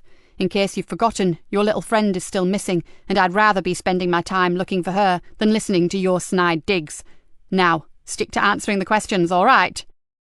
Sorry. Chris looked as if he were about to cry. But I'm as worried as you. I've been to every place that we used to go together, every place that she liked for atmospheric pictures, every place I can think of. I've walked half the length of the coastline and nothing. I'm exhausted. But as you say, she's still missing and I have to find her. His outburst caught Nikki off guard, and for the first time, she wondered whether Chris Brown was genuine. She thought for a moment, then changed the subject. "Where did a young bloke like you get the money for all that super fancy stargazing equipment?" He frowned. "If it's any of your business, Inspector, that's what happens when someone dies and leaves you 20 grand in their will." "Very nice," said Nikki. "That really enabled you to indulge in your pastime on a grand scale, didn't it?" When Chris spoke, his voice was cold and his words clipped. "Oh, sure, it's very nice. But frankly, Inspector, I'd rather have my dad back. Now, are we done?" Nikki met Archie in a small cafe on Riverwalk. He sat at the back, concealed from the windows, and stirred an oversized cup of cappuccino.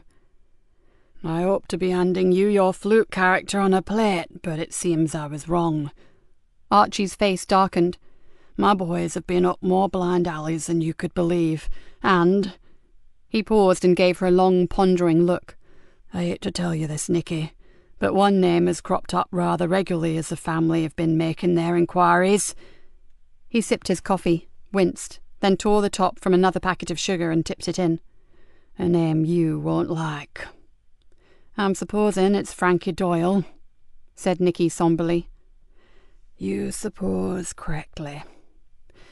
"In what context does she appear?" "Well, my sister-in-law Margaret tells us that Doyle visited Lisa Jane a few days before she went missing." "I didn't know they were friends," said Nikki, unable to keep the surprise out of her voice.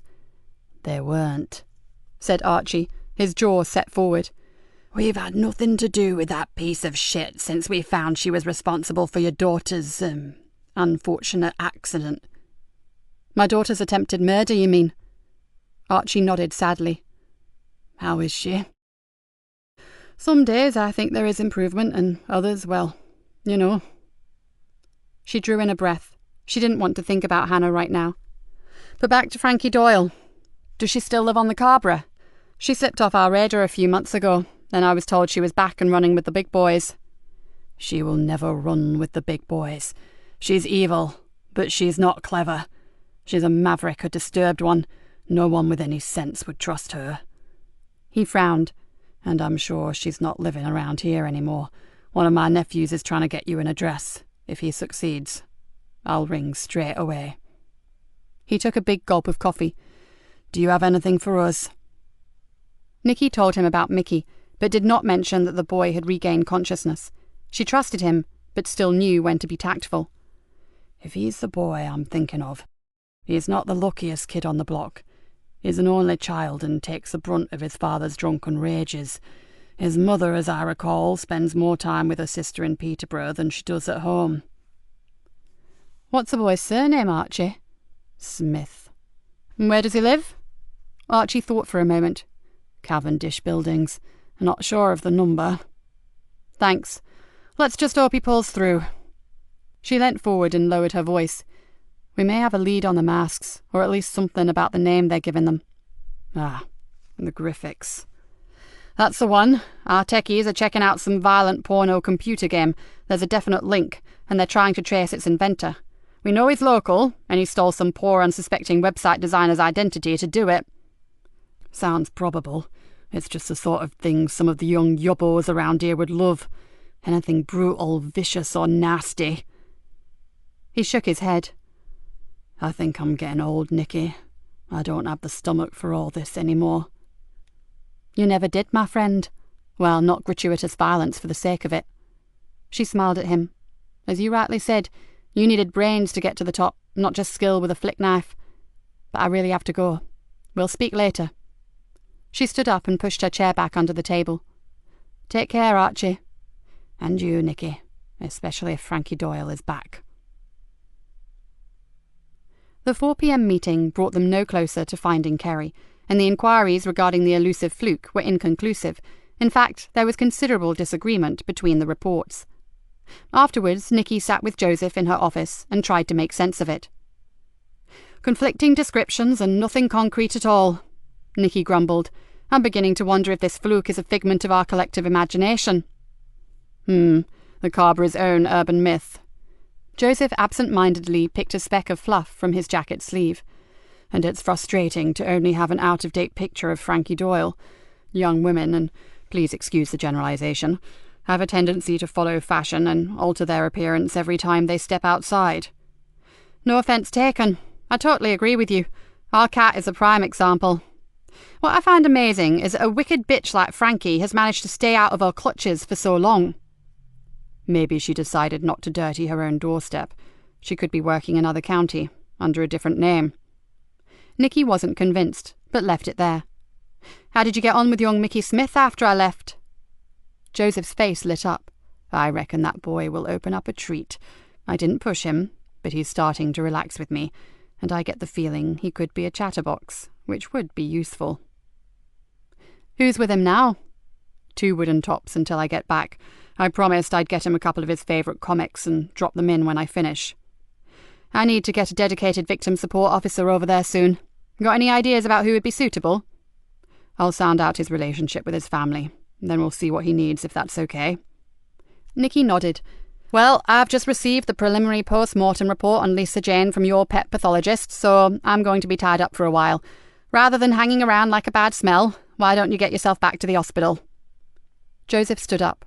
Sure, and if he tells me anything interesting, I'll ring you. You do that, said Nikki, opening the folder. And by the way, what are Mickey's favourite comics?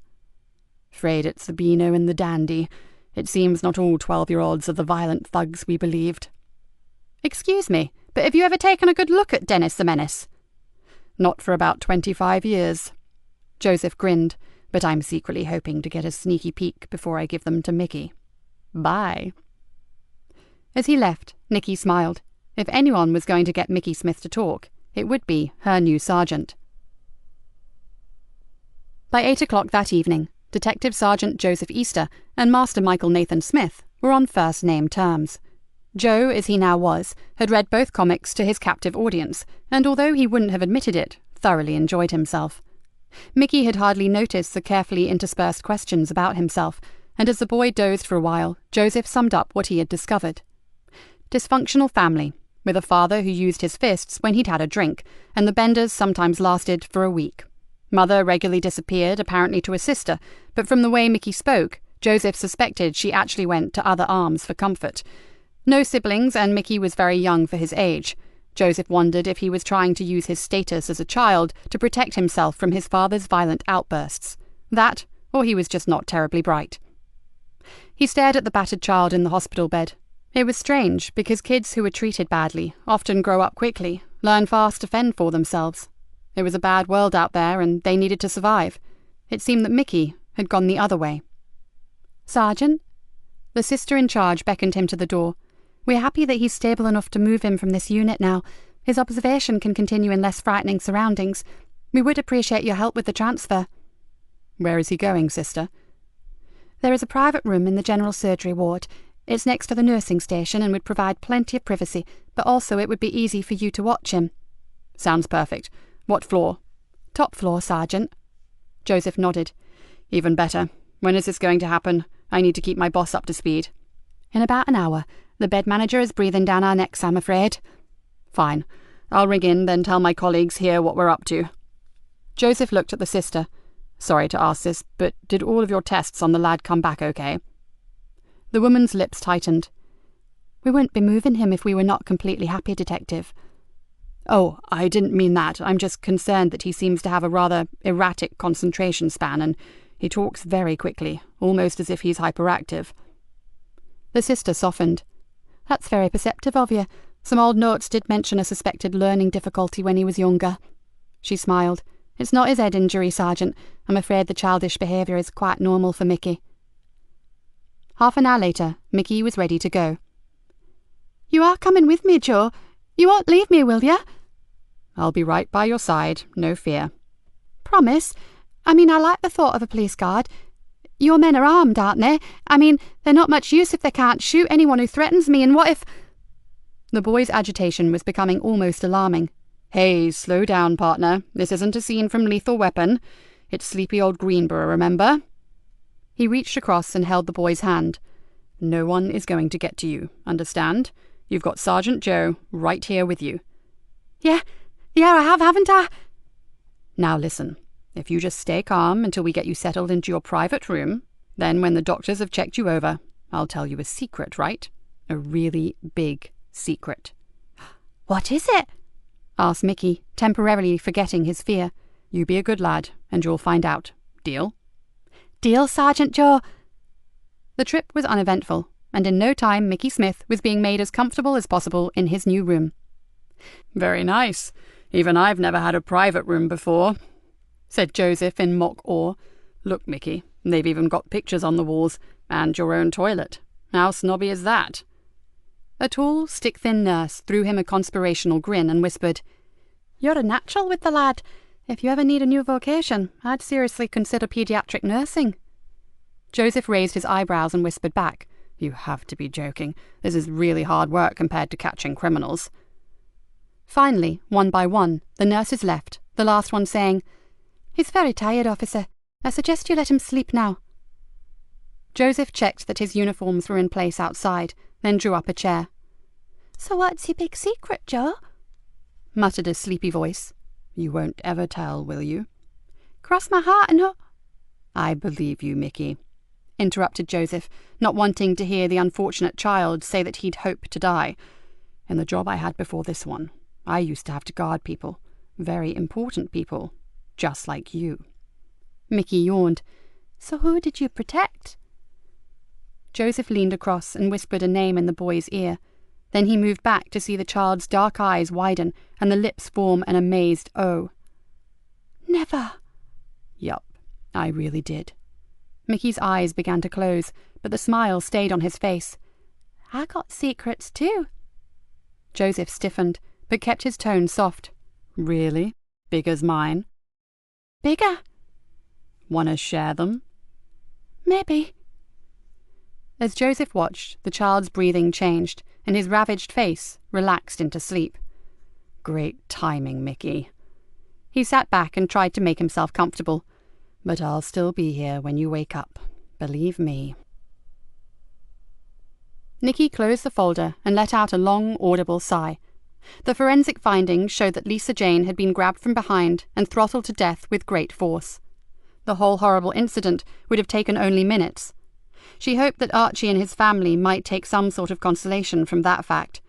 She could just as easily have been incarcerated somewhere and tortured. Nikki tensed. Which could be the fate of Kerry Anderson, if they didn't damn well find her. "Ma'am, may I have a word?" She looked up to see WPC Yvonne Collins, dressed in civvies, waiting in the doorway. "Sure, problem. I hope not, but I've got bad vibes about something, Gov." Nikki pointed to a chair, and realised that Collins, a woman who had never been her greatest fan, had just called her Gov, and her tone had none of its usual rancour. "What's worrying you, Yvonne?" "Earlier today, Niall and I went to see an old snout of mine. We'd asked him about Fluke, and he said he'd get us some information and meet us at 5. Yvonne rubbed her forehead. "Thing is, we waited at the rendezvous, but he didn't turn up. And he's normally reliable. I've known Vic longer than some of my work colleagues, and he's never missed. D'you drop him anything? Just a token amount, Gov, from my own purse. I'd do the same. It keeps them coming back." Yvonne looked miserable. "It's not just that. I like the old boy. He's harmless and very intelligent. I'd hate something to have happened to him.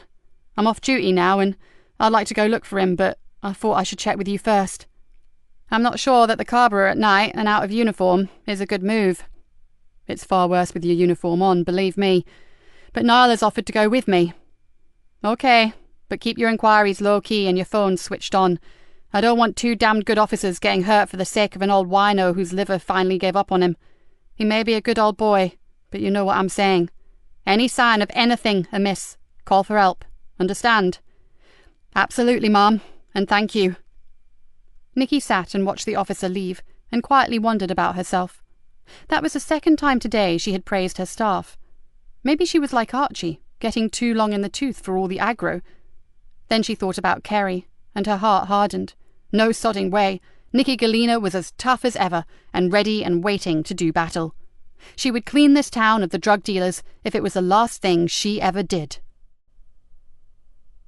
Chapter 22. Joseph had dozed on and off, while still keeping an eye on the slumbering boy. The slightest movement or whimper from the direction of the bed, and he was wide awake in a nanosecond.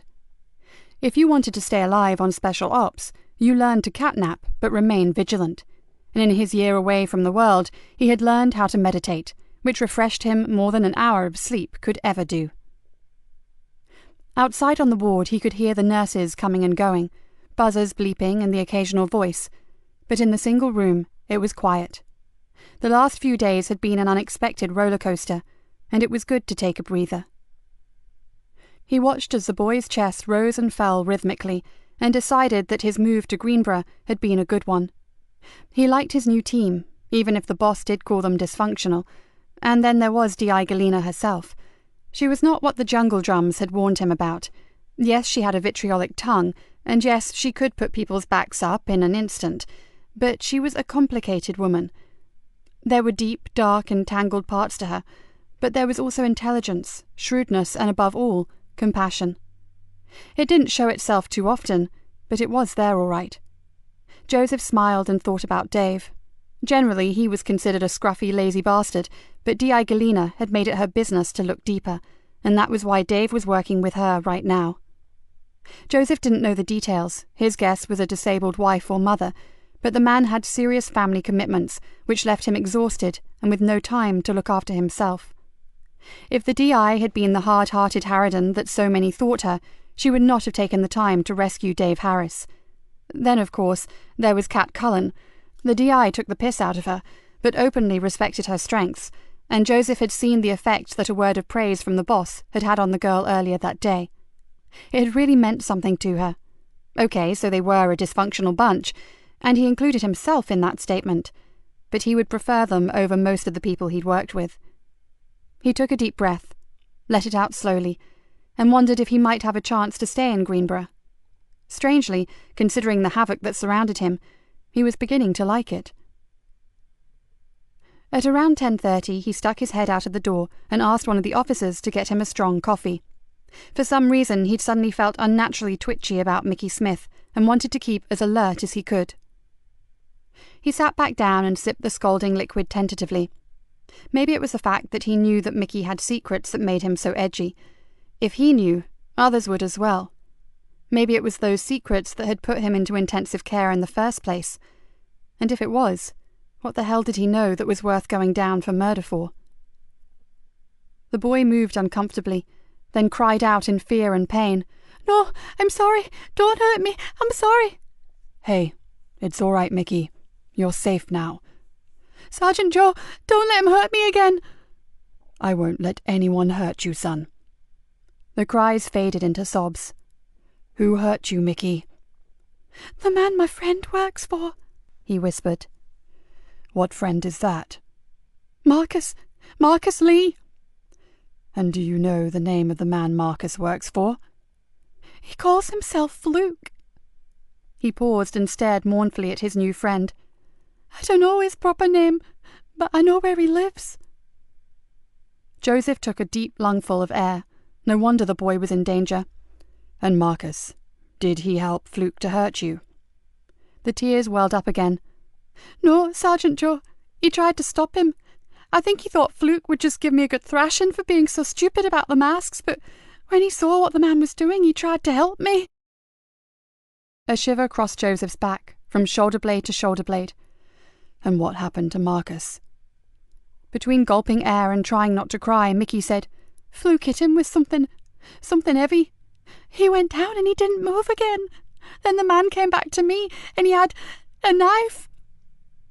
Mickey began to shake uncontrollably. "That's enough now. You try to rest. It's all over. You can leave it all to us. Just tell me where Marcus lives, then we'll find your friend and we'll make sure that we find this fluke too."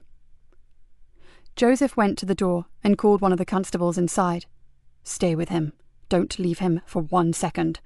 I have some urgent calls to make." Nikki picked up the phone on the first ring.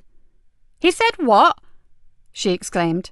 "Yes, he doesn't know Fluke's actual address, but he said he could take us there." "Shit! We can't wait for that. Could you get him to describe where it is?"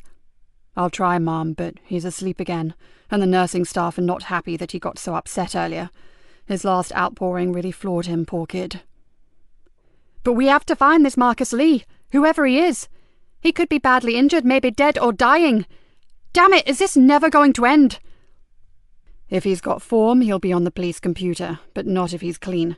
Why don't you save time and ring Archie? 10 to 1, he'll know exactly where the Lees live." "Good thinking, Sergeant. Now get back to your charge. Apart from keeping him safe, he's worth his weight in gold right now. And do all you can to discover Fluke's address. Mickey can sleep for days and have all the comics he wants after he helps us nail his attacker." "I'm onto it, Mom." Nikki caught the super just as he was leaving. She briefed him and promised to call him if anything of note happened. He had offered to stay, but Nikki had not liked the unnatural pallor of his face and decided the man badly needed some sleep. Having done that, she rang Archie, got an address for Marcus Lee, then after thanking the man profusely, she phoned Yvonne Collins on her mobile. "Any luck with that snout of yours?" "No one's seen him since lunchtime, Mum." The constable sounded both tired and worried. "Look, sorry to add to your problems, but would you two make an unofficial call on 201 Bristow Street? We're anxious to locate a young man who lives there named Marcus Lee. We believe he may be injured, possibly severely. Softly, please, Collins. We don't want to alarm his family if this turns out to be unreliable information, okay?" "We're quite close to there now, Mum. I'll ring you back. Oh, and Mum, there's an ugly feeling on the estate this evening." "Like what?" "Hard to put our finger on it, just feels really uneasy." "I'll pass on those good tidings to your sergeant, as if he wasn't stressed enough already. Hear from you soon." She closed her phone and strode along the corridor towards the lift. If Mickey was correct, this was the first time Fluke had shown his hand and actually been identified. Not that he believed Mickey would be around long enough to point the finger. Nikki stopped in her tracks. It was imperative that Fluke did not find out that Mickey had survived the attack. She thought for a moment. This whole case had been riddled with deception. Would one more hurt? Picking up her step, she went down to the main office to report Yvonne Collins' observations regarding the mood on the Cabra, then hurried back to her office. It was a big and risky chance to take, but if Mickey Smith's home life was as bad as she'd been led to believe, then it could just be the answer. She sat back and considered how she would go about it. The one thing she was pretty certain about was that Sergeant Easter would back her to the hilt. Yes, to save the boy's life, she would allow a rumour to spread that Mickey had not survived. Then she would spirit him away to safety until she had fucking Fluke banged up. A small smile spread across her face. She could feel it in her bones that they were getting closer to him, and if they found him, please God, they'd also find Frankie Doyle.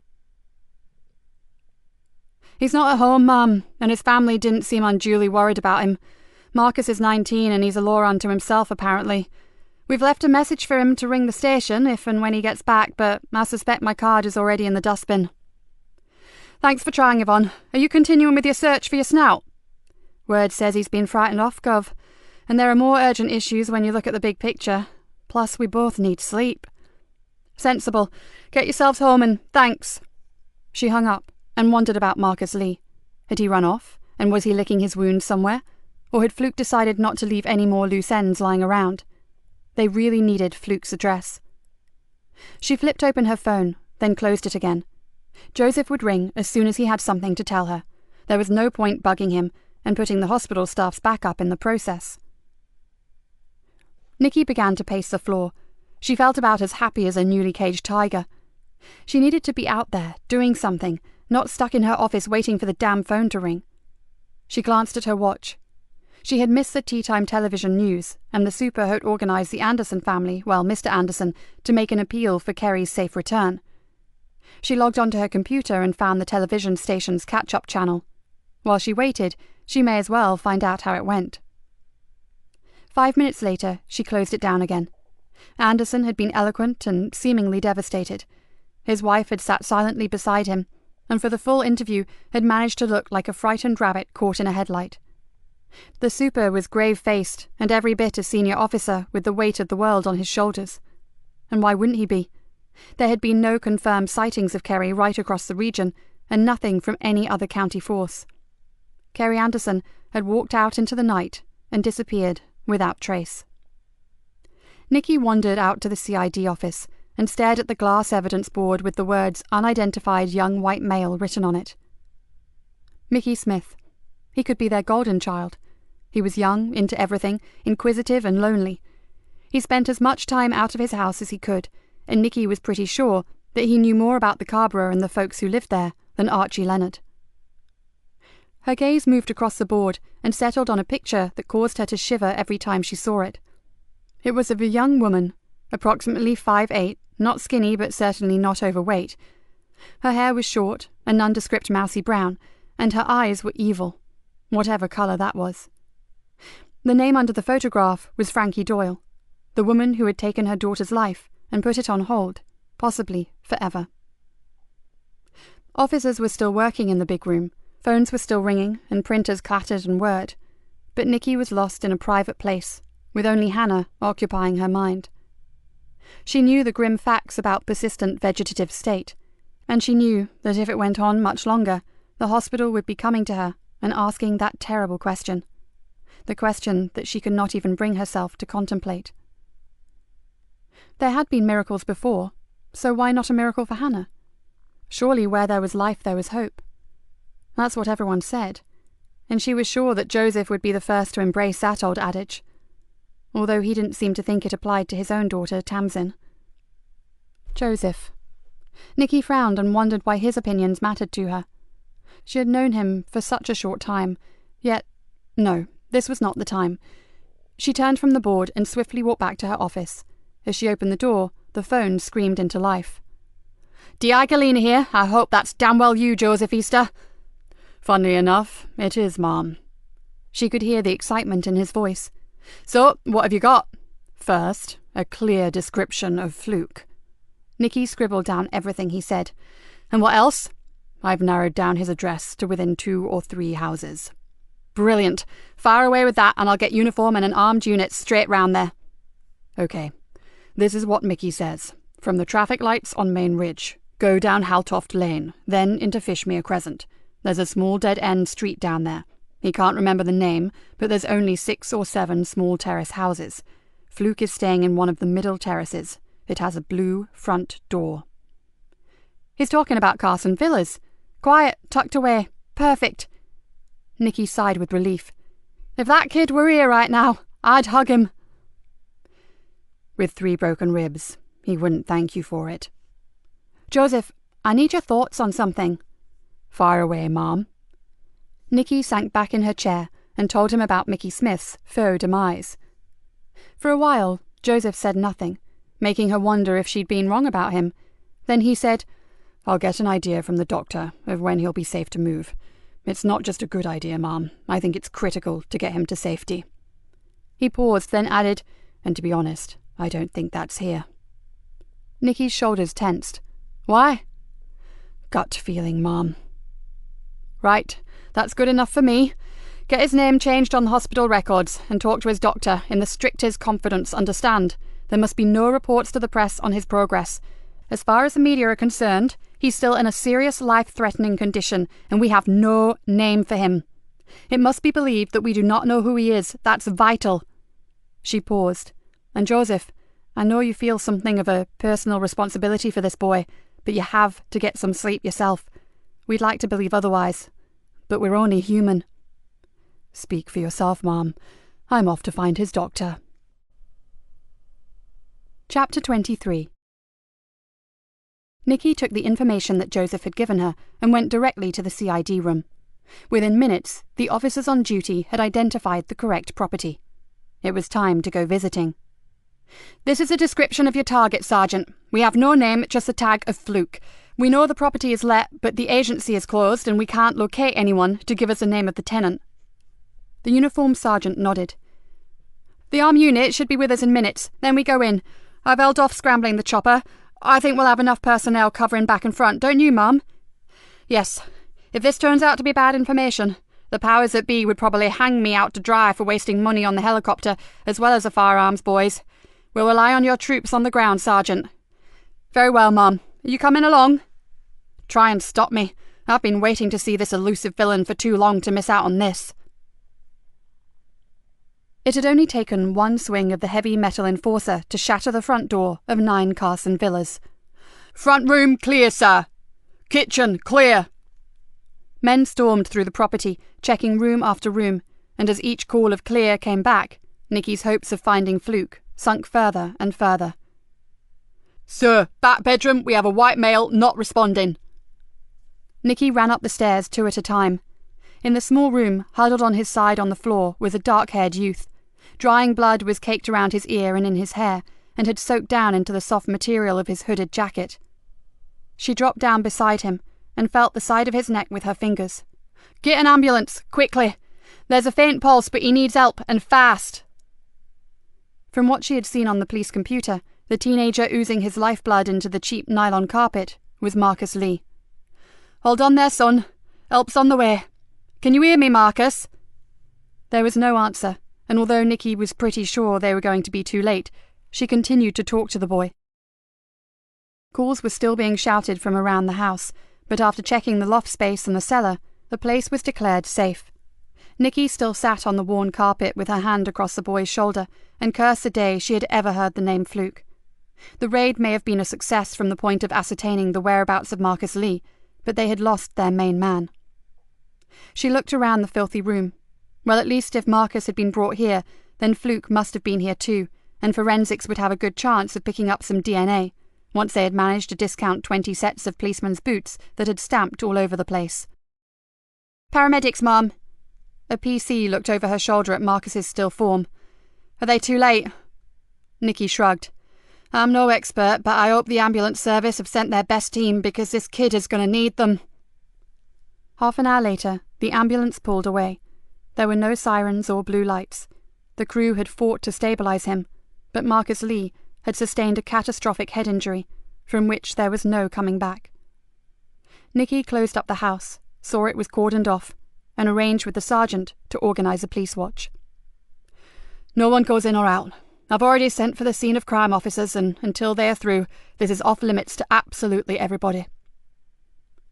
She walked back out into the night and to her car. She felt tired. No, she felt exhausted. And for a moment she wondered how Joseph kept going. She just had to get her head down, if only for a few hours. She turned on the ignition and looked at the time. 2 a bloody clock. With a long, noisy yawn, she pulled out of Carson Villas and headed for the station. She would write a swift report for the superintendent, then ring him early morning. He had asked to be kept updated, but as there was nothing he or anyone else could do right now for Marcus Lee, she'd allow him a few more hours of precious sleep. She parked badly, cursed, then locked the car anyway. Just a few more minutes' work and she could go home. Young Mickey was safe with his own personal and very professional bodyguard, and her energy levels had just plummeted to rock bottom. She craved sleep. Joseph Easter may be super cop, but she really was only human. Nikki awoke at 5, with her alarm clock beeping in an ever-increasing volume close to her ear. For the first time in years, she had slept soundly and dreamlessly. She switched off the alarm and lurched unsteadily to the kitchen.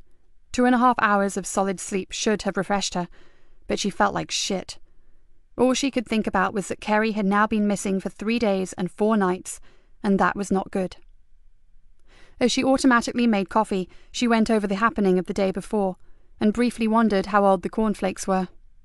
She tried to concentrate, but her mind felt fuzzy, and her head ached as if she had a god-awful hangover. "We have to be sharp," she heard herself saying, and this morning she felt anything but. She ate a few spoonfuls of the stale cereal, then threw the rest in the bin. She'd call in and get a Danish on her way to the station. Or maybe... what had she said to Joseph on their trip to Barnby Odike?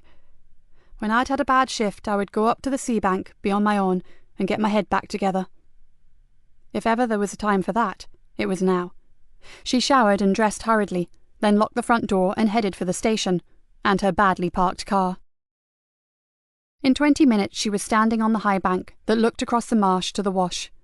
For once there was little wind, just a light, warm breeze, and apart from the call of a skylark above her, it was completely silent. She walked along the uneven track and down a narrow path to a spot where she knew there was an old wooden seat. It was a little-known place, rarely used even by birdwatchers, and being some way down the bank, it was partially hidden by weather-beaten shrubby bushes. Nikki sat down and gazed out across the salt marsh. It looked deserted, almost like a still photograph, until you really studied it. Then you realized it was teeming with life. A waterbird dipped its beak in a shallow lagoon of brackish water. A hare stretched up, sniffed the morning air, then sprang off in search of breakfast. A heron, grey and prehistoric, flapped its great wings and rose laboriously into the air, only to be chased by a pair of rooks that had materialized out of nowhere.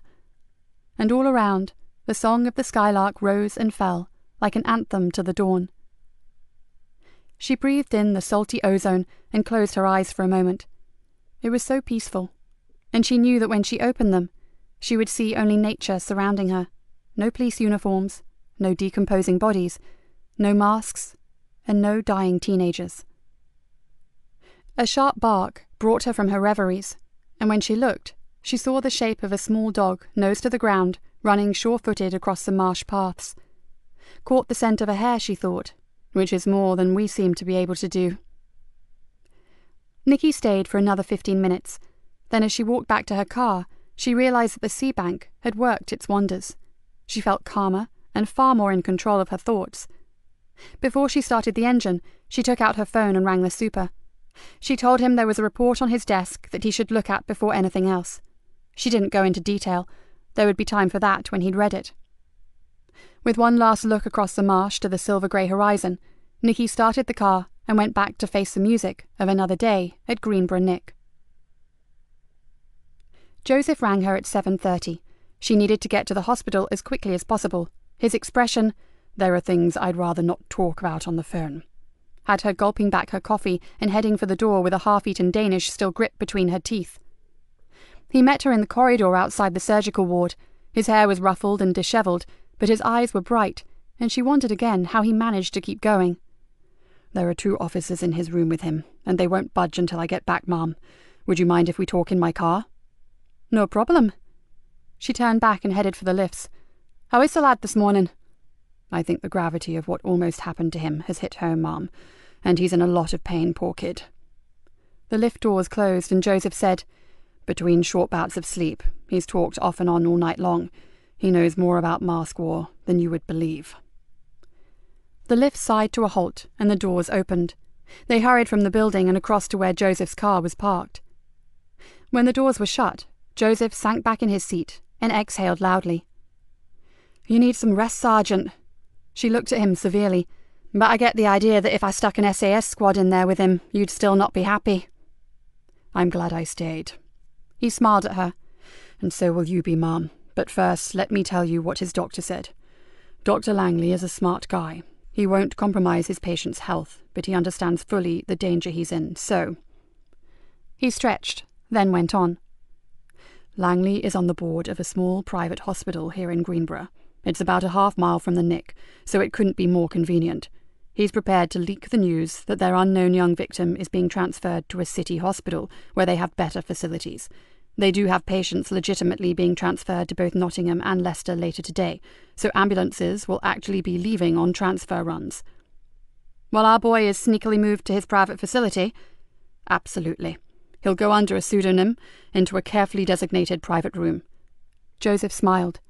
"Langley's used to rich people needing to maintain their privacy, you know. Celebrities, politicians, etc."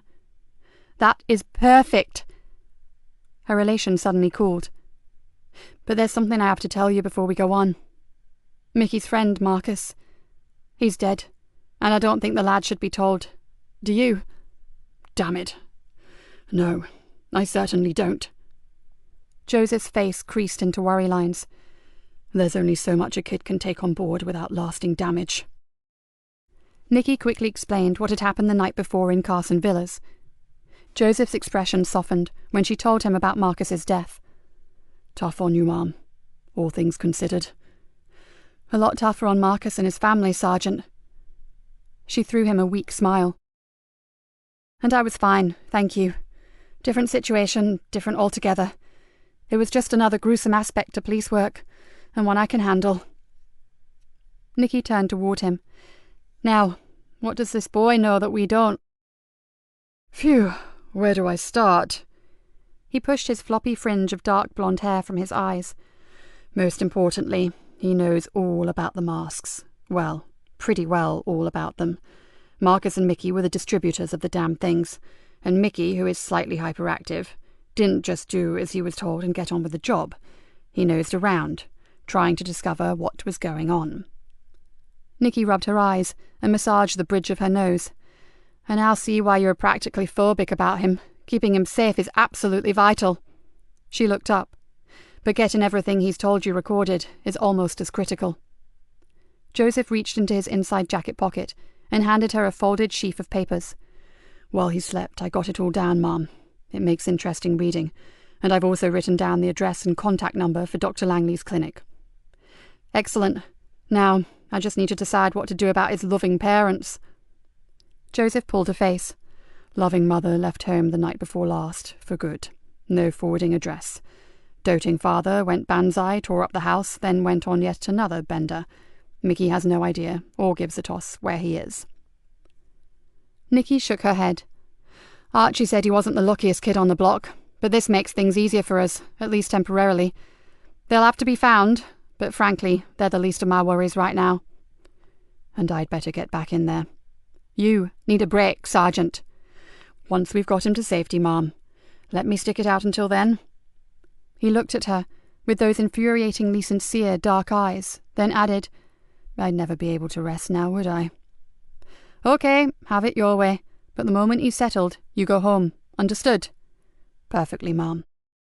Joseph opened the door and stepped out. And thank you. I appreciate it.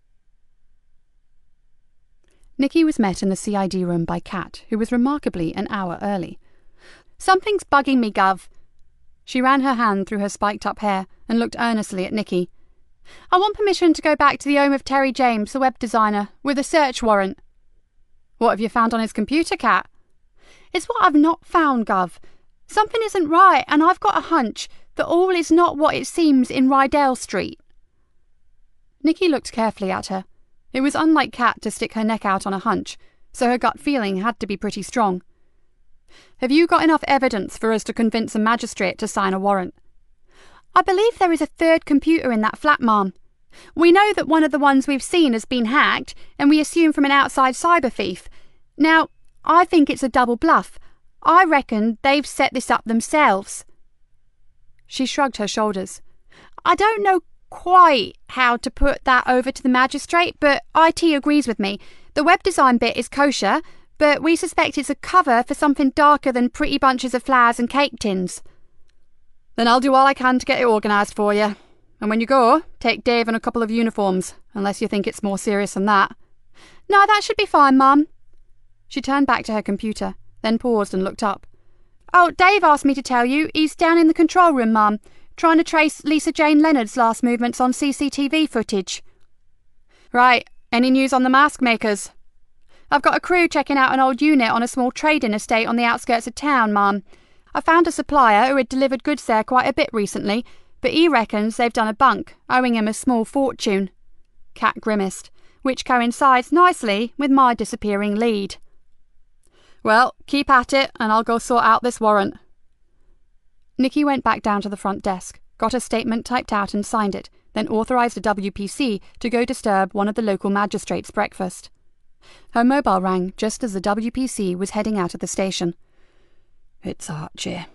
Can we meet, Nikki? Hell, I'm up to my armpits. Where are you? I'll drive down to the Riverside car park. 5 minutes is all I need. Give me 10 and I'll be there. Nikki closed her phone and, leaving a message on the desk to say that she would be out for half an hour, hurried from the building. My boys, along with some of her friends, have traced the first 15 minutes of Lisa Jane's movements since she left her home on the night she died. Then we lose her. If I give you specific times and locations, would your CCTV cameras be able to pick her up from there? We can certainly try, Archie, although Greenborough's equipment is hardly state-of-the-art. Dave is actually working on that now. I'm sure he'll be pleased to have some points of reference to help him. She scribbled down everything he told her, then shut her notebook. Marcus Lee is dead, Archie. This Fluke character is favourite for his murder, although we have no proof. She paused, then added, "Yet." Ah, the mysterious Fluke again. I wanted to talk to you about him, Nikki. Archie leaned back against the bonnet of his old Mercedes and stared down at the river. I may be wrong, but since my family has been paying particular interest in this vermin, we have come across several very contradictory descriptions. And as my boys have been quite, how shall I say, well, forceful in their methods, I do not believe any of our informants are lying.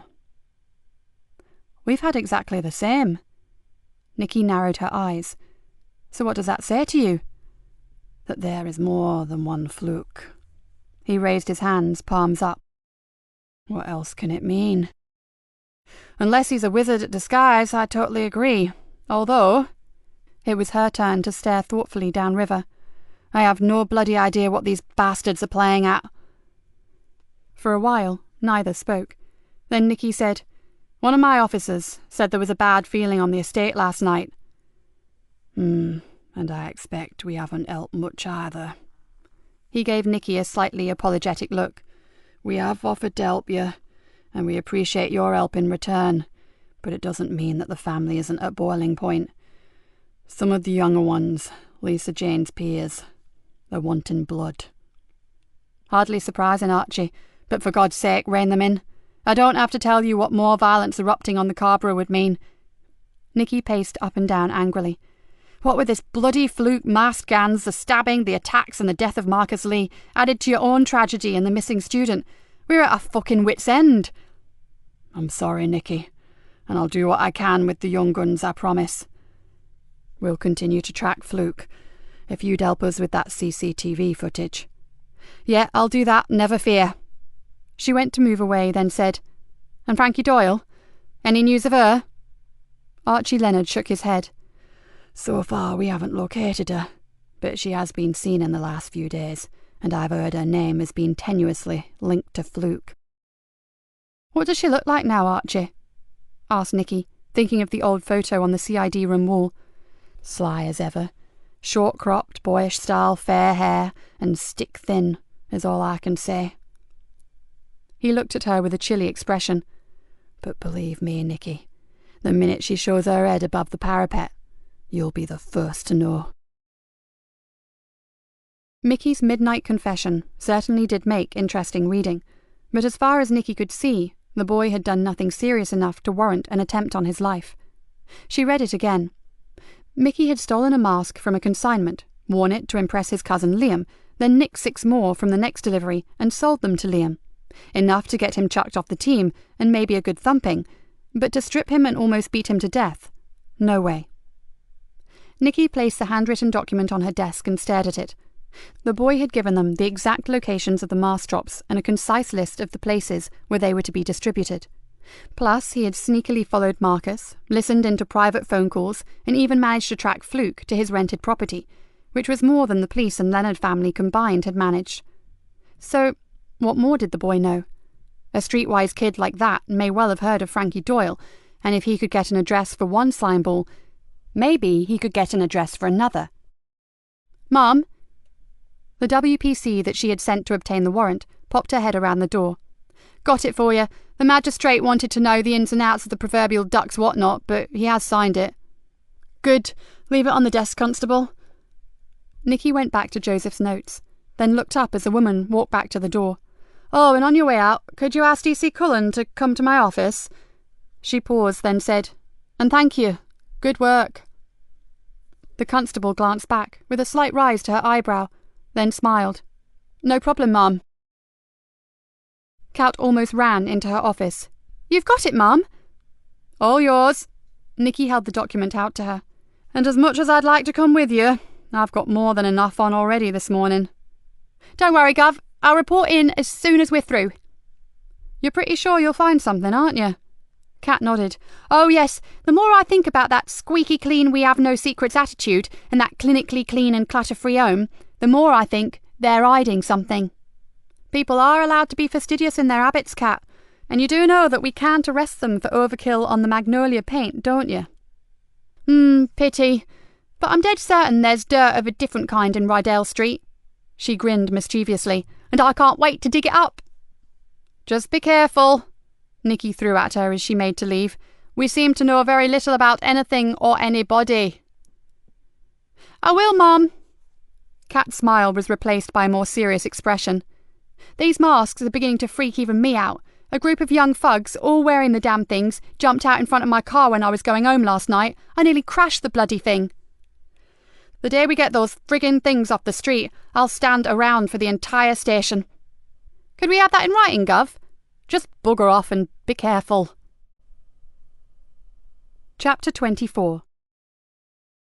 Nikki spent over an hour in the superintendent's office, bringing him up to speed on the occurrences of the night before, but all the time they spoke, her mind kept returning to Kerry Anderson and Mickey Smith. Finding Kerry was paramount, but keeping the boy from further harm was also vital. She didn't know how or why, but her gut was telling her there was a link between them. She had nothing concrete, but she was certain that Mickey Smith was the one person who could not only help them solve the riddle of the masks, but lead her to Frankie Doyle. The superintendent had wanted to go over everything in detail, and Nikki finally used the excuse of expecting an urgent phone call to get herself free. She then hurried down the corridor to her own office, closed the door, and rang Joseph. "He's safe," said her sergeant, with considerable relief. "Transfer went off like a charm, Ma'am. Have you managed to read my report?" "Who needs intelligence when you've got the Carver kid?" "Oh, he can talk for England. My ears ache. But it was worth taking the time to sort the wheat from the chaff, wasn't it?" "Certainly was. I'll be calling in on him myself later, when he's had a chance to settle in." "Why not wait until I've grabbed a few hours shut-eye, and I'll come back with you. That boy is an acquired taste." Nikki's hackles rose. "Meaning?" "Meaning only that you asked me what I thought about a victim support officer, and I definitely say send a male. I've seen him with some of the nurses, and he does not respond well to women." Nikki festered quietly for a moment. She had been hoping to follow the Frankie Doyle route privately, but the last thing she wanted to do was upset their main source of information. "Right, I'll get on to sorting that. And when you're rested, we'll go speak to your young oracle." She paused, then added, "Together." "Great." Joseph sounded either unaware of her irritation, or he was magnanimously ignoring it. "I'll get back to my digs for a bit then. See you this afternoon, Ma'am." "Joseph?" Nikki softened. "You did really well with the boy. Take as long as you need to recharge, okay?" "Thanks, Ma'am, but a few hours will do. Once I'm awake, I'll want to get back to work." She heard a smile spread through his voice. "You haven't seen my digs. The wallpaper alone could bring on epilepsy." Before Nikki could reply, her office phone rang. "Gotta go, and you get some rest." She flipped her mobile closed and picked up the desk phone. "Dear Galena." "This is Rory Wilkinson, your totally exhausted and run-ragged locum pathologist." "Professor Wilkinson? Well, we've never met, but I have to say that your reputation precedes you." "I'd say the same about you, but I suspect I may be brought to task and possibly flogged publicly. But hey-ho, it's a pleasure to talk to you, Ma'am." Nikki smiled. This man made a refreshing change from their own stick-in-the-mud forensic pathologist. "What can I do for you, Professor?" "Several things. I'll start with the attack on the unknown young male in the recreation ground.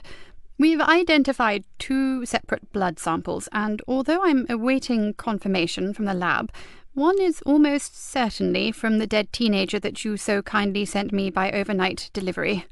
Let's see." There was a rustle of paperwork. "That would be Marcus Lee, which would seem to confirm that he was attacked in the same place as the injured child, then moved to the house in Carson Villas where he subsequently died." That fits with what we believe, Professor. Do you think you'll be able to isolate some DNA from the Carson Villa crime scene? Oh, by the bucket load, I should think. The residents there were perfect candidates for a visit from Kim and Aggie. I didn't need to even see the place to tell you it was a filthy hovel, and if the samples are anything to go on, their personal hygiene was far from meticulous.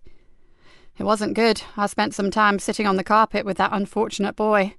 Oh, you poor woman. But I can recommend an awfully good dry cleaner. Nikki laughed out loud and marvelled at the unusual sound. Thanks, but I think I'll survive. What else have you got for me? Now, this next point is not so jolly. His voice changed. That lovely young woman, Lisa Jane Leonard. Sadly, whoever strangled her, and I'm sure you saw in my preliminary report that from the height and sheer strength of her assailant it was most certainly a male, left no traces of DNA. But Nikki felt him frowning. There was saliva on the side of her face. "Someone kissed her?" asked Nikki with surprise. Nothing so pleasant. Someone spat on her, and having fast-tracked the DNA results, I can tell you it was a woman. Nikki's brain threw up an instant picture of Frankie Doyle's evil eyes. So, continued Rory Wilkinson, if you just happen to come up with an accessory to murder, and you suspect she has a heart as cold and hard as a grave digger's shovel, then I'd be more than happy to prove you correct, if I can only get her onto my dissecting table, that is. If it's the woman I think it is, I couldn't think of a more fitting place for her, muttered Nikki through gritted teeth. Spoken with sincere venom, Inspector. I like that, said the pathologist appreciatively. Now, finally, I have to say, and please don't think I'm complaining, but just because I'm filling in while your own eminent professor is boring the pants off anyone who's still awake in the Royal Courts of Justice, don't feel that you have to pack every moment of my fun-filled day with new forensic challenges. Strangely, I actually find the odd hour or two of sleep quite acceptable, and I've seen very few of those since I arrived. Nikki had heard about this pathologist many times, seen a few photographs of him, and even read some of his work on police-related cases. He was a tall, gangly man with a droopy fringe, a beak of a nose, and thin, wire-rimmed glasses. His weird wit was legendary, and he was happy to tell the world that he was as camp as a row of tents. But over the years, he had proven himself to be one of the finest home office pathologists in the country. Nikki had just not realised that in the strangest of ways, his black humour when dealing with such a gruesome job was almost a breath of fresh air. "Believe me, there is nothing I'd rather do than give you a peaceful life, Professor. But sadly, my lovely Greenborough market town has turned into something more akin to a 21st century location for the Night of the Living Dead." "I have to agree.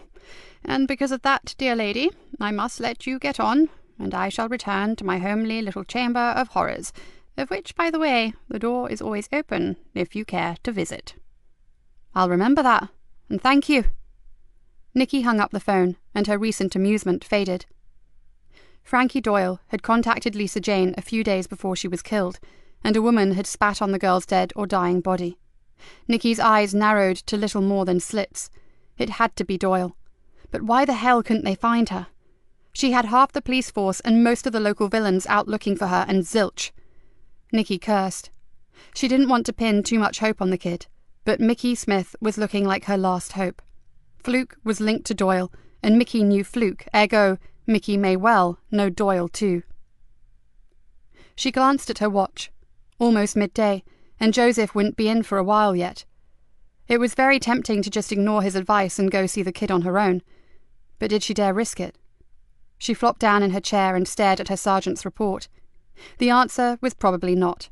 Apart from shooting herself in the foot if her plan backfired, it was hardly fair on Joseph if she cocked up all the hard work he'd done gaining the boy's trust.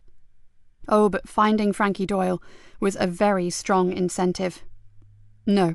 Nikki closed the debate she was having with herself. Like it or not, she'd wait, and use the time to catch up on the latest reports from Kerry's search. An hour later, Kat Cullen came striding through the door from the CID room with Dave Harris puffing along behind her. From your expression, I gather your policeman's nose was correct. Was it ever, Gov? Said Dave, easing himself into a chair. She's got good instincts, our cat.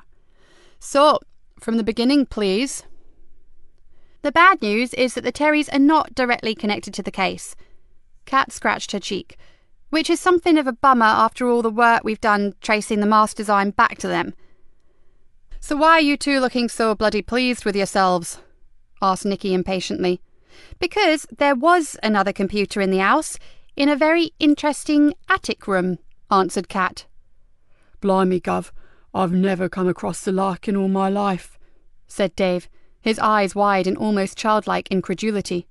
Sadly, I have, added Kat. When I worked Vice. The thing is, Mum, Lyco Rapture is the brainchild of Mr. and Mrs. Squeaky Clean, only the dirty bastards are far from that, and that particular perverted game is just one of many. The pretty web design stuff is legit, but they keep it up purely as a front. So they are the originators of the Rat Death masks? Nikki felt mildly confused. No, some sleazebag downloaded the game, saw the hideous creature, nicked the character's design for the masks, and named it Griffix. So it's another dead end. Not exactly. Kat leaned back against the wall. James and his wife are both top IT boffins. I checked her out after she said she'd worked at the university, and she did. She taught high-level computer studies. He's a graphic designer, moved on to web design, and the other thing they have in common is weird sex. The more perverted, the better. Nikki's mouth dropped. You are talking about the same couple that we met the other day. Oh, yes, Gov. Mr. and Mrs. Prim and Proper have produced some of the worst pornographic computer games I've ever seen in my life. And they charge extortionate money to download them, Mum, added Dave. One of them costs nearly 500 quid. And as you can imagine, Gov, it's not one to play with your mum or dad around. Kat screwed up her face in distaste. We've got them both downstairs in custody, Gov, and frankly, I think we are only scratching the surface with these games. If it's okay with you, I'd like to hand the old thing over to a specialist unit to deal with. Considering what we're trying to handle at present, I wholeheartedly agree. Nikki frowned. But you said something about it not being a dead end. Ah, yes. Well, before the masks materialised on the streets, you had to pay to get hold of Lyco Rapture, and the Jameses may be a pair of pervs, but they are painstakingly precise on their bookkeeping. They have copies of all their transactions for the last 3 years, said Dave. How does that help us? Dave leaned forward. Because a few of their customers were particularly interested to know if they had any other games that had the Griffix in them, and the Jameses made notes to that effect. When they produced a follow-up game, they contacted the interested parties and told them. And they kept the contact details. Nikki was beginning to understand. Yup, smiled Kat. But when they saw kids suddenly wearing Griffix masks, dear Terry and Bella nearly shit a brick. It didn't take too long to realise that the masks were going to be big trouble, and they may be implicated. Which could scupper their very lucrative sideline, Dave interjected.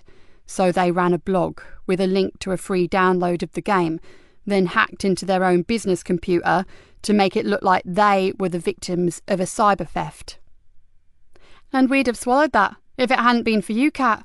Well done. Nikki gave her a rare smile. So, have you got the list of names? I've sent their hard drive to IT to retrieve the data. Terry James offered to get it for us, but I didn't let him within touching distance. I suspected he'd installed some ingenious destruct program. Smart thinking. Nikki sat back in her chair and looked inquiringly at Dave. So, tell me about this attic room of theirs. Dave's eyes widened again. Well, part of it was like some high-tech recording or photographic studio, more equipment than it would take to launch the space shuttle, but the rest was more like a home cinema. He swallowed noisily.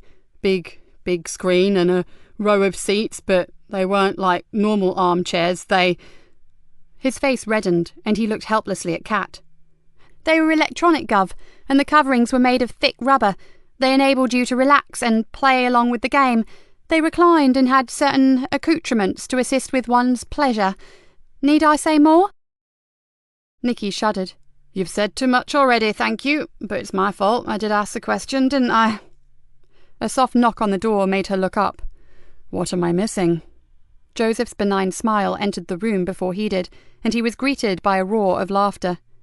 "Bagsy, you tell him, Dave," called out Kat, and Dave blushed even deeper. "Come in, Sergeant," said Nikki, "and believe me, you've missed nothing of importance. Well, nothing any of us are prepared to share with you right now." She turned to the others. "Okay, you two get onto those contact details and let me know what you come up with. The Sergeant and I are going out for a while." Chapter 25. The private hospital was concealed at the back of a small industrial estate. From the front, it looked like an upmarket office block, nothing like a fancy clinic, and that was perfect as far as Nikki was concerned. Mickey, now known as Jonas, from his favourite group, Lincoln, his favourite football team, was in a small private room on the first floor. When he saw Joseph, his eyes lit up. Then a sullen look spread across his face when he saw that his hero had not arrived alone. "Hi, champ. How's the pain?" "Okay, I suppose," he mumbled. "Who's she?" "Well, that's a nice way to talk to my boss." He grinned at the boy, then leant down and whispered something in the child's ear. After a moment or two, Mickey gave her a half-hearted smile, and Joseph continued. "Right, let's start again, shall we? Allow me to introduce Detective Inspector Nikki Galena. Governor, this is Jonas Lincoln." "Hello, Jonas. Do you like your new room?" "It has TV. Loads of channels, look." He pressed a handset and the screen shot dizzily from program to program. Good stuff. And they tell me the food is ace as well," said Nikki, hating the small talk and desperately wanting to get on and grill the child. "I guess," he said miserably, "but everything tastes weird to me. The doc says I swallowed a lot of blood." "It'll pass, and you'll soon be enjoying whatever you want. You'll see," said Joseph with a grin. "Now, are you up to answering just a few questions for us?" "I'm pretty tired." He closed his eyes and blinked a few times for effect. "Then we'll get it over very quickly, and you can rest," said Nikki. "Now, I've heard from my sergeant here that you're a really smart kid, and I'm wondering if you know something about someone, something that no one else seems to know." Mickey drew himself up on his pillow and looked at her suspiciously. He reacted to the compliment, but was obviously wondering who she was talking about. "Ever heard of Frankie Doyle?" Mickey didn't even need to consider his reply. "I don't like her." "You know her?" "I've seen Marcus talking to her, and hey, have you guys found Marcus? Is he okay?" "Sorry, sport. We've got no news for you yet." Joseph looked apologetic, then turned to Nikki and with a tiny wink said, "See, Mum, I told you this was the boy to ask. Not much gets past Jonas here. So, you've actually met this Frankie Doyle?" Mickey, Jonas, visibly inflated when he heard Joseph's words of praise. "I know her well enough to stay clear of her, and the people who do mix with her say she's not right." "Not right about what?" "Not right in the head is what I mean." He shifted uncomfortably and clutched at his damaged ribs. "I don't want to talk about her." "Has she ever hurt you, Mickey?" asked Nikki. "Don't call me that. My name is Jonas. Sergeant Joe said so." "I'm sorry, Jonas, but I have to know about her. Does she live near you?" "No, she moved away, but she's been hanging around again." Nikki had a strong feeling that the boy had had some kind of dealings with her at some point in his young life, and she had not exactly made a good impression. "Does she hang around with Fluke?" "Maybe, but I've never seen them together." He looked at Joseph pathetically. "I'm really tired, Sergeant Joe. Can we leave it at that, please?" "Sure. One last question and we'll be off. Have you seen her with anyone in particular?" The boy shook his head slowly. "No, no one. But they say she's hooked up with a drug dealer, someone from out of town. That's all I know, honest." "That's cool, Jonas, old buddy. You get some rest. I'll check in on you later, okay?" As they left, Nikki spoke briefly to the two officers outside, then walked down the corridor to the lifts. Behind her, she heard the ever-changing background noises from a dozen different television channels. "Oh my God!" She clasped Joseph's arm in horror. "What if he sees the news about Marcus's death?" "It's okay." Joseph touched her hand reassuringly. "I've already thought of that. I've tuned it into specific channels, cartoon, film, and kid stuff. It's all pay as you go, so I've set it up myself. You'll get no nasty surprises from that particular television." Nikki relaxed, and he released his hand. "Oh, yes. And what exactly did you whisper to him when we went in?" "Oh, that. I told him that you were the really big cheese, and if I didn't impress you, you could send me back to Fenchester." He gave her a rueful smile. "I told him to make me look good, or I'd be history." Many a true word and all that, Sergeant Joe. Maybe you should remember that for the future." On their return, the station yard was packed with vehicles, and Nikki had to drive with great care through the crowds of officers and volunteer helpers.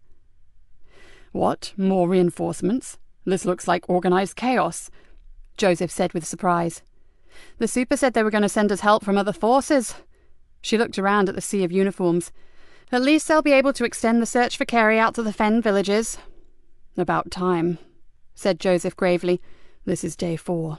If we don't find Kerry soon, we'll be searching for a body, not a survivor." They made their way up to the relative peace of the CID room, where they were met by a disconsolate Cat. "The officers who went out to my possible site for a mask-making factory have found it totally cleared out, Mum. It was definitely the right place. They found odd pieces of rubber and a few damaged masks, but the trail ends there, I'm afraid." She looked down at the floor, clearly angry at herself. "It was gutted. All the equipment, the moulds and the basic ingredients have gone.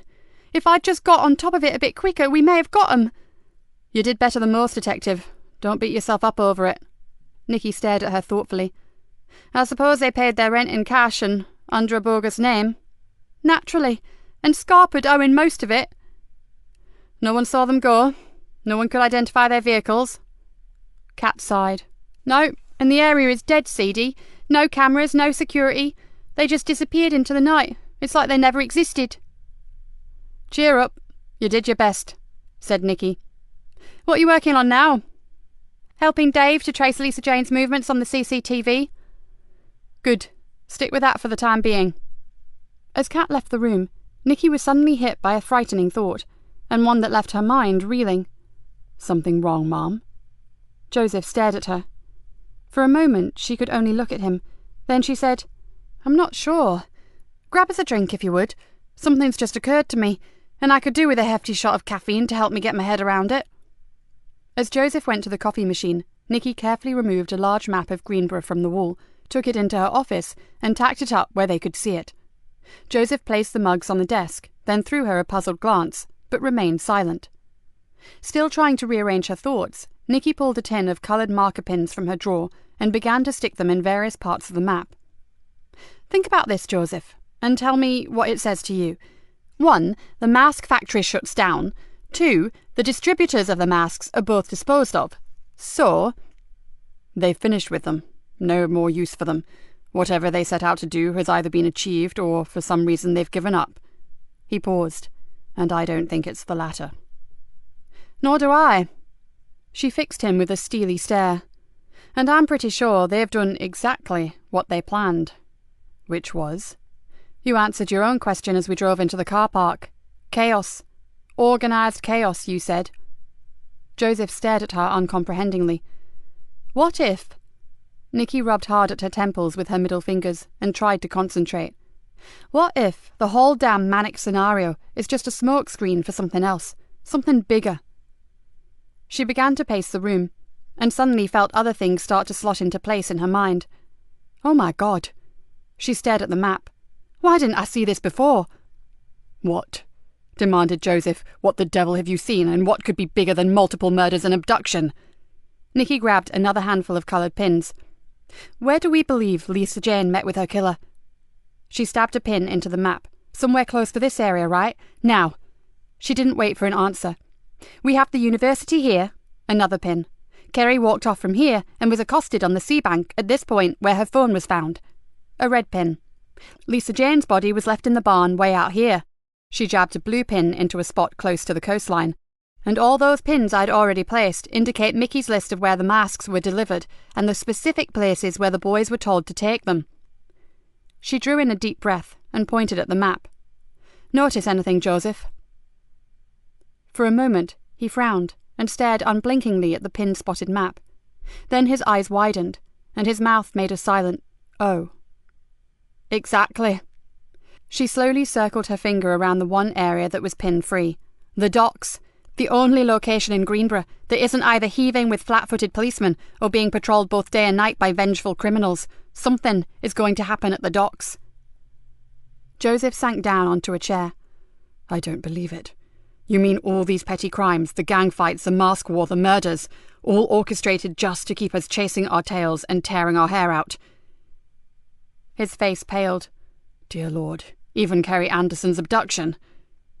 What better than a missing girl to tie up every man and woman on the force? And even our natural enemies, the Leonards, have been thrown into disarray while they hunt for the killer of one of their own. As you said, total chaos. She picked up her coffee and drank it back. And another thing. She picked up Joseph's earlier report of his talks with Mickey and leafed swiftly through them. I know exactly why they tried to kill your boy.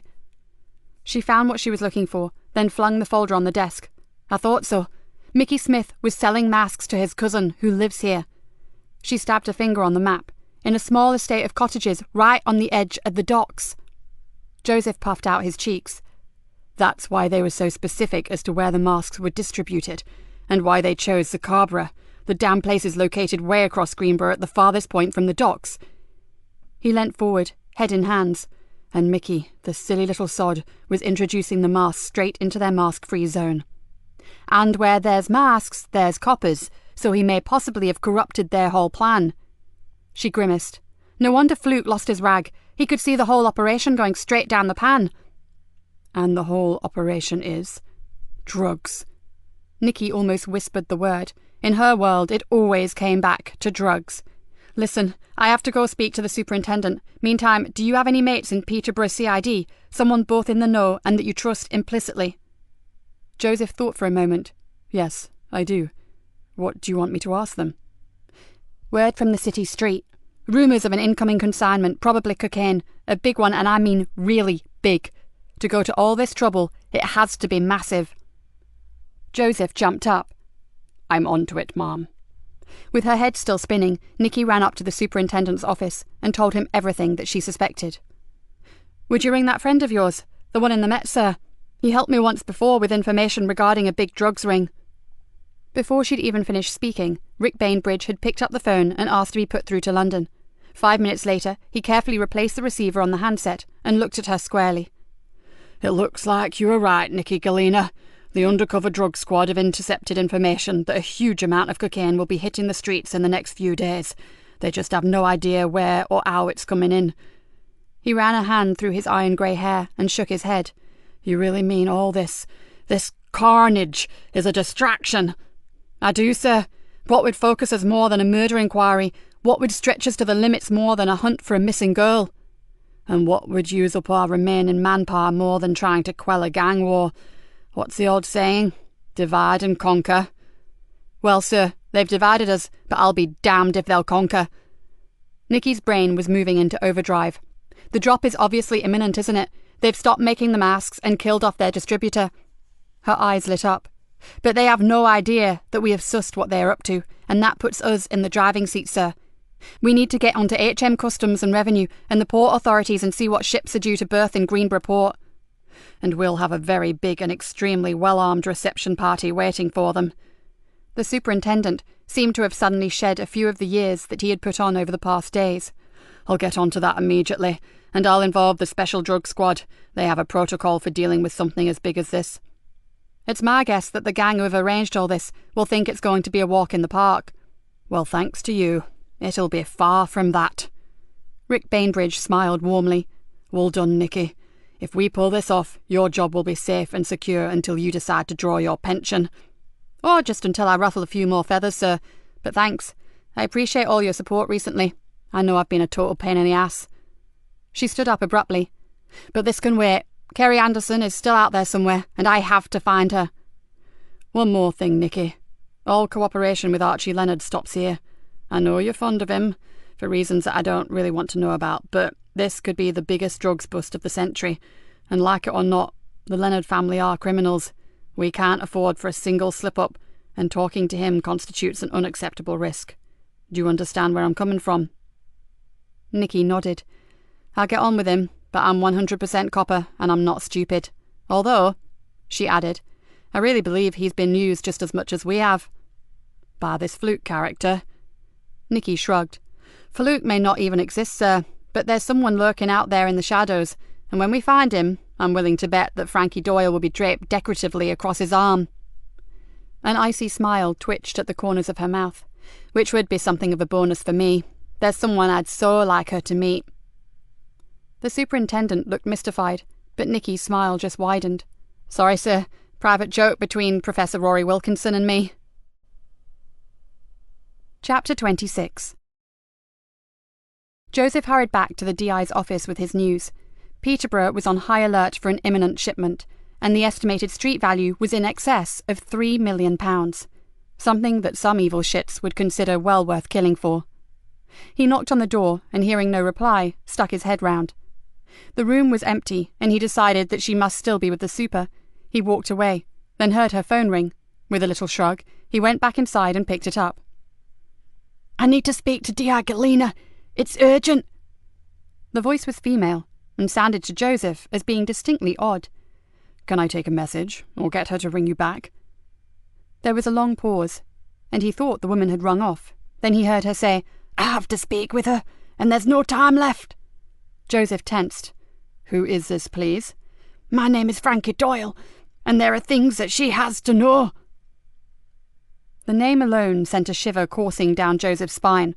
Was he actually talking to the woman who had deliberately tried to kill Nikki's daughter? Listen, I'm D.I. Galena's sergeant. Tell me what it is she needs to know, and I'll make sure she gets your message the minute I see her. No good. It's her who needs to hear this, and she needs to hear it from me. Then give me your number. I'll go find her now. There was a strange sort of hollow laugh from the other end of the phone. Then he could have sworn he heard the woman start to cry. Are you hurt? Do you need help? The answer was a muted sigh. Yes, I need help, but it's too late. There was a pause. Then the woman said, You sound nice, whoever you are. Just tell her that she's got it all wrong. Everything she ever believed about me. It's all wrong. Where are you? Hiding. Why? There are some very bad people out there. They kill pretty girls. Joseph froze. What do you know about that? Everything. And I have to see DI Galena about it. Tears broke through. Don't you understand? I have to see her. Look, I'll get her, okay? Just stay on the line. No, I can't. It's not safe. I made a big mistake, and now... Another pause. Now I'm scared, Mr. Policeman. You probably don't know what that's like, but I'm really scared. I do know about being scared, Frankie. Honestly, I do. But I want to help you. Just tell me how I can do that. Joseph looked frantically out of the door, but no one was in sight, and he was running out of things to say to keep her on the line. If I can, I'll be at the old cattle market in 1 hour. The river end. No promises, but I'll try to get there. Tell her to come, but no other Rozzers, understand? Or I'll disappear, got it? Sure, I understand. But Frankie, can I go with her? There was a long pause. If you must, but only you, Mr. Policeman. No others. The phone howled in his ear. Frankie Doyle, if indeed it had been Frankie Doyle, had gone. Joseph tapped the receiver swiftly and asked for a trace. 2 minutes later, Joseph uttered a word that rarely escaped his lips and went to find his boss. Joseph! Nikki's voice echoed down the corridor. There's a Dutch cargo vessel docking in 2 hours' time, then nothing for 2 days. It has to be the one. Nikki stopped and stared at Joseph's confused expression. Aren't you pleased? It looks as though we're right. I'm sure we are, Ma'am. Peterborough confirms that they have heard the rumours. Just no time or location. So why the long face? Because you just missed a call from Frankie Doyle on an untraceable pay-as-you-go mobile. What? Nikki's voice rose several octaves. When? Are you sure it was her? With her mind in turmoil, she pushed her office door open and pointed inside. Close the door. Nikki spun around. What the hell did she want? To talk to you. About what exactly? Joseph relayed the conversation word for word, then leant heavily against the door and stared directly at her. I know you hate her, and with damned good reason, Mom, but I think she's in trouble. Real trouble. Fucking good luck, spat Nikki, With all my heart, I hope she is." She sounded terrified. Joseph stared at the floor, and I mean terrified. Nikki felt as if her head could explode at any moment, but she fought for control and grittily said, "She's a con artist, Sergeant. Even your pet kid said she's not right in the head, for Jesus Christ's sake." Joseph gave her a disparaging look at the blasphemy, and once again her original anger at him welled up. "Get real, Sergeant Joe. You've just been talking to a cold-blooded, heartless psycho. Do you honestly think she was telling you the truth? Are you really that gullible? Because if you are, I don't think I want you on my team." Joseph clamped his jaw tightly, but said nothing in his defence. The pressure in her head was building, and without premeditation, she grabbed at her desk lamp, picked it up, and flung it against the wall. The crash echoed around the small office, and shards of glass scattered across the floor. Then everything went quiet, and the crushing force inside her head slowly abated. She looked across at Joseph, who was standing immobile and silent by the door, and said, "I'm so sorry. That was unforgivable." "Smart move, actually. It's what they teach you in anger management." "What the hell do you know about anger management?" she whispered, still trying to understand why that dreadful, evil woman would evoke such violent reactions in her. "Plenty. I've screamed into more pillows and smashed more plant pots than you've had hot dinners. But that's another story." He looked at the pile of mangled cheap metal and glass in the corner. "Hope that wasn't one of your favourites." Nikki looked at it and shook her head. "I don't think I've ever even noticed it until I picked it up." She sat down heavily in her chair. "And when I said that was unforgivable, I was referring to what I said to you, and I apologise." She looked up at him. "What on earth are we going to do? The ship is arriving in under 2 hours, and now this. What should we do?" "At the risk of endangering more electric light fittings," Joseph raised his hands in the absence of a white flag and said, "I have to say that I would meet with Doyle, even if just to see what the hell she's on about." Nikki took a deep breath. "And I suggest that this is just another ploy to keep us occupied, to keep us away from the docks." "And if that is the case, the gang would be even more complacent if we did turn up. They would believe we know nothing about the consignment." He turned his head a little, then looked at her sideways.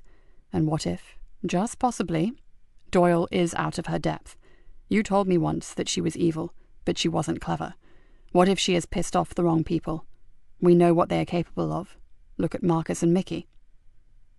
"We should go to the docks. This could be the biggest thing you've ever been involved in." "Those guys are professionals. They can manage very well without us." Joseph perched on the edge of her desk and looked down at her thoughtfully. "You've been hunting this woman at the expense of all else for a very long time. This is your one chance to find out what really happened to Hannah." Nikki bit down hard on her bottom lip. It was true. She had waited all this time, and now she was going to let the opportunity slip away.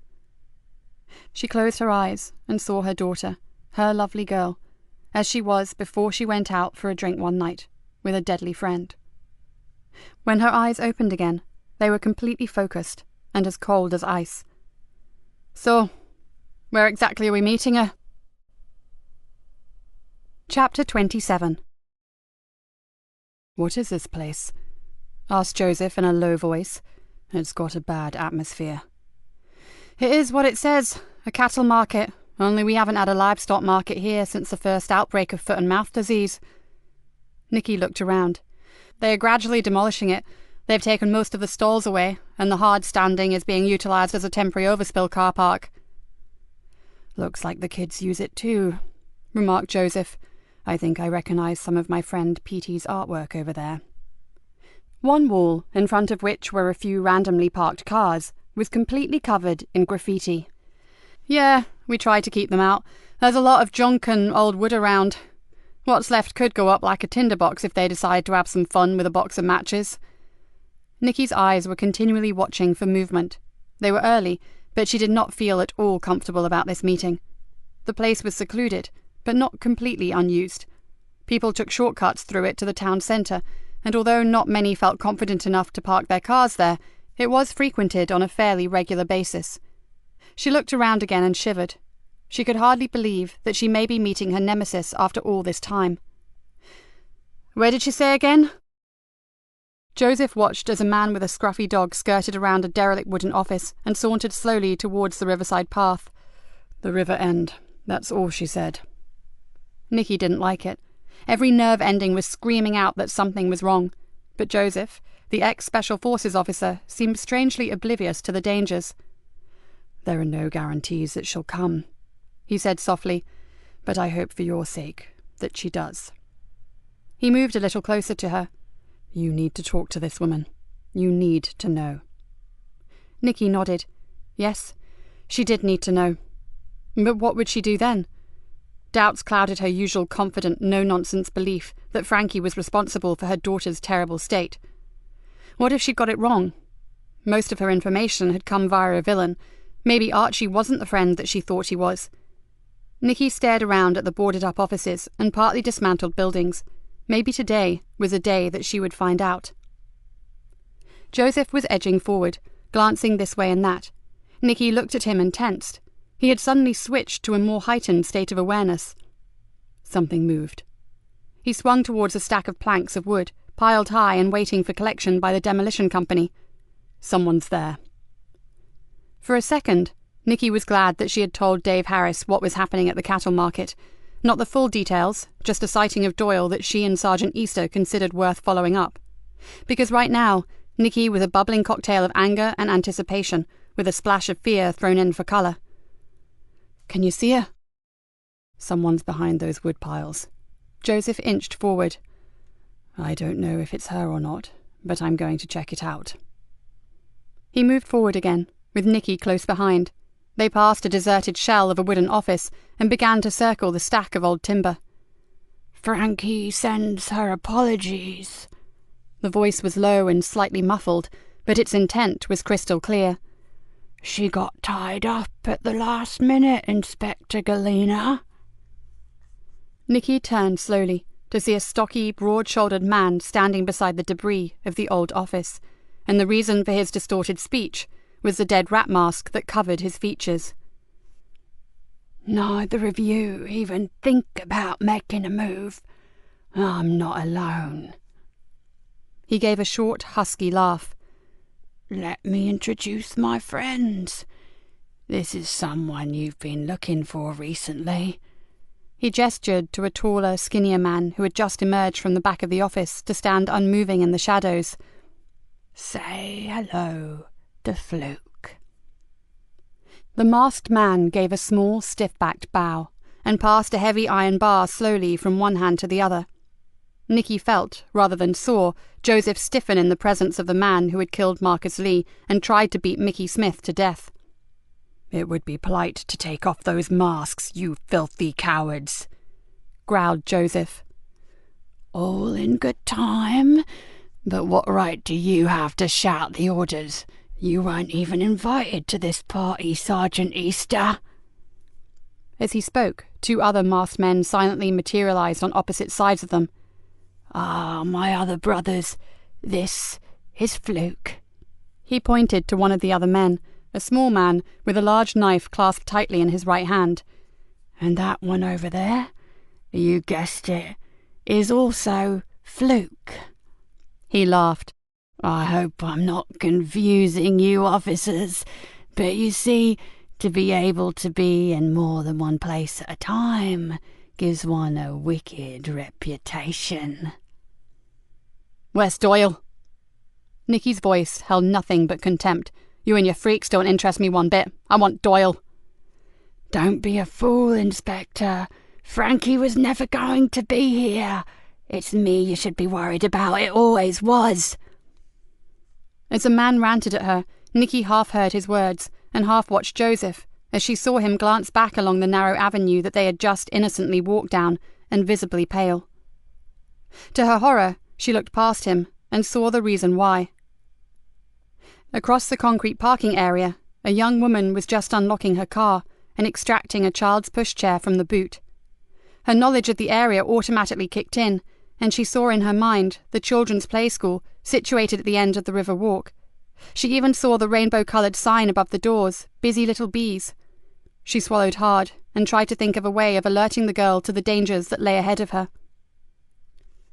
"One word from either of you, and I'll let one of my freaks have her, for as long as they want her, if you see what I mean." The voice had a sibilant quality, and Nikki imagined snake eyes beneath the mask. "Then just let her go on her way," she hissed back. "She has nothing to do with any of this. It's me you want, isn't it? Well, you got me, so let her be." "Then you better be as quiet as the grave.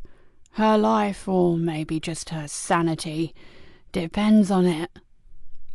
As they spoke, the click-clack of the woman's shoes got closer. Nikki's mouth was dry as chaff, but she managed to whisper to Joseph, "Say nothing. Do nothing." "Wise words, Inspector," came softly from behind her. The silent masked men had blended back into the shadows, and as the girl got closer, it took all of Nikki's strength to stop herself screaming out loud for the woman to run for her life, or she may never see her child again. At that point, her helplessness, her inability to change this terrible situation, caused the world to slip into slow motion. All Nikki could see was the girl's long auburn hair swaying from side to side as she walked, handbag casually over her shoulder, and pushing the bright blue buggy ahead of her. And for the first time, since Emily Drennan had died in her arms, Nikki prayed. "Oh, dear Lord, don't let this happen. Just don't let this happen." And it seemed that her prayer was answered, until the woman was almost past them, and she hesitated and looked uncertainly back at Joseph. Whether she was suddenly spooked, or had been in a daydream and realized that a handsome man was looking at her strangely, Nikki didn't know, but the world came crashing back like a hurricane hitting. Faster than she would have believed, the masked man leapt out and grabbed the young woman. The buggy fell over, and the woman screamed in surprise and horror when she saw the hideous masked face so close to hers. "Help me!" was all she could say before a big hand clamped itself roughly over her open mouth. The girl's eyes flew wide open, and she looked directly at Nikki. Those eyes. In that single second, Nikki knew they had been tricked. She swung round to Joseph, but he was no longer there. In the time it took her to scream out to him, Joseph had leapt on the masked man, wrenched the terrified girl away from him, and grabbed her to safety. But there was no safety. Not for Joseph. As he opened his mouth to calm her, no doubt to utter some soothing words of comfort, as he prepared to rush her away from her assailants, his face changed. Shock and disbelief fought for recognition, then distress screwed his handsome face into a knotted mass of pain. "Joseph!" Nikki's cry echoed high above the deserted marketplace, and she lunged forward to catch him as he fell. Above him, with a long-bladed knife still in her hand, stood Frankie Doyle. Nikki took Joseph's weight and went to the ground with him, holding him and trying to roll him away from the woman who was standing there laughing at them. All she could think of was protecting him from any further thrusts with that wicked knife. "Ah, touching. Don't you think it's touching, Stevie?" Stevie? Not... Shit. Right now, she didn't give a damn who it was. She had to get help for Joseph. She held him closer and saw that her hands were covered in his blood. If she didn't act quickly... Nikki looked up, saw a semicircle of jeering faces looking down at them, and her heart sank. The masks had been thrown to the ground, all except the main man, who was carefully peeling his over his head. If they didn't care about being identified, then they were certainly going to kill her. So nothing mattered, did it? Nikki swiftly turned Joseph onto his side, checked his airway, then placed herself between him and the gang. If there was any chance for one of them, it had to be him. She looked up at them defiantly, then saw the uncovered face of the ringleader, and her defiance turned to revulsion. The Rat Death mask had almost been an improvement on his distorted features. One side of his head had no hair.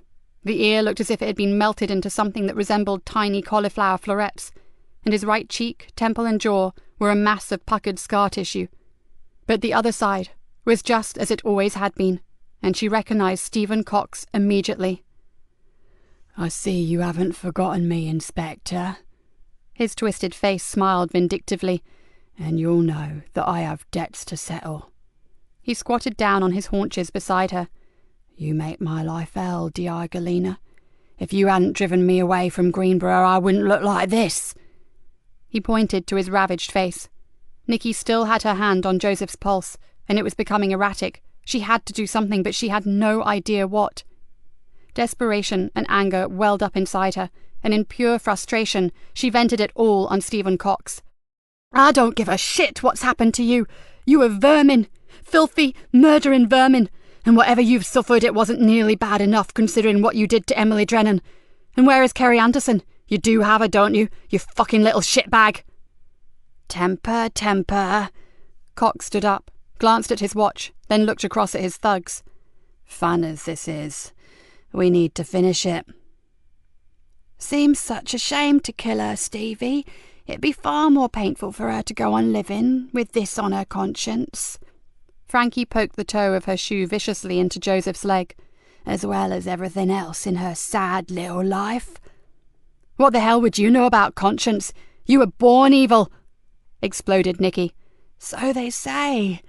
Frankie's cold fish-like eyes never left hers, and she slowly removed the long wig and dropped it casually over Joseph's body. Poor Mr. Policeman. Cox glared at her. We don't have time for this. We need to be gone. There's no time for a bloody debate. He caught Frankie by the arm and pulled her away. Say your goodbyes. He turned back to Nikki. Much as I'd love to stay and watch you both die, we've got a little bit of business to attend to. Benny, get it over with, and fast. One of the three flukes drew a knife, stepped slowly towards her, and Nikki's heart began hammering in her chest. She loosened her hold on Joseph, and as she did, her hand touched a rough piece of timber that lay just beneath his arm. As the thug moved closer, Nikki saw an odd expression on the man's face, an expression of apprehension. In that second, as she saw the man's Adam's apple move jerkily in his throat, she knew instinctively that he had never killed before, and she seized the moment. With nothing left to lose, Nikki grabbed the piece of wood and launched herself at him, swinging the makeshift club with every ounce of strength she could muster. She landed a crushing blow on the side of the man's head. Taken completely by surprise at her sudden attack, the man screamed in pain and crashed to his knees before lurching forward and laying still. It wasn't until Nikki saw the blood pouring from his temple that she noticed the ugly rusted nails sticking from the end of her impromptu weapon. Her eyes snapped up and swiftly took in the amazed faces of her assailants. Then, still clutching the bloodied chunk of wood, she sprang back to Joseph and stood over him like some fearsome shepherd protecting her lamb from the wolves. Nikki barely knew what happened next, but she did hear a loud shout echo across from the far side of the car park. "Police! Get away from her! Now!" Then she heard the wail of sirens and saw the two remaining flukes spin around in shock. "Fucking blue lights, boss! What about the—" "Shut up, you fool!" screamed Cox. "There's too much at stake, come on!" Nikki saw her assailants turn and race for their cars.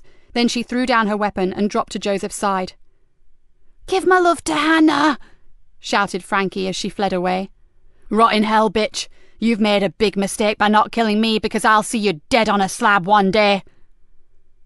Nikki turned back to Joseph. His pulse was still erratic, but at least he had a pulse. She just didn't like the way his eyelids fluttered, and his breath was now coming in short, ragged gasps.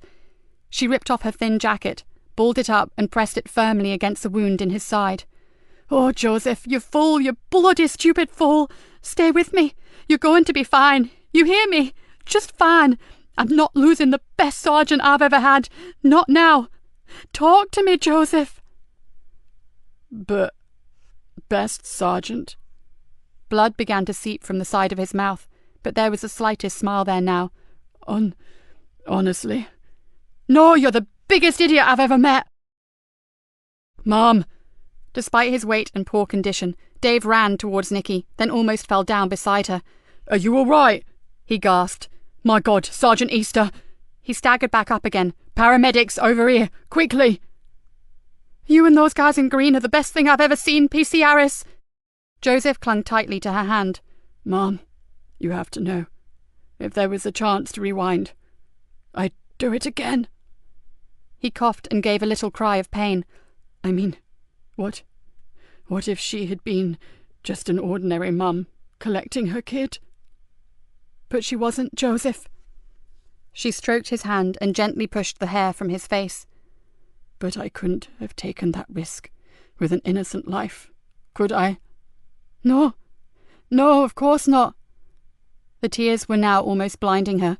"But you just lay still. The medics are here now." He looked at her, his eyes suddenly wide with fear. I don't feel good. Nikki leant over him. Just you hang on there, Joseph Easter, and that's an order. Tamsin. Tell Tamsin. Tell her yourself. Please. Joseph. Joseph! It's okay. She felt a hand on her shoulder. We've got him, Mom. As the ambulance crew took over, Nikki felt Joseph's hand slip from hers, and she sunk back on her heels and cried like a baby. Chapter 28. Nikki sat outside the recess room and clutched a beaker of hot chocolate. She was surprised to see that her hands were still trembling. It had been 2 hours since they first stabilized Joseph, but they were still not confident enough of his condition to send him to theatre. I put plenty of sugar in, Gov. It'll help with the shock. Dave sat across from her, stirred his own drink, and looked bemused. Tell me, how come so many people here seem to know you? It was true. She was better known here by her first name than by the staff in her own nick, and there was little point in covering anything up anymore. She was tired, sick to death of all the subterfuge. My daughter is in here, Dave. She's on the high dependency unit. Has been for a long time now. Daughter? But I didn't. No one did, except the superintendent, and recently Joseph, and he found out by accident. But, Ma'am, that's awful. I could have helped, I'm sure. Nikki gave a long, shuddery sigh. You know, you really are a good bloke, Dave, but you've got enough problems of your own. We all have our crosses to bear, Mum, but it doesn't stop us lending a hand to a friend, does it?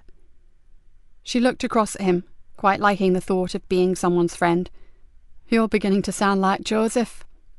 That's not such a bad thing, is it? Dave asked with a faint smile. No, it's not. She stared across to the room where gowned hospital staff were still moving around her injured sergeant. Nikki sank further down in her chair. She was so weary of sitting in hospital waiting areas, while those she loved and cared about lay on trolleys or beds or tables with their lives suspended between heaven and earth. He's going to make it, you know, Dave said positively. If he does, it's down to you. I never dreamed you'd followed us. I thought you'd have gone to the docks. I don't like crowds, Gov, and I had a really bad feeling about you and the Sarge. Thank heavens you did. By the time I got there, Joseph was already on the ground and you were yelling your head off. Dave shook his head. I rang for the ambulance and told them I needed a quiet approach to the entrance as far from the river as possible. I ran back when I saw their vehicles. Then I had to reevaluate the scene, didn't I? I couldn't let those medics wade into a potentially life-threatening situation. But when that one came at you with the knife, I told them to throw on the blues and twos and decided to wade in and help. Am I glad those villains decided to leg it? You came across that car park as if the hounds of hell were after you. Nikki gave him a tired smile. I had no idea you possessed such speed. Surprised myself, Mum. It's funny what the old adrenaline can do. Control to PC Harris, confirm your location, over. Dave's radio crackled into life. PC Harris here, still at Greenborough Hospital. Over. Any news on Sergeant Easter? Not yet. I'll contact immediately that we have anything. Thanks. The super wants you to ring control on landline, please. Wilco. Dave flicked off his radio and turned to Nikki. They want me to ring in. His voice dropped to a whisper. Must be for an update on what's going down. Nikki straightened up. Then go and ask them when it all kicks off and if they have the suspects in place. Dave was back in moments. Everything is ready. They reckon within the hour, and they have 4 suspects in their sights, 3 male and 1 female. Nikki gave up a silent thank you. Sorry to interrupt, Mrs. Galena, but we are ready to take your officer to theatre. The doctor, yet another, who had attended Hannah, gave her an exhausted smile. Touch and go, but he's much more stable now, and we'd rather not wait too long. We can't afford an internal bleed, but as long as his vital signs stay as they are, he's got a really good chance of pulling through. You can wait with him until they take him up if you like. Try and stop me? Nikki grinned at Dave, who immediately passed on the good news to their colleagues. At the door, she faltered, her legs suddenly unable to carry her into the room. What if he didn't make it? What if there was another bleed? What if he finished up like... So, Where's the grapes? Joseph's voice may have been weak and raspy, but it broke the binding spell. Still on the Tesco shelf, Sergeant. Sorry, I've been busy chasing villains. Was it my imagination, or did you really call that masked thug a little shitbag? Fucking little shitbag, actually. Oh, good.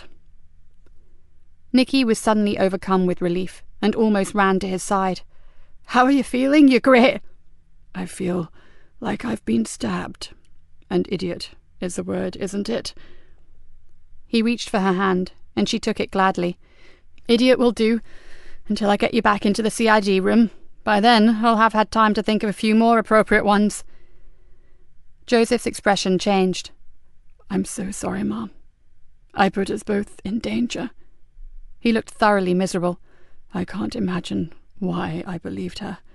My instincts have never let me down before, in all my years as a soldier. His words seemed to dry up. Maybe, finally, you are not that soldier anymore. That soldier you so desperately wanted to leave behind. Perhaps you are 100% policeman now, and it's a very different job. We are fighting a different sort of enemy, Joseph, and it's not straightforward. We make mistakes, believe me. Maybe. He closed his eyes, then everything seemed to flood back to him. Mom? Was it the right ship? Did they seize the drugs? Did they get the gang? Whoa, relax. You must stay calm, Joseph. Yes, it's the right ship, but the operation can't begin until the cargo is unloaded. They have to catch the villains taking possession of the consignment. The super says everything is in place, and our rat-faced friends are waiting in the freight office, paperwork in hand. Including Frankie Doyle. She was the woman who stabbed me, wasn't she? Yes, Joseph. She's there, and they'll catch her. Then she'll suffer for what she's done. I promise you. Joseph closed his eyes again. Promise me something else. Nikki moved closer. It's no schmaltzy tell Laura I love her stuff, is it? Far from it. He gripped her hand tightly. Listen. They told me my operation is not without risk. And even if all goes well, I may be in here for some time. I know that, but you are going to be fine. I have it on the best authority from your #1 fan, Dave Harris. She looked around, and on cue, Dave lifted a hand and waved through the observation window. Joseph smiled at the man, then turned back to her, his face deadly serious.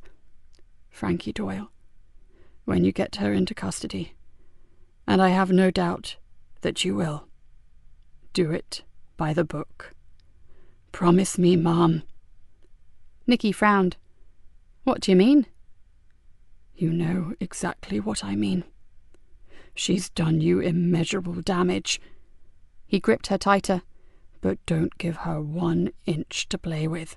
Not one tiny discrepancy where she could have anything on you and get herself off. He gave her a small smile. I know you'd like to tear her limb from limb, slowly and without anesthetic, but for God's sake, treat her with kid gloves. She has to go down. She has to go to prison, and she has to stay there, Mom. His breathing became laboured, but he hadn't finished. And don't forget, she is probably the one person who knows where Kerry Anderson is. If you antagonize her even more, she'll never tell us anything. Before Nikki could answer, a voice called out, Time to go, Joseph. 2 porters stood in the doorway, and the doctor and a small army of nurses began organising drips and monitors for his trip to theatre. Don't wait around here, Mom. Get yourself down to the docks for a piece of the action. I think I've had quite enough of that for one day, thank you very much, Sergeant. Maybe I'll do as suggested, and leave this one to the professionals. As the bed was pushed towards the door, he called back, Whatever you do, don't let her win. She followed him along the corridor towards the lifts. Good luck, Joseph, she whispered. I'd like to pray for you, but it doesn't seem to have worked too well recently. As the lift doors closed, he smiled wanly and said, Oh, I wouldn't say that. I'm still here, aren't I? Dave met her in reception. There'll be a few nails being bitten down at the docks right now. Nikki nodded. Normally, she would have given her eye teeth to be part of the raid, but not this time. This time, she would prefer to keep close to the operating theatre. And anyway, a horrible lethargic tiredness was creeping into her bones. Today, she and Joseph had been a hair's breadth from death, and she was feeling the aftermath. I think I'd like to go and spend a little while with my daughter. Would you stick around in case there is any news on the sergeant? Of course, and I'll come and get you if I hear anything, either about Joseph or from the station. As Nikki walked the long corridors to HDU, she saw Frankie Doyle's wicked eyes in every other person she passed. There was no doubt now that she had fully intended to kill Hannah. As it was, by committing her to a long living death must have been even more deliciously satisfying for her twisted ego. Nikki bit back tears. Sadly, the bitch had been right. Maybe it would have been easier to die out there in the cattle market than to keep living the sort of life she had now. If Hannah had died, she would have buried her, then grieved, and finally, as everyone has to, moved on with her life. But the night she spiked Hannah's drink, Frankie Doyle had committed them both to limbo.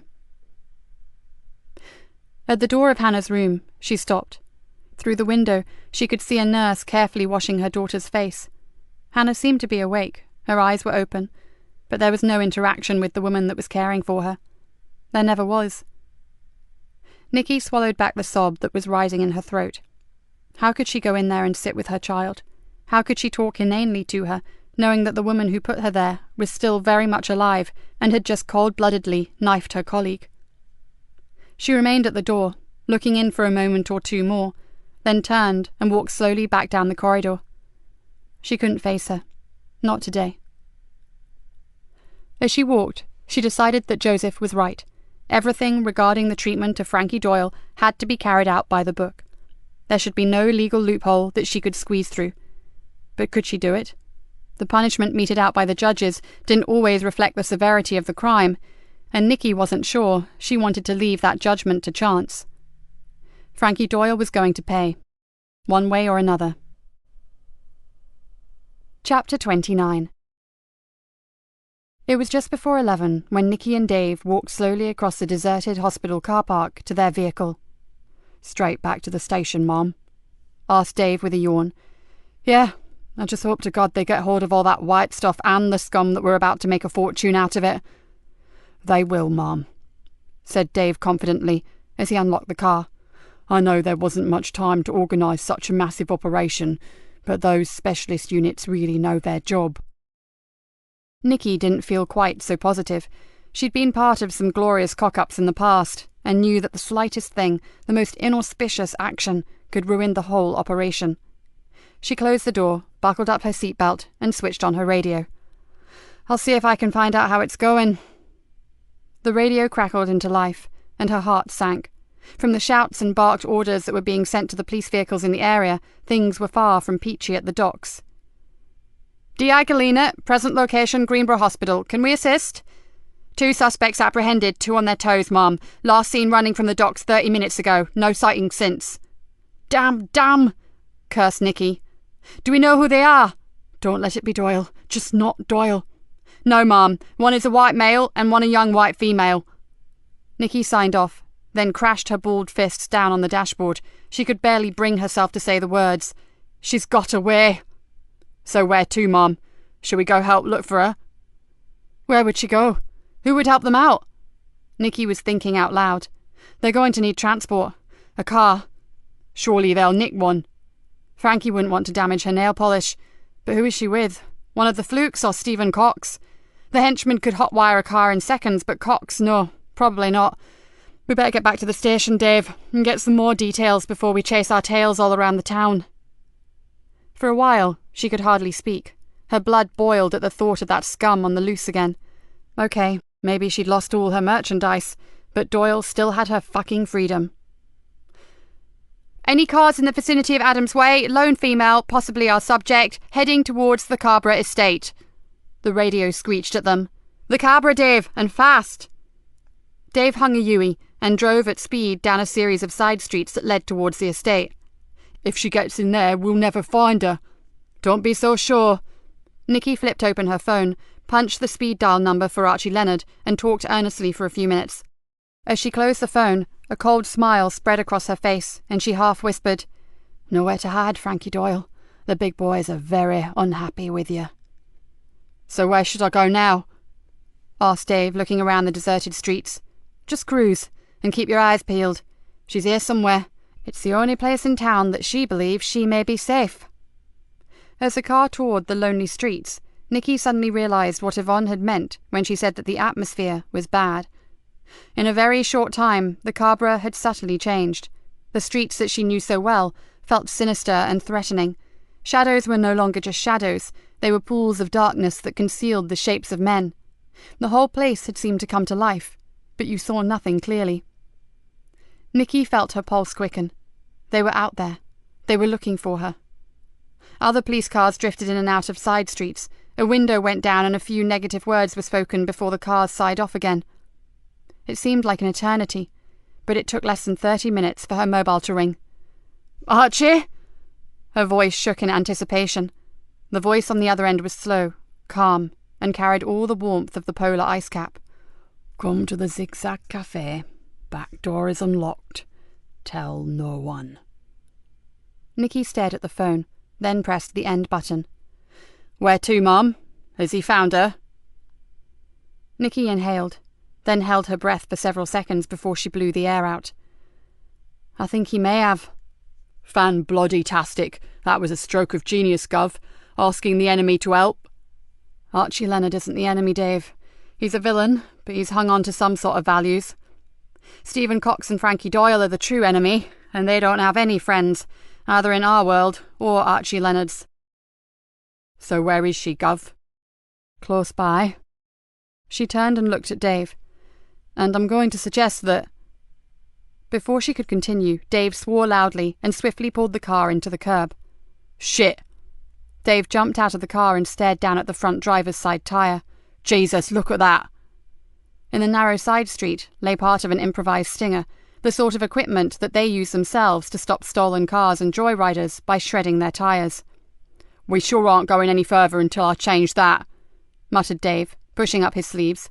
"We don't have time." Nikki leapt from the car. This was her golden opportunity. "I'll go and find Archie. You stay with the car, or we'll come back and find no wheels, no radio, and possibly no engine." "But you can't go on your own, Mum." Dave looked completely torn. He knew exactly what the Cabra kids would do to his vehicle if he walked away from it. "I'll call for backup." "Not yet, Dave. Think about it. I've got the biggest, baddest man on the block plus half his extensive family all looking out for me. Who's safest, me or you?" "And Doyle?" he asked. "If she's there, you know you shouldn't see her alone, Mum. After what she did to the sergeant and all that." He looked at her, his eyes full of concern. "You would do things by the book, Mum, wouldn't you?" "If you knew the half of it, Dave Harris." "Trust me, Dave. I just need to know that Archie's actually got her, or at least that he knows where she is. Then I'll ring you, and we'll go arrest her, okay?" Nikki looked back at him. "Stay here, wait for my call, and hang fire on radioing in our position just yet. Not everyone thinks my trusting Archie is such a good idea, so just in case this is a blind alley, let me check it out first, okay? I can't afford any more black marks on the super's reports." Mixed emotions fused into one big mess on his face, but he finally nodded. "Fair enough, Mum. But don't take all night, will you? You may have half the Leonard clan behind you, but I've got sod all out here." The Zigzag Cafe had always been a dive, but since a gang of masked hooligans had tried to torch it, it looked more like a demolition site. The back door led directly into the kitchen, a place that looked more suited to hosing down tractor tyres than to preparing food. Archie stood in the shadows and waited for her. "Did she kill my girl, Nikki? I want an honest answer." "Forensics prove that Lisa Jane was killed by a powerful man, Archie, not a woman." That was honest enough for now. He nodded. "But she's implicated." "She may well be, but I'll need to prove it." She stared directly at him. "And I will. Of that there is no doubt." She took a step closer to the man. "Archie, listen to me. If it was Doyle that hurt my Hannah, you know that I'll never be able to pin anything on her, so I need to take her down for every other crime that she's ever committed." Archie Leonard placed a hand on her shoulder. There's more than one way to make her pay, Nikki. Walk out now, and it could all end right here, forever. Maybe I wish I could do just that. Nikki closed her eyes. After what she's done to Joseph.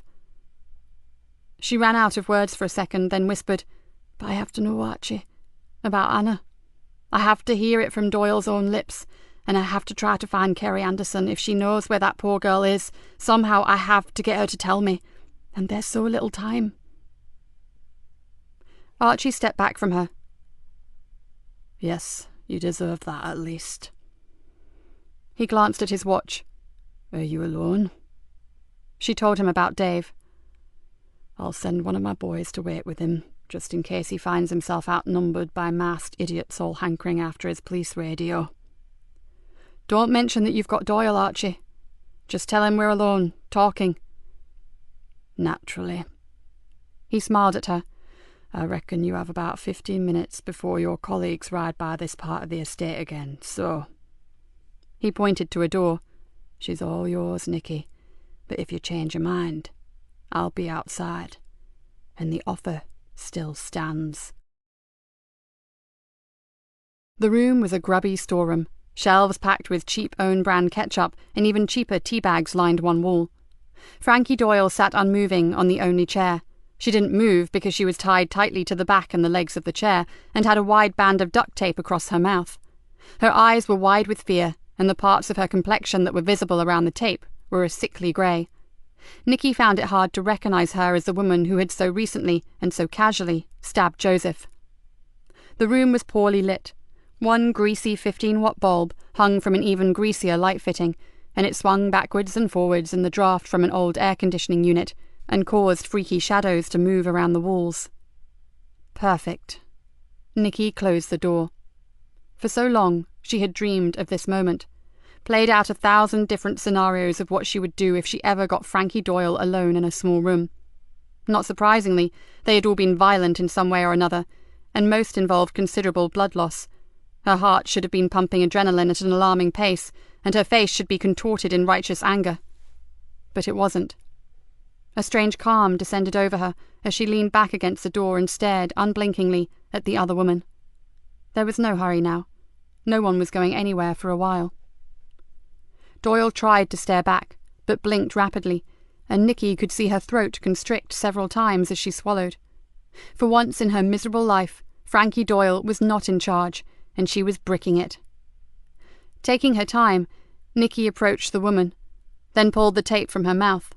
Doyle gave a muffled scream, and tears involuntarily filled her eyes as a strong adhesive tore at her skin. You seem to be more comfortable dishing it out, don't you? Where's Leonard? Her voice fell to a scared whisper. Where's Archie Leonard? Not here. It's just you and me for a while, Frankie. And frankly, I'd be more scared of me right now than of Archie. Nikki stood close to her, close enough to smell stale perfume and sweat. Why did you hate me so much, that you wanted to kill my daughter? Doyle seemed completely caught off guard. Whatever she had expected Nikki to say, it hadn't been that. Her eyes opened wider, and her mouth dropped a little. What? The bad drugs. You thought they'd kill her, right?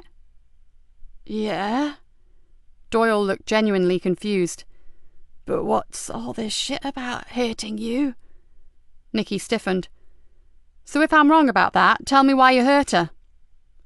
Doyle gave a humourless little laugh. Because it wasn't you. It was Hannah I hated. Nikki felt as if someone had kicked her legs from under her, but she kept her face stonily impassive. Why on earth should she hate Hannah? Doyle's fear seemed to fade, and for a moment she looked quite pleased with herself. She had apparently never considered that the inimitable detective inspector may have been barking up the wrong tree for so long. So, you thought I did it to get at you? Well, well. What did Hannah ever do to you? Nikki asked, trying to keep the immediacy from her voice. What? I'll tell you what. Day in, day out, whine, whine, whine. My mother hates me. My father hates me. He's gone to America and left me with her. Frankie Doyle's eyes flared in anger as she imitated a petty, whinging voice. Poor hard done by Hannah. Can you imagine what that does to someone whose mother and father really hated her? She stared up at Nikki. Look at my arms. Go on, roll up my sleeve. Either one. They're both the same. Although she didn't want to do it, Nikki pulled up the sleeve of the woman's silky blouse. The skin on the inside of her forearm was a grid of old welts, a crisscross pattern of long, narrow raised scars. That ain't self-harming either. That's what real hate is. And there's more. Some nice cigarette burns. Want to see them too? In spite of her shock at seeing the woman's horrific scars, Nikki managed to remain silent, but Doyle was still talking. See, you, Inspector, never hated Hannah. You loved her. You gave her everything she wanted and tried to keep a proper home going even though you had your poxy stinking job. And all your ungrateful daughter could do was plot and plan to get her own back on you. She screwed up her face in disgust. Oh, don't get me wrong. I couldn't give a flying fuck about you. I'd just had enough of your miserable bleating offspring who didn't know when she was bleeding well off. But you don't kill someone for something like that. I do, if they piss me off enough. And my sergeant, how did he piss you off? Doyle pouted. He didn't do anything, except play the hero. What an asshole. There's something missing in you, isn't there? Nikki looked at her, rather like she would a nasty, smelly specimen under a microscope. I'm sorry for what you suffered, but it goes much deeper than that, doesn't it? She tapped her head with one finger. Something's not right up here. Doyle bridled. You can talk. You're so much better, are you? You hound people. You make their lives a misery. Nikki could have laughed at the comparison if it hadn't been so pathetic. But still, Doyle's open admission that she had fully intended to get rid of Hannah had rocked her. All this time, wondering and speculating, and now she knew. She knew. But what was she going to do about it? For a few moments, Nikki stood and just stared at Doyle. Yes, if she were honest, Nikki wanted to call out for Archie, tell him to finish off this parasite, this damaged, compassionless creature. She could still do that. And the way she felt, she may actually do it.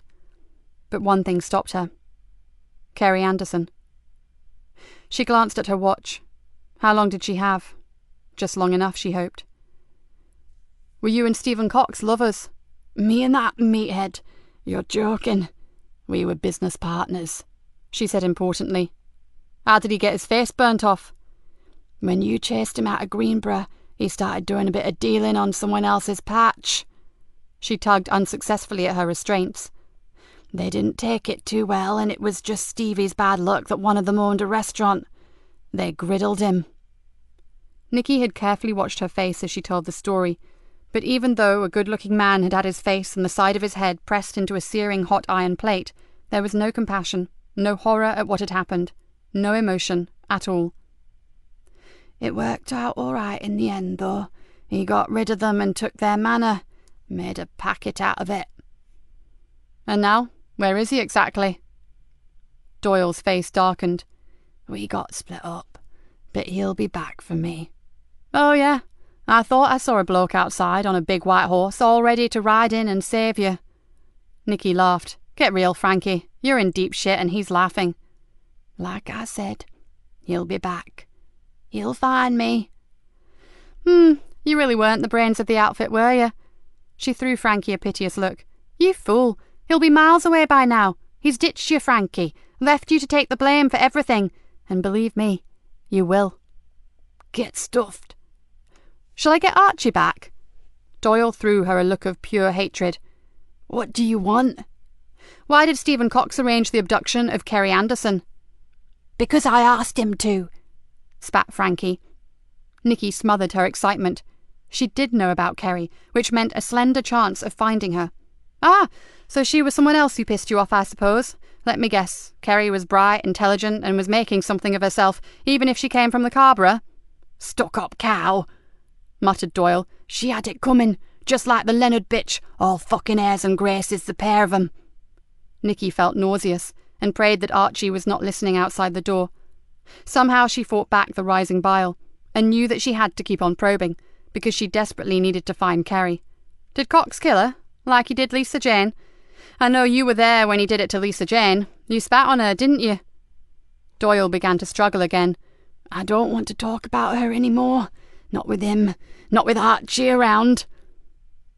Nikki walked around until she was behind Doyle, then whispered, As I see it, this could go one of two ways. I give you to Archie and tell him all about what you and Stephen did to Lisa Jane, or you tell me where I can find Kerry Anderson, then I arrest you for attempted murder and a whole load of other stuff, but then I get you out of here. She gave a small laugh.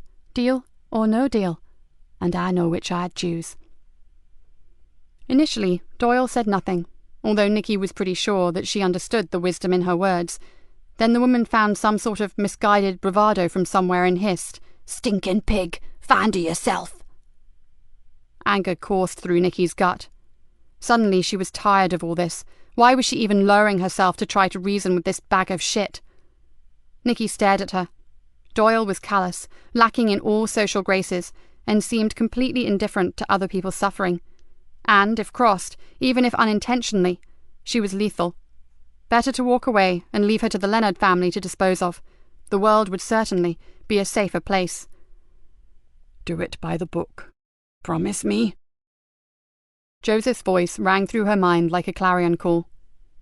Still staring at the woman, Nikki flopped back against the wall. But they were never going to find Kerry in time to save her. So what did it really matter? She should call for Archie. What are you thinking, pig? I don't like the look on your face. Shut up! Nikki never took her eyes off her, but desperately tried to control the heated temper that was boiling away inside her. In her head, she saw Hannah, just as she was when they hooked her up to the ventilator. She saw Lisa Jane Leonard handing her a cup of coffee and telling her how she had been chosen to model for a sun cream advert. She saw the stunning photographs hanging on Kerry Anderson's pod wall. Then Mickey Smith's battered face swam into view, and standing next to him was young Marcus Lee. She saw the doctors attending to Callum, the boy who was stabbed for the sake of a mask. And then she saw Joseph, and he filled her field of vision like an avenging angel. By the book, Nikki. She has to go down. Nikki felt a strange peacefulness enter the smelly storeroom and swirl all around her, and in that stillness, the bitterness and the hate began to fade slowly away. How close had she just come to crossing the line? Maybe she would never really know, but now she didn't need to hear Joseph calling to her any more. There was only one way to deal with Frankie Doyle. Nikki had overstepped the mark more times than she could ever remember. She'd threatened and intimidated drug dealers. She'd even given one or two a good thumping. But at heart, she was a good copper. Her whole career had been about righting wrongs. Her conscience was not going to let her move into the same category of the scum that she hated so much. Oi, Inspector Filth, I'm fucking talking to you. And I'm talking to you, Frankie, so shut up and listen. She marched right up to Doyle. As Stephen Cox is now out of the picture, I am going to assume that you are the ringleader for this whole thing. The deaths, the abduction, the drug scam, everything. You will go down for life. There will be no successful appeal because no judge or jury in this land will see you for anything other than what you are. A vicious, evil, and calculating killer. You won't go to a secure hospital because everything you did was deliberate. You will die alone, in prison, one way or another. For the first time, Doyle seemed to realize that she really was a scapegoat, alone and in terrible danger. Her already pale face drained to the colour of wallpaper paste, and her eyes widened. First, however, I'm going to caution you. Nikki quickly untied the ropes that bound her arms, then swiftly cuffed her wrists before the circulation returned. Francis Doyle, I'm arresting you for the murder of Kerry Anderson. You do not have to say anything, but it may harm your defence. For Christ's sake, she ain't dead. How can you accuse me of a fucking murder when she ain't dead? And you can prove that, can you? Of course I can. Unless that lump of shit Cox went back and finished her off. And that ain't my fault, is it? Where is she? Get me out of here. Just get me away from that psycho Leonard and I'll tell you. The words pot and kettle came to mind, but then Nikki felt a great surge of hope. She pulled out her phone and called Dave Harris. Call this in, Dave, then get your ass down here pronto. I've got Doyle and I want a car immediately to the Zigzag Cafe. She released Doyle's feet and stood her up. After you. She pushed her through the door and out through the kitchen and into the alley. Archie waited outside, his face expressionless. I should have guessed which road you'd choose, Nikki Galena. He threw her a slightly sad half-smile, then began to walk away. Pity. You'll thank me for it one day, Archie, she called after him. And thank you. He paused, then nodded and walked on, and in moments he had melted into the darkness. Chapter 30. When Nikki and Dave arrived back at Greenborough Police Station, and the mood was a mixture of disbelief and anger that one of their own had been deliberately injured, and elation at the fact they had secured the massive shipment of drugs, and taken 3, now 4, of 5 of the villains. The officers that had just returned from the raid were naturally high, the adrenaline was still pumping, and there was a usual backslapping, high fives, but even they seemed subdued, considering the high profile of the operation. "Didn't see you down at the docks, Davy boy," called out one young officer, "scarving off again, dodging the action." Nikki spun round on him, but Dave put his finger to his lips and said, "Let them have their moment, ma'am. They don't mean no harm. I've seen plenty of action in my years on the force, done things that he'd only dream of. Forget them. You need to see the super about a search party for Kerry." "Sorry, but some of these gung-ho rookies make me want to puke. They need to learn to keep their big gobs closed when they don't know the full story." She gave Dave's arm a squeeze. "You've been a diamond today, and I'm going to make quite sure that the superintendent is aware of it." She pulled in a deep breath. "Go grab a coffee, Dave, and thanks for everything." As Nikki hurried to the superintendent's office, she vaguely wondered if Kat was still there. She doubted it. Kat's style was more subtle. She preferred the undercover, clandestine operations, not the riot gear and the batons at the ready kind of stuff. So as she passed the CID office, she was surprised to see the hunched form of Kat slumped over her desk. She pushed the door open and called out, "Hey, not sleeping while the rest of the station parties, are you?" "Mum?" Kat looked up blearily. "Sorry, but I couldn't go home until I'd heard directly from you about Joseph. How's he doing?" "His operation went fine, but they want to keep a close eye on him for a while. The knife penetrated his stomach, and they had to resection a chunk of his intestines. They're scared of sepsis, so he'll be pumped full of antibiotics for a while to counteract any infections." "It doesn't seem fair, does it? A good bloke like the Sarge goes to another nick for a change of scenery, and some psycho sticks a blade in him." "No, you're right, it doesn't seem fair. But good news, I've caught Doyle and she may know where Kerry is, so I need to see the super right away." Kat brightened instantly. "Go, Mom! That's fantastic!" She had expected the super's office to be jam-packed with gold braid and shoulder pips, but oddly, the man sat alone at his desk, with an expression on his face that Nikki found difficult to read. "Ah, Nikki, come in and sit down. Thank you for keeping me posted on Joseph's condition." He reached into his drawer, took out the familiar half bottle of whiskey and 2 glasses. "It's such a relief that he's pulled through." "You may want to put that on hold, sir." Nikki would have wrenched his arm off for the drink, but the night was not yet over. "Doyle needs to be interviewed, and the book states that as I have issues with the prisoner, I can't do it." The super looked at the whiskey, then returned it reluctantly to his drawer. "So, you really have got her downstairs? How did you manage that?" He raised an eyebrow. "When the rest of the force failed." "We aren't the only ones who want her off the street, sir. Even the villains hate a loose cannon like that. It muddies the waters for their more legitimate crimes." "Ah, good old Archie." "Better to have that man as a friend than an enemy, sir." "Probably. Now, about Doyle. You suspect that she knows the whereabouts of Kerry Anderson?" "She said she does, and although she's flaky as hell, I do believe her." "So, let's hope the custody sergeant allows this interview as soon as possible." Nikki nodded. "I know all prisoners have rights, sir, far more than they ever allow their victims, but there's reasonable grounds for believing that there is a serious risk to a girl's life if we delay." "I'm banking on that, Nikki." The super stood up. "Come on, I know you can't interview her, but you can watch through the viewing window." He walked to the door and held it open. "By the way, you really should know that Top Brass are pretty damn pleased with you and your team." Nikki nodded, said, "Makes a change from their usual vitriolic comments, sir," and thought, would they be so pleased if they knew my earlier quandary? Well, let's face it, you were the only one to find some sense in this whole bloody shambolic war. He shook his head, as if still astounded at what had just happened. And in turn, we managed to intercept cocaine with a street value of over £3 million. You deserve more than just a pat on the back. And no one got hurt on the raid, sir? No, all back home safe, even though it wasn't quite textbook. These hastily cobbled combined ops can be tricky. How did Doyle and Cox manage to slip the net? We think something aroused Cox's suspicion, but to alert the rest of them would have attracted attention.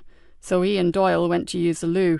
Then they slipped out and off the radar, leaving the 2 remaining flukes to carry the can. Once a piece of shit, always a piece of shit. At the lift, the super pressed the down button. Remind me, this is the man you believe to have been instrumental in Emily Drennan's death, isn't it? The footballer. Ex-footballer, now drug dealer.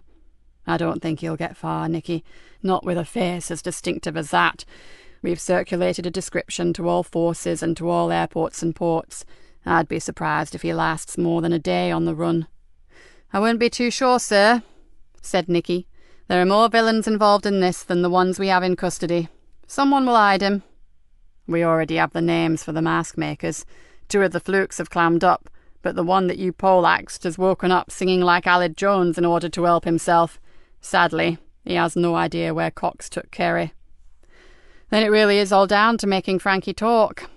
She stepped into the lift. So what was the shipment concealed in, sir? 2 restored classic cars. Oh, little beauties they were. The super smiled as the doors closed. Apparently being brought in for a private collector up north. Everything was totally kosher. The buyer, the seller, the paperwork, all the real McCoy. But there was one major anomaly. The transport company that was collecting them from the dock didn't actually exist. Cox's drivers had nice smart uniforms and 2 sign-written lorries to transport the cars, but they were as phony as a painting-by-numbers Rembrandt. And the drugs? The lift sighed to a halt, and the doors opened. In the hand-stitched leather upholstery. All the newly restored seats were stuffed with Charlie. It was wrapped in some kind of scented material to throw off the sniffer dogs, but the drug squad found it. Rick Bainbridge yawned and stepped out. We haven't had time to dig up the details yet, but it looks like a very well-planned scam. And one worth murdering for. If you don't have 1 ounce of morality or conscience, it's not even an issue, is it? Said the superintendent. I just can't believe the lengths they went to keep us away from the docks. There must have been easier methods. Nikki followed him down the corridor to the custody suite. I think there are a lot more issues here than we know about, sir. Later, perhaps, Frankie Doyle and the Fluke brothers may collectively help us shine some light on them. While the superintendent spoke with the sergeant, Nikki kept well back. In any police station, the custody sergeant was king, and every officer knew it. There were so many rules and regulations that even someone of Rick Bainbridge's rank couldn't just walk in and have everything their own way. But very quickly, the super turned to her and gave her the OK sign, his thumb and forefinger making a circle. He's gone to check her condition, but I think we are on. Nikki sighed with relief. While we wait, sir, can I just tell you that Dave Harris was a star today? If he hadn't used his initiative and acted quickly when it was necessary, I'm not sure that I'd be standing here with you right now, and I'm damn certain that Joseph would be in the mortuary getting reacquainted with his friend, Professor Wilkinson. I'm aware of that, Nikki. Andy gave us the reg numbers of Cox and Doyle's cars. When they drove into the docks with their import documents in their sweaty little mitts, SO19 knew exactly which vehicles to target. Good old Dave. There's a lot more to him than people think, sir, and his home life is difficult to say the least. She looked at her boss. Cut him some slack, sir. Just because he doesn't rabbit on about his problems doesn't mean he doesn't have them. Don't tell him I told you this, but his wife has early onset Alzheimer's. He has a lot to handle. Why the devil didn't he say?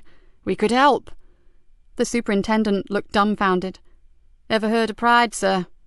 I'll speak to him, Nikki, privately and with no mention of what you just said, simply to commend him on his work today. And then maybe he'll open up a bit. Maybe, but don't hang by your eyelashes. Nikki gave him a tired smile. "What you could do is make sure some of the young probationers know how professionally he acted today.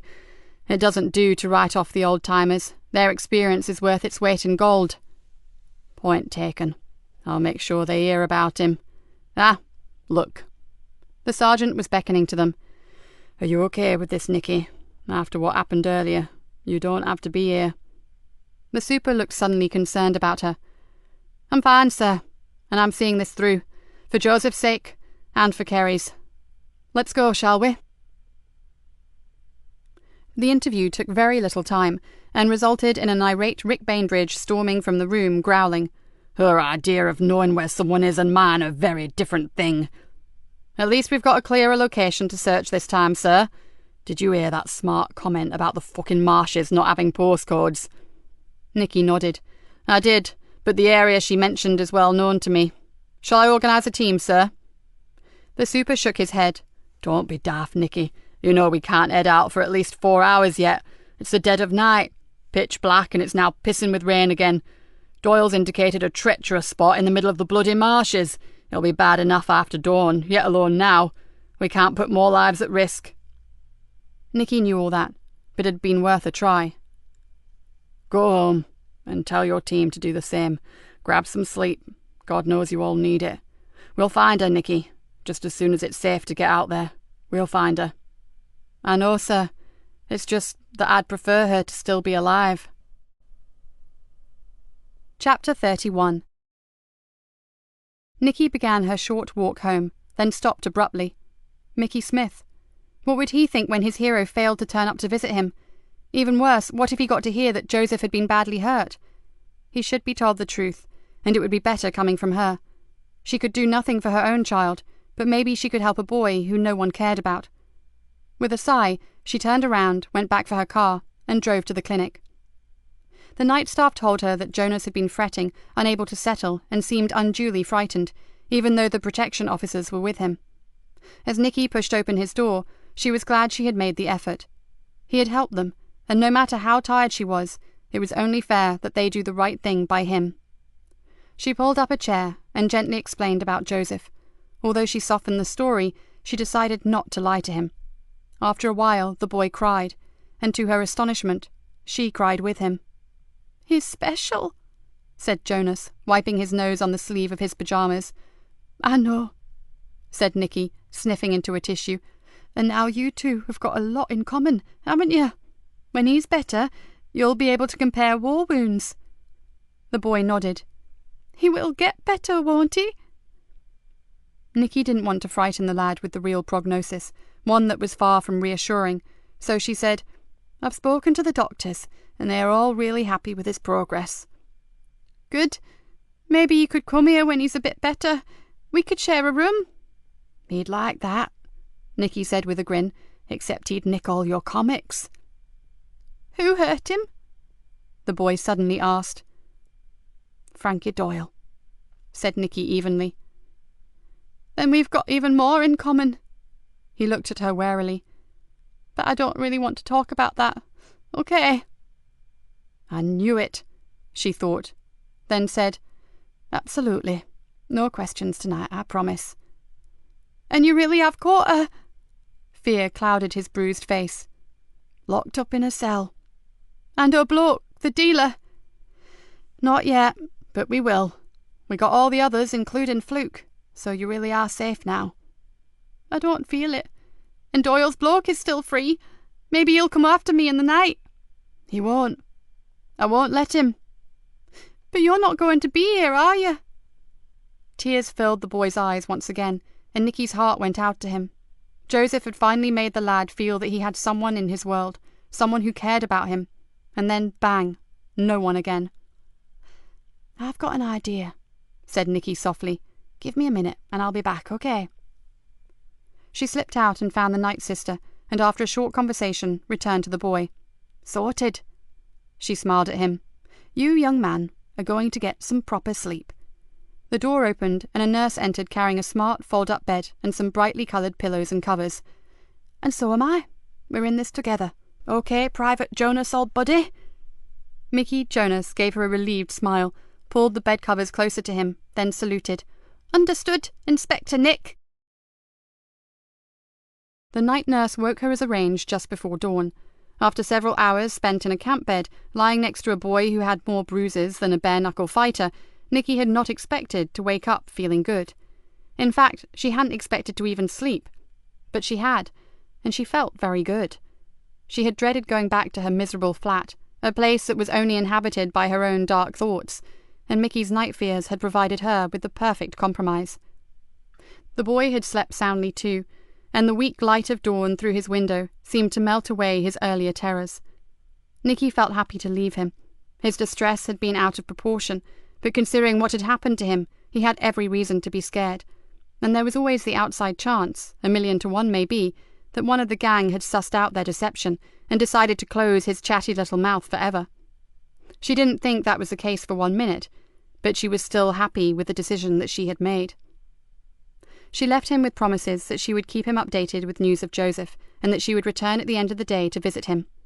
As she stepped out into the corridor and looked back, she saw the pathetic, bandaged child, and a feeling of intense emotion flooded through her. Some sort of bond had developed between them when they had spoken about Joseph, something she couldn't define, but she knew that Mickey had allowed her in, and she felt almost humbled because of it. She waved to him, and he gave her a thumbs up. "You really helped him, you know." The nurse lightly touched her arm. "He'd been agitated all the evening. We were considering a sedative, but we prefer not to with paediatric head injuries." She looked back through the doorway. "He looks a different boy now. You and that nice sergeant would make a good team. You both seem to have the knack with a problem child." As the nurse walked off, Nikki smiled in amusement. Her previous reputation with young tearaways had been far from creditable. In fact, most of her colleagues liked to keep her at least 100 meters away from anything in trainer's jeans and a hoodie. This was something of a first. She left the clinic, called in at a small market cafe, and grabbed a large coffee and a bacon sandwich to go. The sleep, albeit short and sweet, had been great, and now she needed sustenance to keep her grey cells ticking over. She was going to need both energy and a brain if she were to find Kerry Anderson. As she waited for her sandwich, she rang the hospital to check on Joseph. The nurse on the ward was cagey, but said he was comfortable, whatever that meant, and they were cautiously optimistic that he would not need more surgery. The next 24 hours were the testing time, apparently.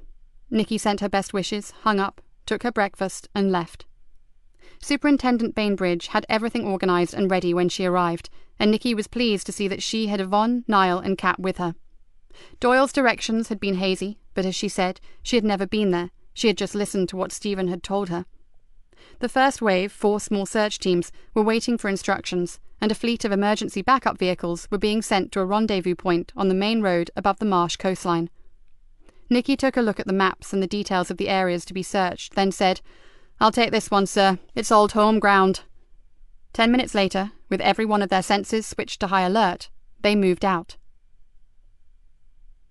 "We've already been over this part of the marsh." "Then we go over it again. Give me the map." Nikki swung around in the speeding police car and grabbed the map from Niall. "I used to live near here, and I was only a mile from here on the sea bank yesterday morning." She drew in a deep breath. God, I could have been meters away from her and never realised.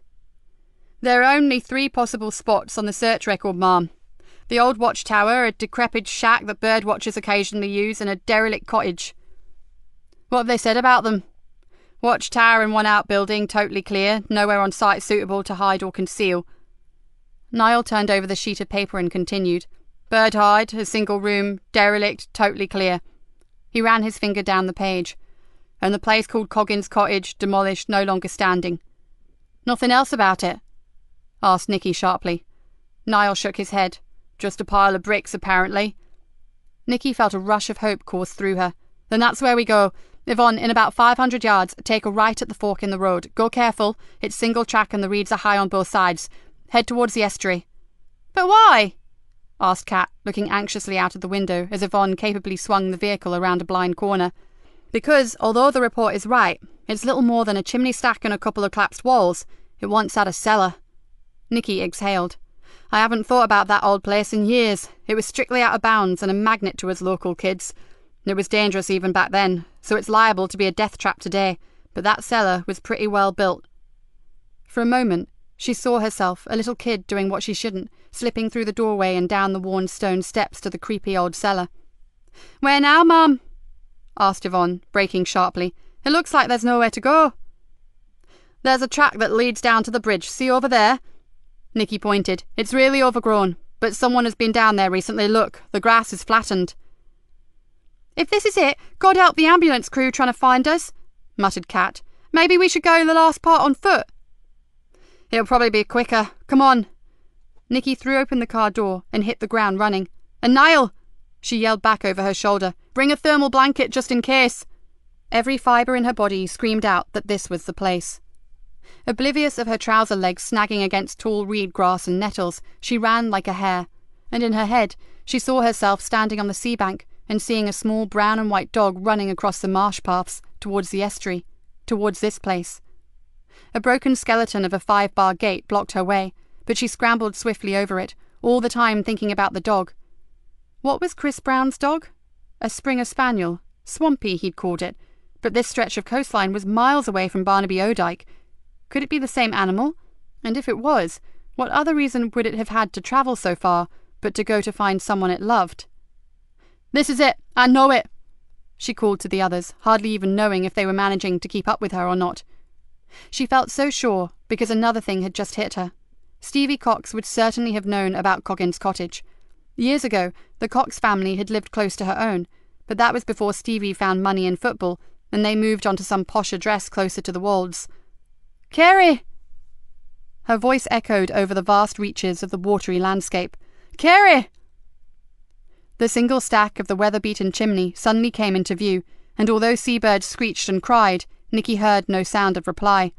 "Carrie! It's the police! We're here to help! Can you hear me?" All she heard was the sound of her colleagues crashing through the undergrowth, swearing and stumbling after her. Suddenly, Niall was overtaking her. "Where's this cellar supposed to be?" "Close to the waterside, beneath what would have been the back wall. This was an eel-catcher's cottage. The stream used to run right past it."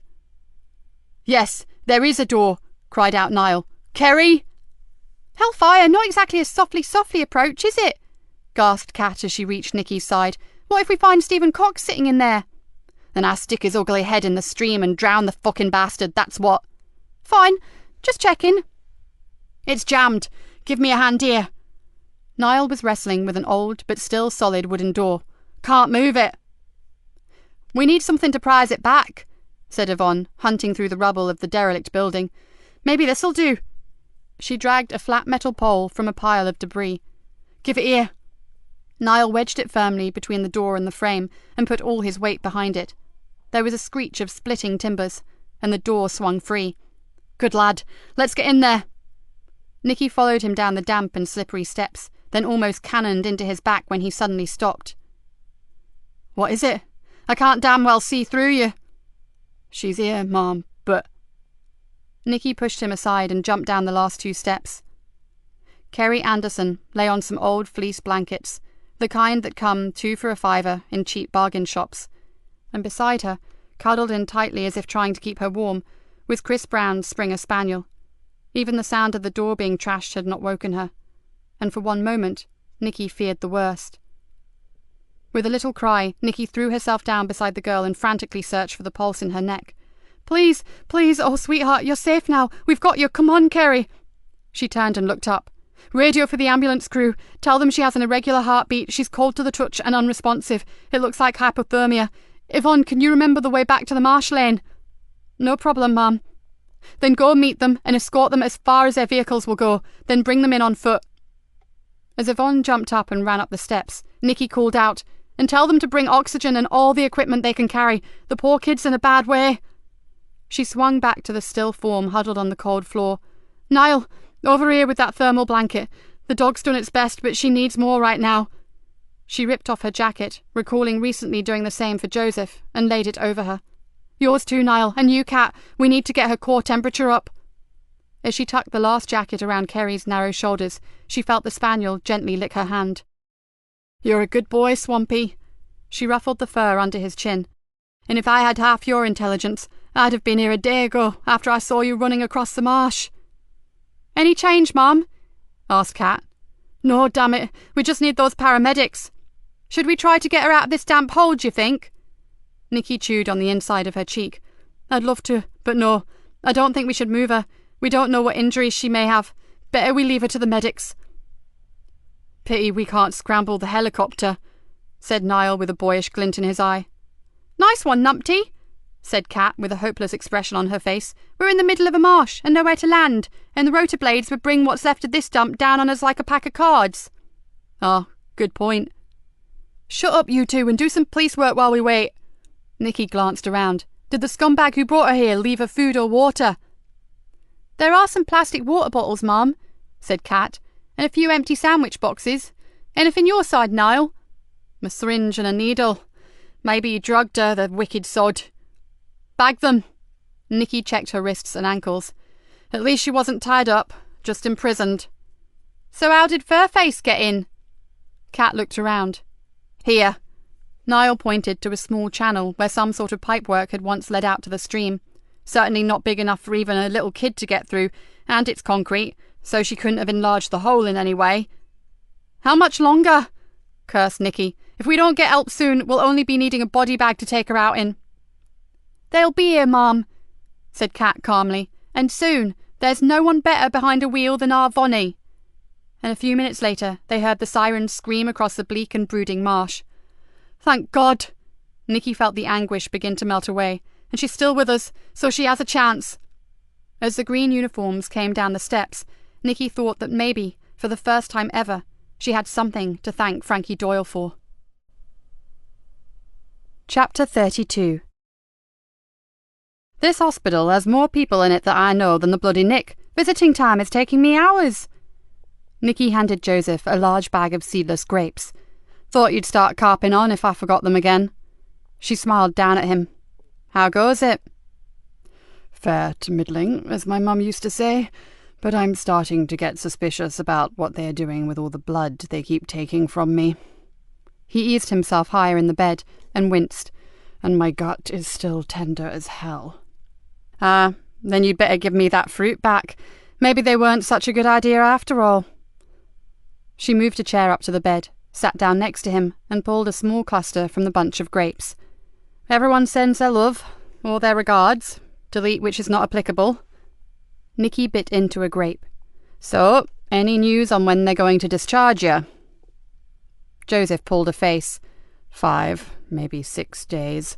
Things aren't operating quite normally yet, and some liver function test was not quite what they expected either. More blood tests? He nodded glumly. I know I should be just happy to be alive, but my boredom threshold is pretty low. I need to be doing something. How about concentrating on getting better? Done that. I'm improving by the hour. Oh, and how's Kerry? That's one resilient kid. If it hadn't been for Chris Brown's dog, I'm not sure she'd have made it. Nikki grinned. I saw her earlier, and she was raving on about the light-shade juxtapositions in the Coggins cottage cellar. Can you believe it? She actually wants to go back there and photograph the place for her final project. Incredible. But I wish her well. Joseph moved uncomfortably. Have you pieced together what actually happened to her yet? More or less, said Nikki with her mouth full. Nice grapes. Sorry about that gut of yours. Now, just prior to Kerry's abduction, Fluke 3 mugged Chris Brown, nicked his wallet to make it look good, but actually took his mobile phone. Ah, that answers a lot. Texting her, luring her up to the sea bank, and diverting the suspicion to Chris. Spot on.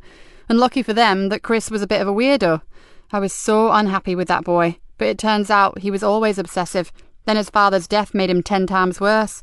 He watches the heavens to be closer to his dad. Nikki looked slightly abashed. I may just have to make a few apologies there. Joseph smiled. You were pretty hard on him. But going back to Kerry, why didn't Fluke kill her?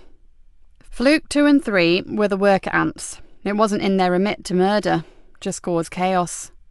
So why kill Lisa Jane? I'm afraid that was simply a whim on the part of Frankie Doyle. Jealousy and spite. Lisa Jane was all the things that Frankie was not, beautiful and loved by her family. So no vendetta, no takeover, no revenge on the Leonard family for past crimes? Nope, just a twisted, bitter woman without a scrap of humanity in her heart, if she has one. Nikki thought how right Rory Wilkinson, the pathologist, had been when he said she would have a heart as cold as a gravedigger's shovel. And Stephen Cox, the original fluke. Nikki's face darkened. Disappeared. With a face like that. How on earth did he manage that? Beats me, but I really wouldn't want to be him right now. What, with the entire British police forces hunting him? No, because Archie Leonard has offered a reward. A strictly unethical and totally below-board offer, you understand. Right now, the Cabra looks like Dodge City, with wanted, dead or alive posters everywhere. The faster we take them down, the quicker they spring back up again. Sounds like a bit of light relief, actually, said Joseph. It shouldn't be, but it is. Oh, and we're running a mask amnesty. Boxes of the ugly buggers have been handed in over the last few days, mainly by furious parents, it has to be said. We're going to have a ritual burning at some point. Nikki glanced at her watch. Great. You've eaten my grapes. Now you want to go. Joseph endeavoured to look miffed. Not without giving you these. She reached into her bag, pulled out 3 copies of the Beano, and threw them on the bed. Guess who sent you those?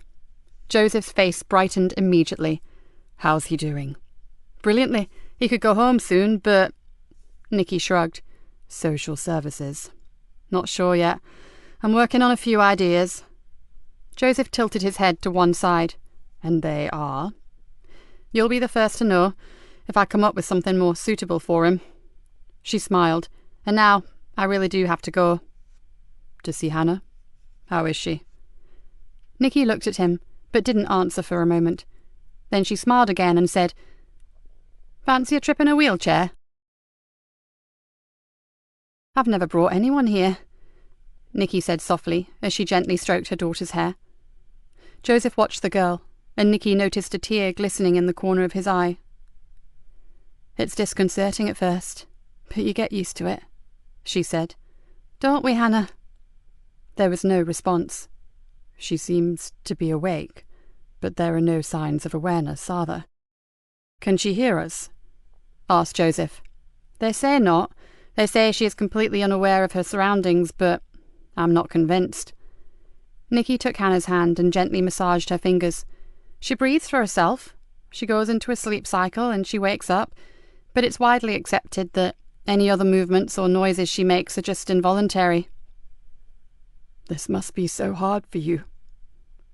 Joseph's voice crackled with emotion. It was worse when she was in the coma. At least this is a slightly better neurological situation. Nikki. Hello. I'm sorry I didn't see you come in. Hi, Bob. She turned and indicated towards Joseph. This is a colleague of mine, scarving off active duty at present. Joseph Bob Traynor, one of Hannah's ministering angels, or one of her specialist nurses, as they like to be called. So how's my girl doing today? I was just going to bathe her. She had a great workout with the physio earlier, didn't you, Han? We'd better leave you then, said Nikki. No hurry. Have you got a moment before you go, Nikki? Hannah's consultant asked me to give you a letter if I saw you. It's in the office. Nikki's heart lurched in her chest. Please, not like this, not after all this time. Surely not in a letter. Somehow she kept it together and said, Would you stay with her, Joseph, just for a minute or two? My pleasure. Time we got acquainted. I've got such a lot to tell this girl about her mother. Nikki followed the nurse into the office. Do you know what the letter is about, Bob? She tried to keep the tremor out of her voice. I do, actually, and I know he also wants to talk to you personally about it. A shiver rippled from shoulder blade to shoulder blade. She wasn't ready for this. Not on top of everything else that had just happened. And? Bob Traynor smiled at her. We did a functional MRI scan yesterday. I know. I consented for it. But I didn't know you'd done it already. It threw up some very slight differences from the last one we did. Nikki stared at him. For the better, or? Bob rubbed his hands together. Let's just say that her consultant, Mr. Layton, has been in touch with the Cognition and Brain Sciences unit at Cambridge. He wants to do further tests and he wants their expertise. That's what this letter is. An explanation and a consent form for you to sign. He would have spoken to you himself, but he's in Liège in Belgium at the university. He's taken Hannah's case for them to review. For a moment, Nikki felt as if she would pass out. You know that this is not a cure, Nikki, don't you? He looked at her seriously as he handed her the envelope. But we do believe that she has some new brain activity that we may be able to stimulate. He exhaled, then added, just don't expect too much. She's been in the state a very long time, and that's not good, but... Nikki tried to stop herself from grabbing the man and hugging him. But it just may be an early sign of recovery. I wouldn't go that far, but stranger things have happened in medical science. If nothing else, it's a reprieve, isn't it? Oh, yes, it's that for sure. As Nikki walked back to Hannah's room, she felt as if an enormous weight had been lifted from her. It was the smallest improvement, a tiny drop in the ocean, but it was a step forward, not another backward slide. She felt as if someone had given her a little piece of her daughter back.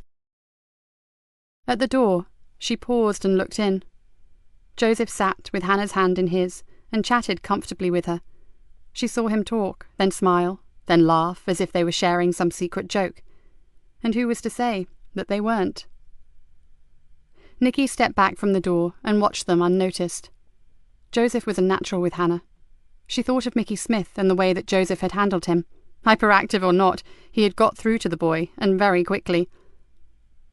She then saw him take a tissue from a box beside the bed and carefully wipe the corner of Hannah's mouth. He was a good man, and those around him should see past the rumours and the gossip, and see the real Joseph Easter. Nikki took a deep breath. He deserved better, especially from his own family. Epilogue. It was called the Garden of Tranquility. Lots of hospitals have them, if you know where to look. Greenborough's was set at the back of the chapel, and could be accessed either by a door from the chapel or by a long, straight pathway that led from the car park. In the centre was a rectangular fish pond, its surface interlaced with oriental-looking pink water lilies, and a scattering of tiny lime-green duckweed. All around were tall, scented shrubs and beds of brightly coloured summer plants. It was well kept, but Nikki had hardly ever seen it used, which was a shame in one way, but when Hannah had first been brought here, it served as a private place for her to bring her broken heart and cry unnoticed. Today, as she entered the garden, she didn't feel sad. She felt excited, almost elated, but part of her was as nervous as a school kid waiting for A-level results. With a rueful smile on her face, she walked across to the wooden bench with a faded brass plaque on it, sat down and wondered if she had done the right thing. But then again, she had done rather a lot of quite radical things in the last few days, and most of them were still open to question. The first thing she had done was to ring her landlord and give him a month's notice on her grim little bijou residence in the town. She had then driven out to Cloud Fen, taken with her a builder and a decorator, and told them that they had 4 weeks to get her old home livable again. She knew it would mean a very different work schedule for her, living back out on the marsh, but she also knew it was time for changes. In the last few days, she had done a lot of hard thinking. The dark thoughts and intentions that she had harboured when in that small room with Frankie Doyle had scared her badly. If she had continued with her old crusade, if she had travelled much further down that ever-spiralling pathway of bitterness and revenge, without ever being forced to take a look at herself, what would she have done in that room? Nikki shifted uncomfortably. It was the fact that she really didn't know that had sparked off her new mission, to make some big life choices, some big life changes, before it was too late. The second thing she had done was to champion the cause of Mickey Smith. There had been no way on God's earth he could have gone back to his family, and Nikki had been certain that a foster home was not appropriate, considering what the child had gone through. So she had approached Archie Leonard. To an outsider, it may have seemed like madness, but Nikki knew quite a lot of well-kept secrets about the Leonard family, and in particular one that involved Archie's youngest son. Peter wasn't a rogue like most of his family. He had a home, a wife, and a small business of his own, and the previous year he had lost his only son, a boy with severe learning difficulties. The death had left a big aching chasm in the little family's life, and she had no doubt that given the chance, Mickey could go part of the way to healing it. And let's face it, Mickey had been brought up rough, very rough. He was at home on the Cabra, and this was something that Peter understood, given his own background. Give Mickey to a nice middle-class family, and he'd be running riot in no time. So she'd arranged a month's holiday for him. It may not work, but it was worth a try, for Mickey's sake. A warm breeze blew across Nikki's face and brought with it the smell of orange blossom. There had been an orange blossom tree at her old home. She wondered if it was still alive after being neglected for so long. She hoped so. She inhaled its perfume, and it made her think of happier times. Nikki sighed. She was making changes all right, but it was too soon to think that happy times may come round again, although she would dearly love that to happen. One day. She glanced at her watch. Joseph was meeting her here in just about 10 minutes, and she had some news for him. The problem was, she was not sure if it would be welcome news. As soon as the doctors had assured him that in time he would make a full recovery, she had gone to Rick Bainbridge and asked if he would consider assigning Joseph to her team as her permanent detective sergeant. The super had practically tripped over his tongue in saying yes, but it would all hinge on Joseph. His time in Greenborough had been hardly peaceful, and whereas once she couldn't wait for him to hightail it back to Fenchester, now she felt very different. She touched the delicate petal of a rose that grew close to the seat. If Joseph hadn't been with her, even if only in her mind, in that stark and dangerous room, she may not be sitting here now, smelling flowers. Because no way could she have continued as a police officer, knowing that she had consigned another human being, and she used the term loosely in Doyle's case, to a violent death. To protect life. That was what it was all about. The rose felt like silk to her fingertips. She desperately hoped he would agree to stay. It was all part of her plan for a new attitude to policing her patch, and if he didn't, well, she wasn't too sure how she'd manage. She pursed her lips and gave a little shrug. She'd know soon enough.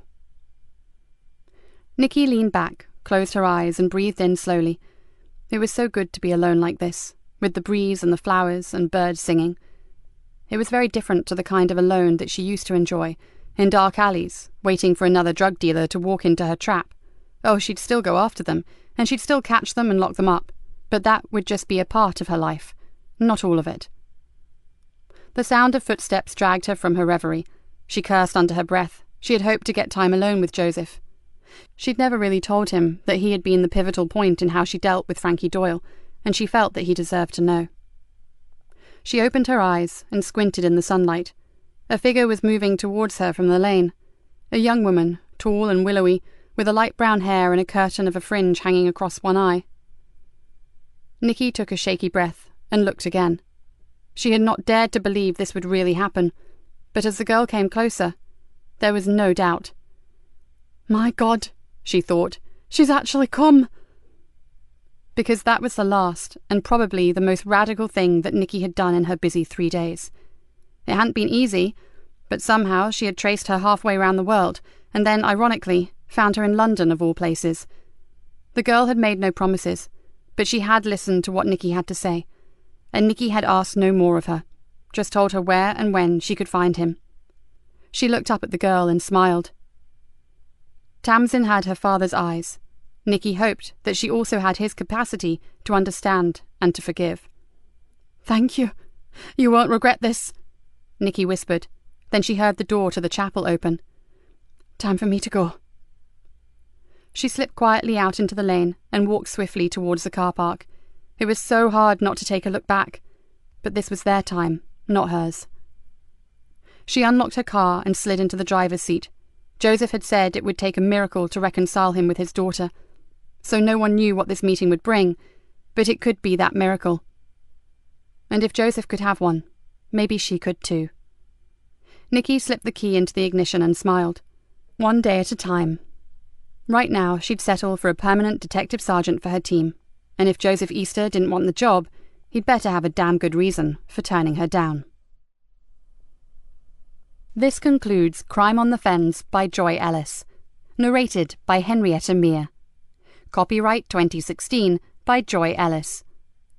This unabridged audiobook is published by arrangement with Joffy Books and was produced in the year 2016 by Tantor Media Incorporated, a division of Recorded Books which holds the copyright thereto. Please visit tantor.com for more information on our growing library of unabridged audiobooks and to take advantage of special offers. Audible hopes you have enjoyed this program.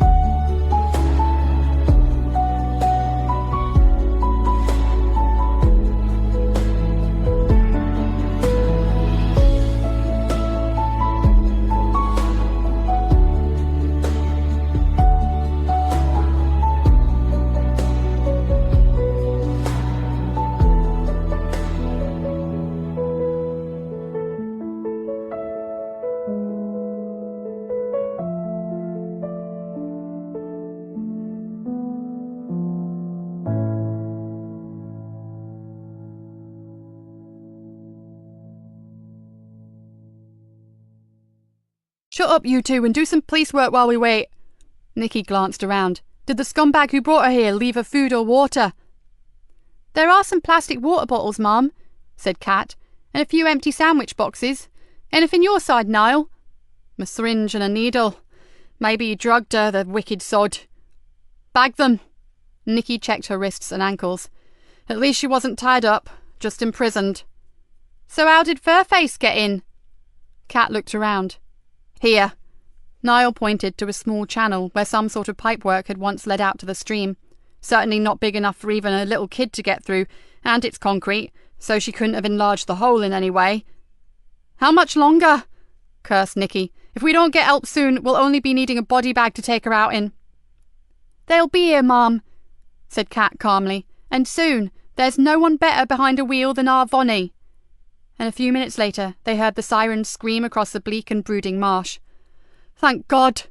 Nikki felt the anguish begin to melt away, and she's still with us, so she has a chance. As the green uniforms came down the steps, Nikki thought that maybe, for the first time ever, she had something to thank Frankie Doyle for.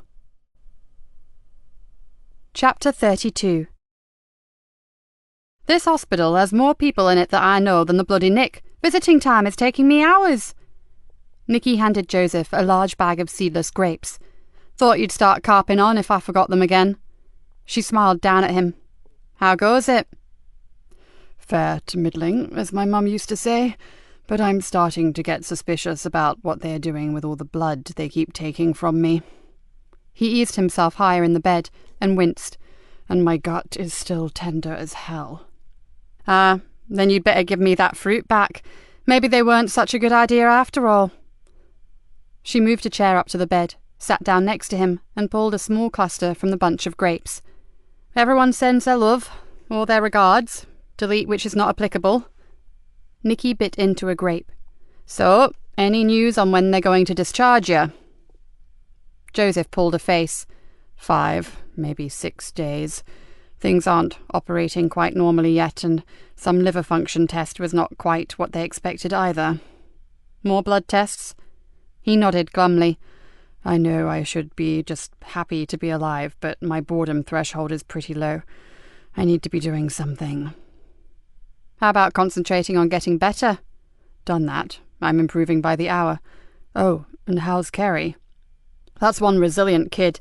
If it hadn't been for Chris Brown's dog, I'm not sure she'd have made it. Nikki grinned. I saw her earlier, and she was raving on about the light-shade juxtapositions in the Coggins cottage cellar. Can you believe it? She actually wants to go back there and photograph the place for her final project. Incredible. But I wish her well. Joseph moved uncomfortably. Have you pieced together what actually happened to her yet? More or less, said Nikki with her mouth full. Nice grapes. Sorry about that gut of yours. Now, just prior to Kerry's abduction, Fluke 3 mugged Chris Brown, nicked his wallet to make it look good, but actually took his mobile phone. Ah, that answers a lot. Texting her, luring her up to the sea bank, and diverting the suspicion to Chris. Spot on. And lucky for them that Chris was a bit of a weirdo. I was so unhappy with that boy, but it turns out he was always obsessive. Then his father's death made him 10 times worse. He watches the heavens to be closer to his dad. Nikki looked slightly abashed. I may just have to make a few apologies there. Joseph smiled. You were pretty hard on him. But going back to Kerry, why didn't Fluke kill her? Fluke 2 and 3 were the worker ants. It wasn't in their remit to murder, just cause chaos. So why kill Lisa Jane? I'm afraid that was simply a whim on the part of Frankie Doyle. Jealousy and spite. Lisa Jane was all the things that Frankie was not, beautiful and loved by her family.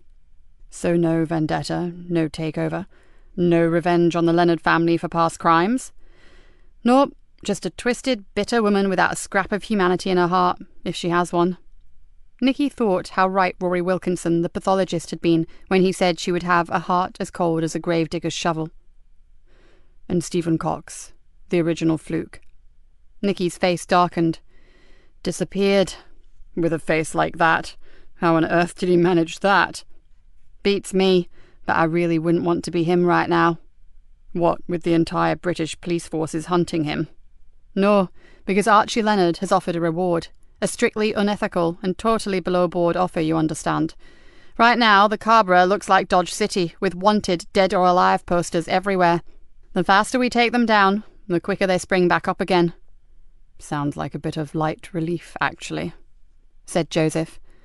It shouldn't be, but it is. Oh, and we're running a mask amnesty. Boxes of the ugly buggers have been handed in over the last few days, mainly by furious parents, it has to be said. We're going to have a ritual burning at some point. Nikki glanced at her watch. Great. You've eaten my grapes. Now you want to go. Joseph endeavoured to look miffed. Not without giving you these. She reached into her bag, pulled out 3 copies of the Beano, and threw them on the bed. Guess who sent you those?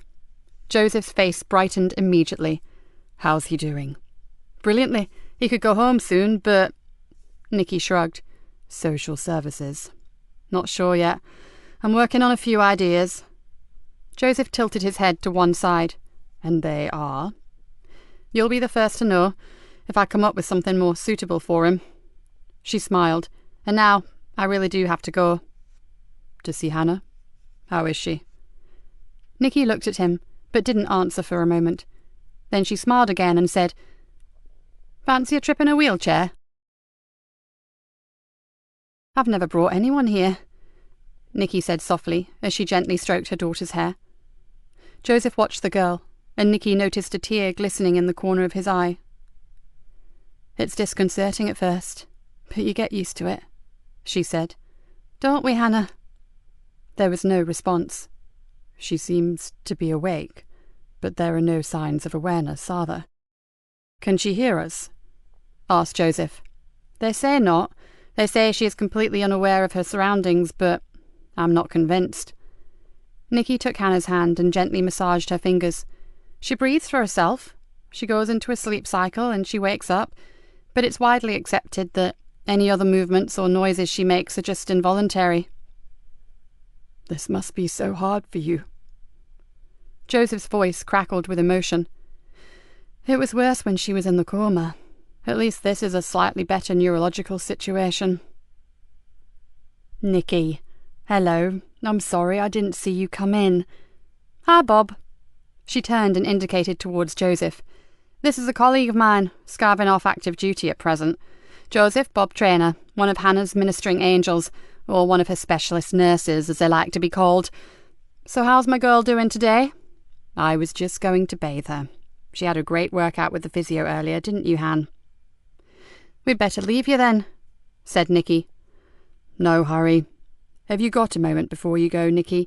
Hannah's consultant asked me to give you a letter if I saw you. It's in the office. Nikki's heart lurched in her chest. Please, not like this, not after all this time. Surely not in a letter. Somehow she kept it together and said, Would you stay with her, Joseph, just for a minute or two? My pleasure. Time we got acquainted. I've got such a lot to tell this girl about her mother. Nikki followed the nurse into the office. Do you know what the letter is about, Bob? She tried to keep the tremor out of her voice. I do, actually, and I know he also wants to talk to you personally about it. A shiver rippled from shoulder blade to shoulder blade. She wasn't ready for this. Not on top of everything else that had just happened. And? Bob Traynor smiled at her. We did a functional MRI scan yesterday. I know, I consented for it, but I didn't know you'd done it already. It threw up some very slight differences from the last one we did. Nikki stared at him. For the better, or? Bob rubbed his hands together. Let's just say that her consultant, Mr. Layton, has been in touch with the Cognition and Brain Sciences unit at Cambridge. He wants to do further tests and he wants their expertise. That's what this letter is. An explanation and a consent form for you to sign. He would have spoken to you himself, but he's in Liège in Belgium at the university. He's taken Hannah's case for them to review. For a moment, Nikki felt as if she would pass out. You know that this is not a cure, Nikki, don't you? He looked at her seriously as he handed her the envelope. But we do believe that she has some new brain activity that we may be able to stimulate. He exhaled, then added, Just don't expect too much. She's been in this state a very long time, and that's not good, but... Nikki tried to stop herself from grabbing the man and hugging him, but it just may be an early sign of recovery." "I wouldn't go that far, but stranger things have happened in medical science." "If nothing else, it's a reprieve, isn't it?" "Oh, yes, it's that for sure." As Nikki walked back to Hannah's room, she felt as if an enormous weight had been lifted from her. It was the smallest improvement, a tiny drop in the ocean, but it was a step forward, not another backward slide. She felt as if someone had given her a little piece of her daughter back. At the door, she paused and looked in. Joseph sat with Hannah's hand in his and chatted comfortably with her. She saw him talk, then smile, then laugh as if they were sharing some secret joke. And who was to say that they weren't? Nikki stepped back from the door and watched them unnoticed. Joseph was a natural with Hannah. She thought of Mickey Smith and the way that Joseph had handled him. Hyperactive or not, he had got through to the boy, and very quickly. She then saw him take a tissue from a box beside the bed and carefully wipe the corner of Hannah's mouth. He was a good man, and those around him should see past the rumours and the gossip, and see the real Joseph Easter. Nikki took a deep breath. He deserved better, especially from his own family. Epilogue. It was called the Garden of Tranquility. Lots of hospitals have them, if you know where to look. Greenborough's was set at the back of the chapel, and could be accessed either by a door from the chapel or by a long, straight pathway that led from the car park. In the centre was a rectangular fish pond, its surface interlaced with oriental-looking pink water lilies and a scattering of tiny lime-green duckweed. All around were tall, scented shrubs and beds of brightly coloured summer plants. It was well kept, but Nikki had hardly ever seen it used, which was a shame in one way, but when Hannah had first been brought here, it served as a private place for her to bring her broken heart and cry unnoticed. Today, as she entered the garden, she didn't feel sad. She felt excited, almost elated, but part of her was as nervous as a school kid waiting for A-level results. With a rueful smile on her face, she walked across to the wooden bench with a faded brass plaque on it, sat down and wondered if she had done the right thing. But then again, she had done rather a lot of quite radical things in the last few days, and most of them were still open to question. The first thing she had done was to ring her landlord and give him a month's notice on her grim little bijou residence in the town. She had then driven out to Cloud Fen, taken with her a builder and a decorator, and told them that they had 4 weeks to get her old home livable again. She knew it would mean a very different work schedule for her, living back out on the marsh, but she also knew it was time for changes. In the last few days, she had done a lot of hard thinking. The dark thoughts and intentions that she had harboured when in that small room with Frankie Doyle had scared her badly. If she had continued with her old crusade, if she had travelled much further down that ever-spiralling pathway of bitterness and revenge, without ever being forced to take a look at herself, what would she have done in that room? Nikki shifted uncomfortably. It was the fact that she really didn't know that had sparked off her new mission, to make some big life choices, some big life changes, before it was too late. The second thing she had done was to champion the cause of Mickey Smith. There had been no way on God's earth he could have gone back to his family, and Nikki had been certain that a foster home was not appropriate, considering what the child had gone through. So she had approached Archie Leonard. To an outsider, it may have seemed like madness, but Nikki knew quite a lot of well-kept secrets about the Leonard family, and in particular one that involved Archie's youngest son. Peter wasn't a rogue like most of his family. He had a home, a wife, and a small business of his own, and the previous year he had lost his only son, a boy with severe learning difficulties. The death had left a big aching chasm in the little family's life, and she had no doubt that given the chance, Mickey could go part of the way to healing it. And let's face it, Mickey had been brought up rough, very rough. He was at home on the Cabra, and this was something that Peter understood, given his own background. Give Mickey to a nice middle-class family, and he'd be running riot in no time. So she'd arranged a month's holiday for him. It may not work, but it was worth a try, for Mickey's sake. A warm breeze blew across Nikki's face, and brought with it the smell of orange blossom. There had been an orange blossom tree at her old home. She wondered if it was still alive after being neglected for so long. She hoped so. She inhaled its perfume, and it made her think of happier times. Nikki sighed. She was making changes all right, but it was too soon to think that happy times may come round again. although she would dearly love that to happen. One day. She glanced at her watch. Joseph was meeting her here in just about 10 minutes, and she had some news for him. The problem was, she was not sure if it would be welcome news. As soon as the doctors had assured him that in time he would make a full recovery, she had gone to Rick Bainbridge and asked if he would consider assigning Joseph to her team as her permanent detective sergeant. The super had practically tripped over his tongue in saying yes, but it would all hinge on Joseph. His time in Greenborough had been hardly peaceful, and whereas once she couldn't wait for him to hightail it back to Fenchester, now she felt very different. She touched the delicate petal of a rose that grew close to the seat. If Joseph hadn't been with her, even if only in her mind, in that stark and dangerous room, she may not be sitting here now, smelling flowers. Because no way could she have continued as a police officer, knowing that she had consigned another human being, and she used the term loosely in Doyle's case, to a violent death. To protect life. That was what it was all about. The rose felt like silk to her fingertips. She desperately hoped he would agree to stay. It was all part of her plan for a new attitude to policing her patch, and if he didn't, well, she wasn't too sure how she'd manage. She pursed her lips and gave a little shrug. She'd know soon enough. Nikki leaned back, closed her eyes, and breathed in slowly. It was so good to be alone like this, with the breeze and the flowers and birds singing. It was very different to the kind of alone that she used to enjoy, in dark alleys, waiting for another drug dealer to walk into her trap. Oh, she'd still go after them, and she'd still catch them and lock them up, but that would just be a part of her life, not all of it. The sound of footsteps dragged her from her reverie. She cursed under her breath. She had hoped to get time alone with Joseph. She'd never really told him that he had been the pivotal point in how she dealt with Frankie Doyle, and she felt that he deserved to know. She opened her eyes and squinted in the sunlight. A figure was moving towards her from the lane. A young woman, tall and willowy, with a light brown hair and a curtain of a fringe hanging across one eye. Nikki took a shaky breath and looked again. She had not dared to believe this would really happen, but as the girl came closer, there was no doubt. "My God," she thought, "she's actually come." Because that was the last, and probably the most radical thing that Nikki had done in her busy 3 days.